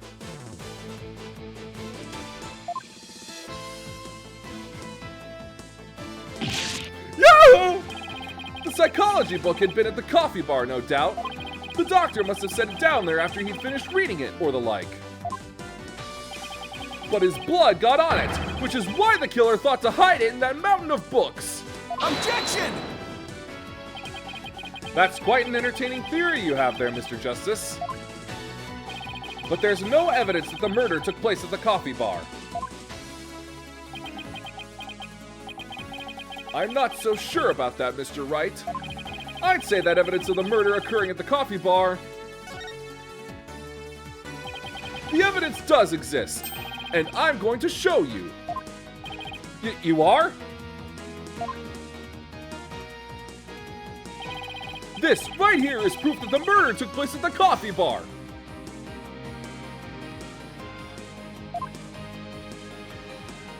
Take that! This brown stain was determined to be coffee. What's more, it was still a bit damp when we saw it yesterday morning. One look at this book speaks volumes, I'm afraid, Mr. Wright. It tells us the doctor was having a cup of coffee at the coffee bar. That's when the suitcase came hurtling down, striking him on the head, causing both his blood and his coffee to splatter onto it. Woo! Well, Mr. Attorney Whimperson?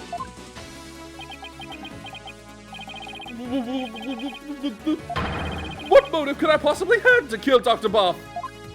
And there it is, that final excuse cornered killers are so fond of. Well, the doctor never returned your crystal to you, did he? Instead, he hid it in the cave ruins. Telling him that the Defiant Dragons were a dangerous bunch was a huge blunder. All it did was make him hide the orb. Your lie came back to bite you in the end. Even worse, the doctor saw the news reports, so he knew the relic was the Founder's orb. Being the conscientious researcher he was, he knew he had to return it to its rightful place. And that meant keeping it out of your hands. You were so angry that he refused to return the relic to you that you killed him with your own hands! Isn't that right, Mr. Attention Whipperson?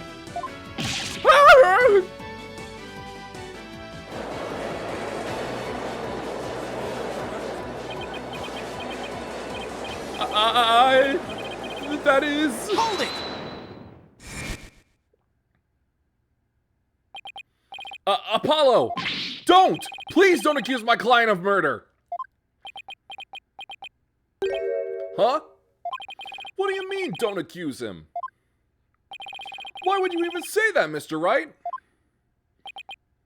What I meant was, he's a promising politician with a bright future ahead of him. It's in our nation's best interest to avoid burdening him with the taint of scandal. Say what?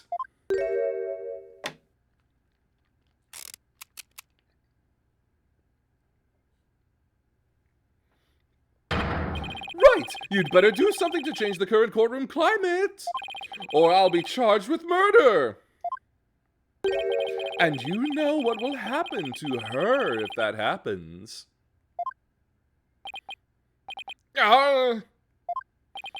What's he talking about? Well, I can ponder that later. For now, Mr. Wright, you can't possibly believe that Mr. Rebel is the killer. Are you really going to send an innocent man to prison? I thought you were better than that! Well, Mr. Wright, answer me!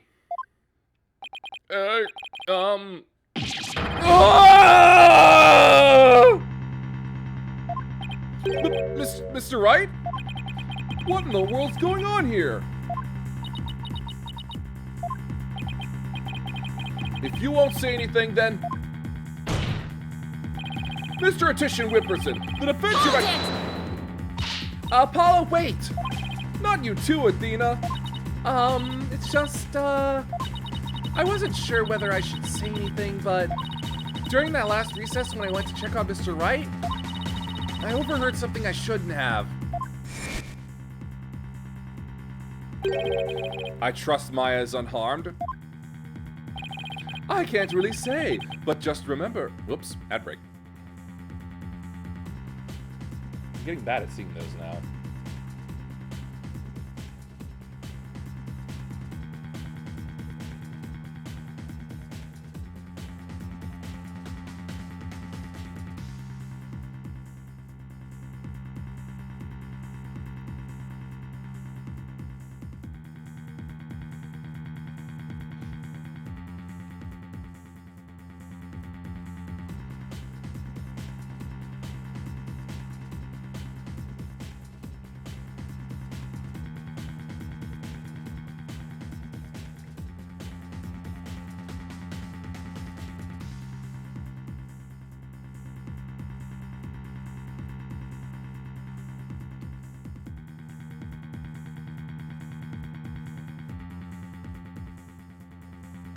I can't really say, but just remember, if I'm arrested or fail to obtain the treasure, there will be consequences. Consequences of the worst kind, if you catch my drift. Relax, all you have to do is ensure I get my hands on that relic. I must deliver it to my benefactor at all costs. What do they want that relic for anyway? It's something to do with an old legend. My patron seeks the great power said to be granted to whoever solves its secret.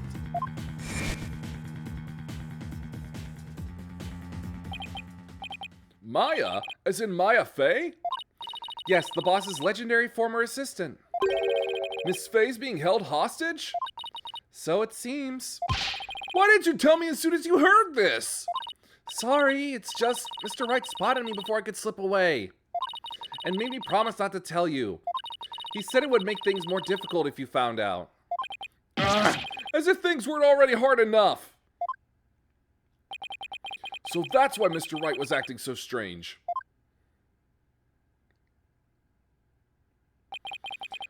I had no idea. This must have been excruciating for him. Think, Justice. There's got to be something you can do. Mr. Justice, about that last statement of yours. I believe you were in the middle of accusing the plaintiff of murdering Dr. Buff. Would you care to continue?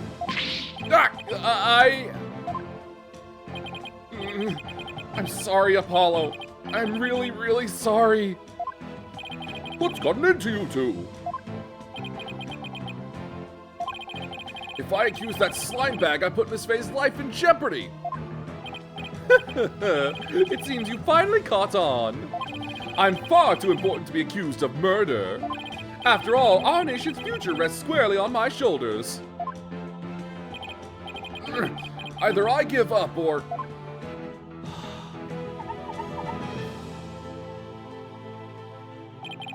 Once I present the crystal to my patron, my victory is assured.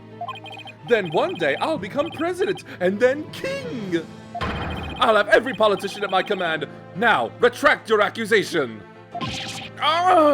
I can't kowtow to him, but the defense would like to retract the previous Objection!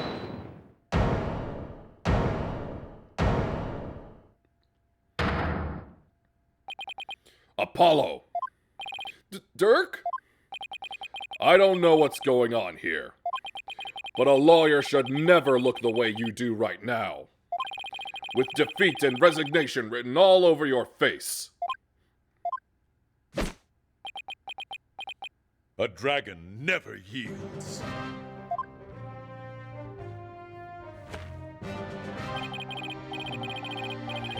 Even when wounded, a dragon bites down hard and never lets go till its dying breath. It glares, it roars, and it lashes its jaws firmly onto its prey till the bitter end. That's what lawyers do to get the truth! Dirk, a dragon never yields. He's right. It's all over if I give up now. If Mr. Wright's hands are tied, it's up to me to do what must be done. He's saved my neck so many times. Now, it's my turn to save his.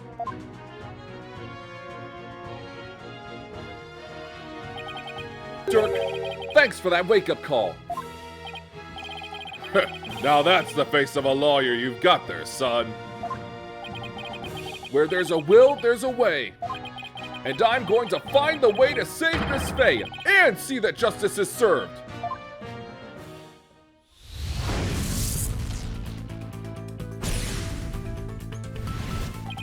That scumbag is holding Miss Faye hostage to ensure he gets the orb for his patron.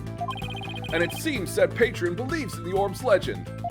Thing is, the founder did appear when the orb was exposed to fire, just as the legend said. If the legend is true, then we've already solved the riddle, right?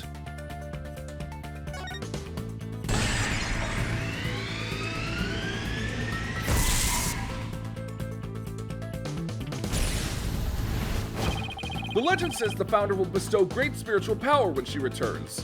But if that's true, it means we haven't solved the whole riddle yet. But how could that be? Are we missing something?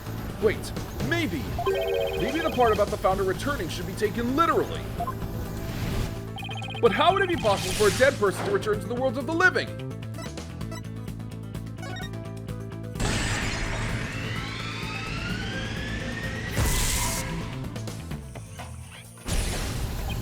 Oh, I know! There is a way for the dead to return. Spirit channeling. Of course, you'd have to know what the founder looks like first. But the orb has revealed her face to us, so what if it's a sign that we should channel her? Given the facts, in order to solve the riddle and receive the founder's power, I'd need...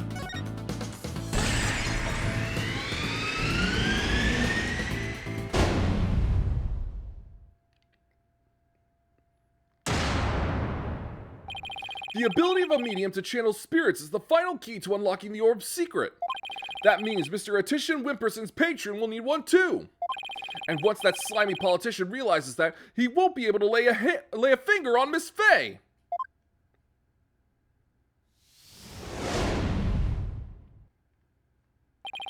Everything's going to be okay, Mr. Wright. because Mr. Politician Whipperson can't afford to harm a hair on Miss Faye's head. Huh? Mr. Attorney Whipperson, it seems you've chosen the wrong person to take hostage. What do you mean? Your patron seeks to solve the orb's riddle, and thereby receive great spiritual power. However, only Maya Fey can truly give them what they really want. She can? What do you mean, only Maya Fey? Think about what the return of the founder really means. We should have considered it more literally. After all, the orb was made in the kingdom of Karine, the birthplace of spirit mediums. Ah, I think I see now. You need to know what the deceased looks like in order to channel them. But in Karinism, depicting the face of the founder is taboo. However, her true face was hidden in the orb. So maybe the orb is telling us to try channeling the founder.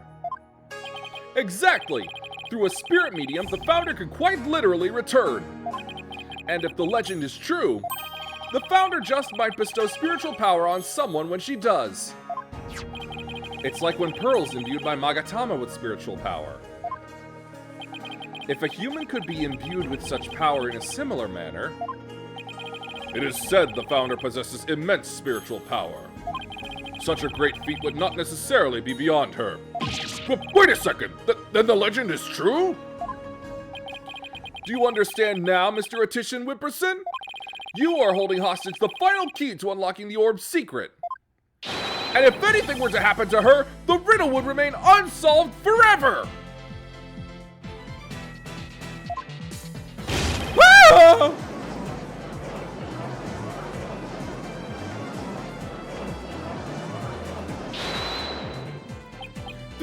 There's always Pearl Faye. I can simply ask her to help. If she wants money, I have plenty to offer. She's not the kind of person to be tempted by material gain. And she certainly wouldn't help you if anything were to happen to her cousin. Or maybe you'd like to go ask the Queen of Karine to channel the founder for you. He could, but he'd probably get executed for requesting such a thing. It's over! Now confess! You killed Dr. Buff, didn't you? It wasn't supposed to end this way!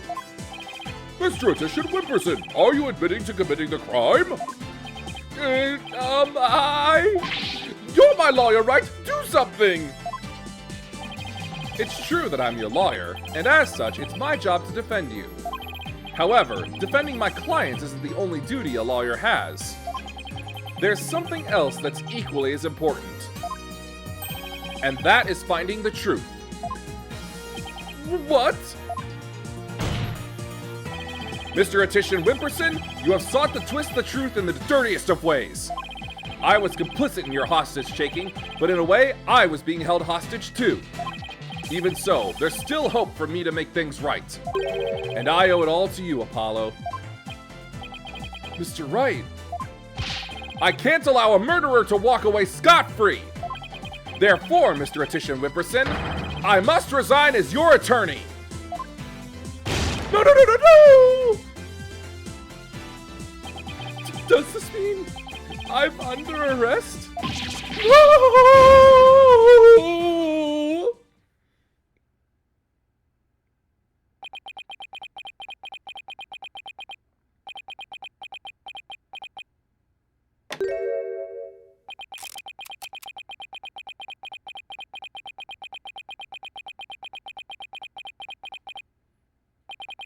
Well, I've nothing to confess. What? I said I've nothing to confess. I don't and I won't, especially not to a plebeian like you. This guy doesn't know when to give up. Besides, there's no truth to these allegations. I mean, look at the suitcase. You won't find a single print of mine on it.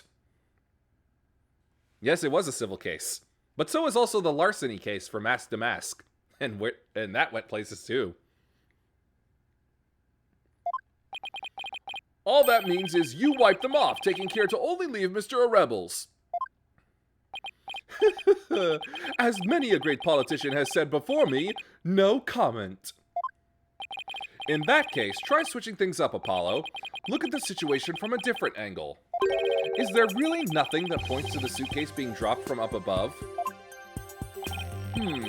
Evidence that points to the suitcase being dropped from the second floor. If the killer pushed the suitcase from the second floor hallway over the coffee bar,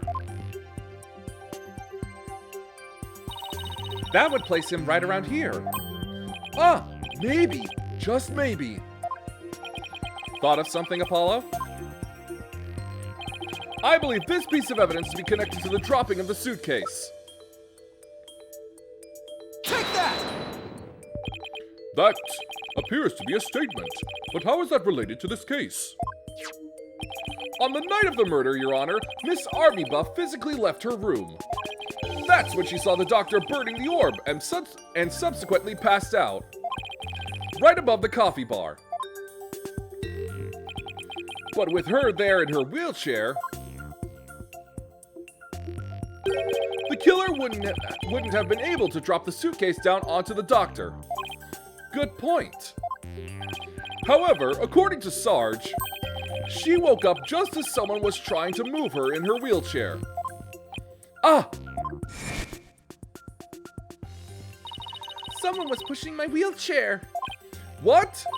I was so scared I beat a hasty retreat as fast as my wheels could take me. She must have been in the killer's way and had to be moved. Isn't that right, Mr. Attition Wimperson?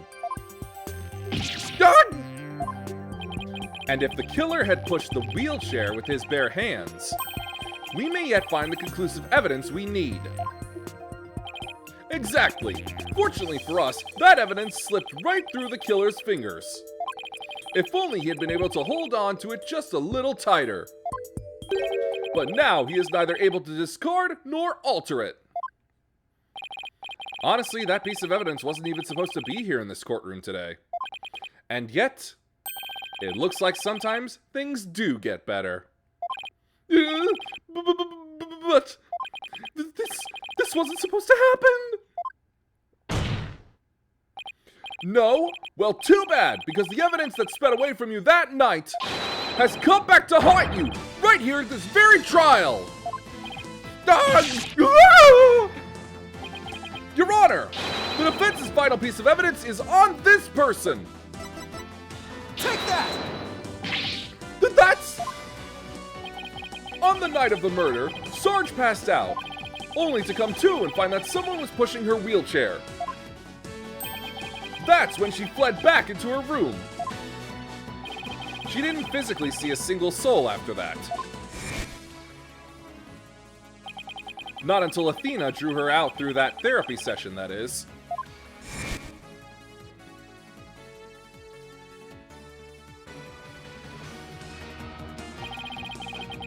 While the killer was able to wipe the prints on the suitcase off, the same can't be said for the prints that got away. My fellow Corinians!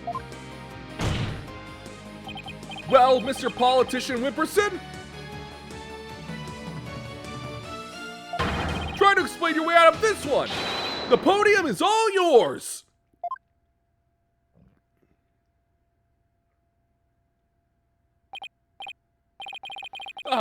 Politician Savior Clyde, I am not a crook. My political career, it can't end like this. I'm destined for great things. Something's wrong. This isn't real. It's a dream. No, a nightmare. Oh! Huh? What? What? Wait, really? Huh? Ah! Whoa, no way! Bonsai! Bonsai! Bonsai! Bonsai! Wait, what? No, please! Wait! Don't go! No, no, please! Whoa! Grandpa!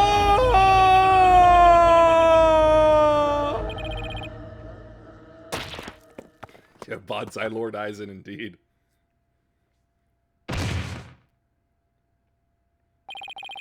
Mr. Attition Wimperson, are you alright? Bailiff, get him to the first aid station, on the double!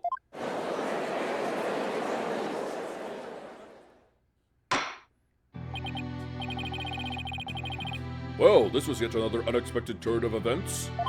In light of everything that's been revealed, it seems the relic is indeed the Founder's Orb. And it seems Mr. Politician Wimperson can be considered a suspect in Dr. Brief's murder. Buff. Whoops. Apollo, I want to thank you for everything. Thanks to you, I didn't have to keep bending the truth. I don't know what I would have done without you. Don't mention it. You were amazing today, Apollo! Well, I couldn't have done it without Dirk.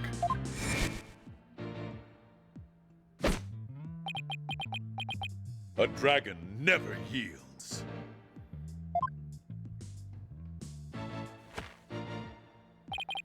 Even when wounded, a dragon bites down hard and never lets go till its dying breath. It glares, it roars, and it latches its jaws firmly onto its prey till the bitter end. That's what lawyers do to get the truth. A dragon never yields. Every lawyer should take that to heart. As it seems, both sides have no further objections. Would Dirk Sudbody please take the stand?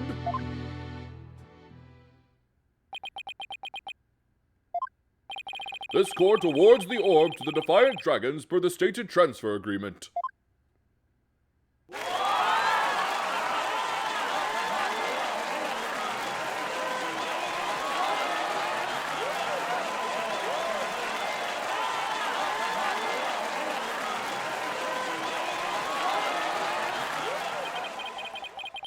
Should the Kingdom of Karine claim ownership, the matter may have to be deliberated in court all over again. I just hope, or shall I say pray, that I'm not the judge presiding over that one. Indeed, a trial like that might spark an international incident. Still, there are bigger and more momentous things astir in the air. The revolution. Dirk's really serious about this. This court is adjourned.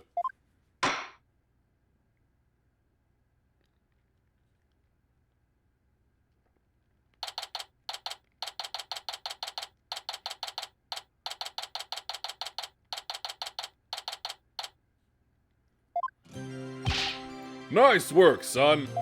We've finally broken through the last obstacle on the road to revolution. Revolution. It just doesn't seem real. Yes, well, to think you actually defeated the Fighting Phoenix. All I can say is, that's my boy! Well, Mr. Wright did have his hands tied. Who knows if I'd have won if he'd been able to fight me head on. I see it more like you saved Mr. Wright. Saved him? Yeah, remember what he said? He didn't have to bend the truth anymore, and it was all thanks to you. I don't know about that. Still, I guess it is kind of nice to be appreciated. Mr. Dirk? Now that the Holy Mother's face has been revealed, are you going to have a spirit medium try channeling her? I, for one, would love to see the return of the legendary founder. Yeah, just think about it, being able to speak to someone right out of the history books. Unfortunately, it's not that easy. What? Why? A face isn't enough. You also need the true name of the one you're attempting to channel. Oh, right. Pearl mentioned something like that. And the Founder's true name is only known to the priestess who's been crowned queen. In short, the only living person who knows it is the current queen of Karine, Garan. Oh, so without her help we won't be seeing the Founder anytime soon? That's no fun.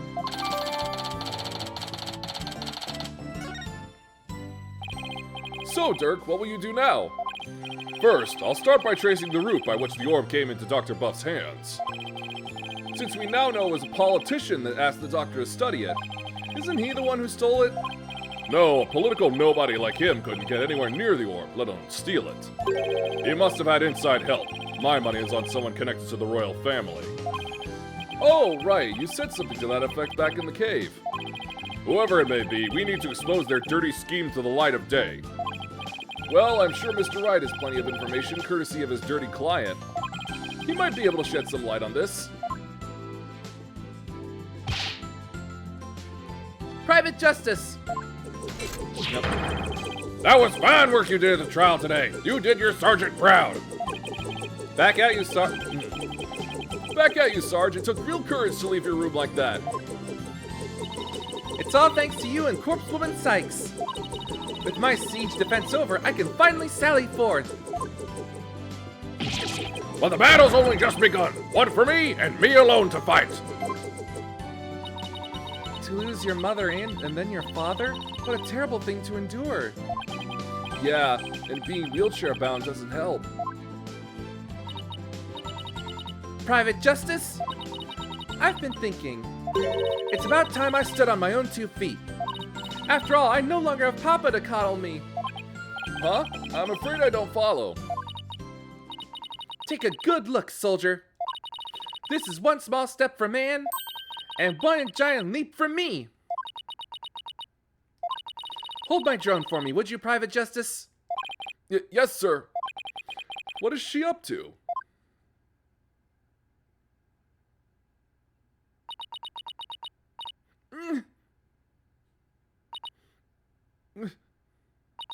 Well...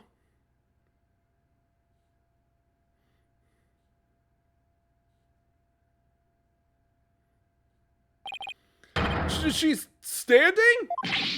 What's this? Sarge, you mean your legs, they're... The doctor told me I was ready to walk again months ago. But if I admitted I could walk, I knew I'd have to leave the house. So I faked it. Makes sense, but... I kept pretending I couldn't walk. But I know Papa is watching over me now, and I'd hate to disappoint him. So, from this day forth, I'm going to march forward on my own 2 feet. What a brave kid trying to move forward like this. But it must be so hard this soon after her father's death. Don't you ever stop. You just keep on walking, comrade. Stay brave, because there will be days when you'll want to stop. But I have faith you'll find a way to muster the strength to push through them. Yeah, you can do it. Hey, Daddy's back.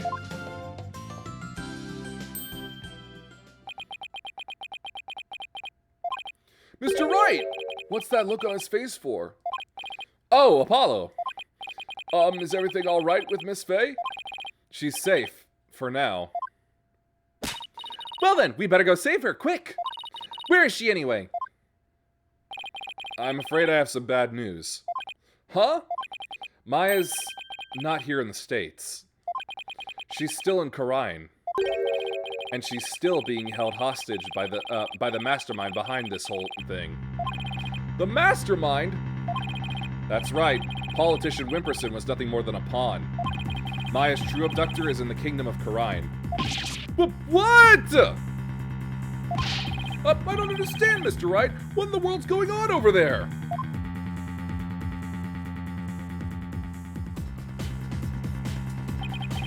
But as shocking as that news was, it was only the beginning.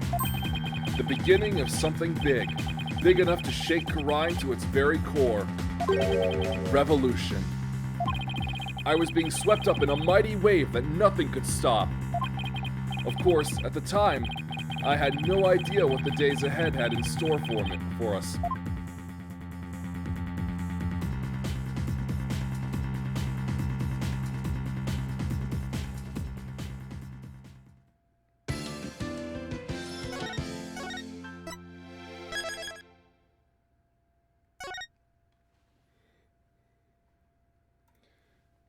Oh, that felt like quite a vocal workout, and yet I'm not in too much pain.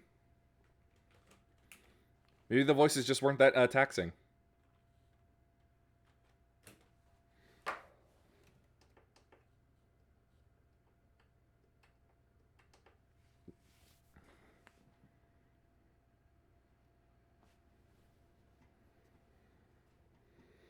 Okay then. Off to find a target and hope that the collab for tomorrow will still happen.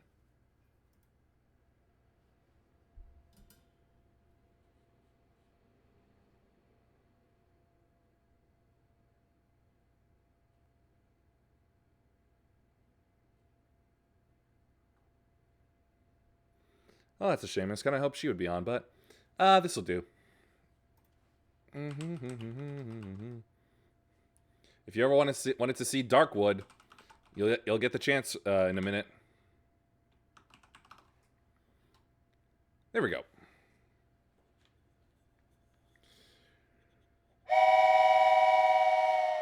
We've arrived at a destination. Please watch your step as you disembark. Please follow if you liked.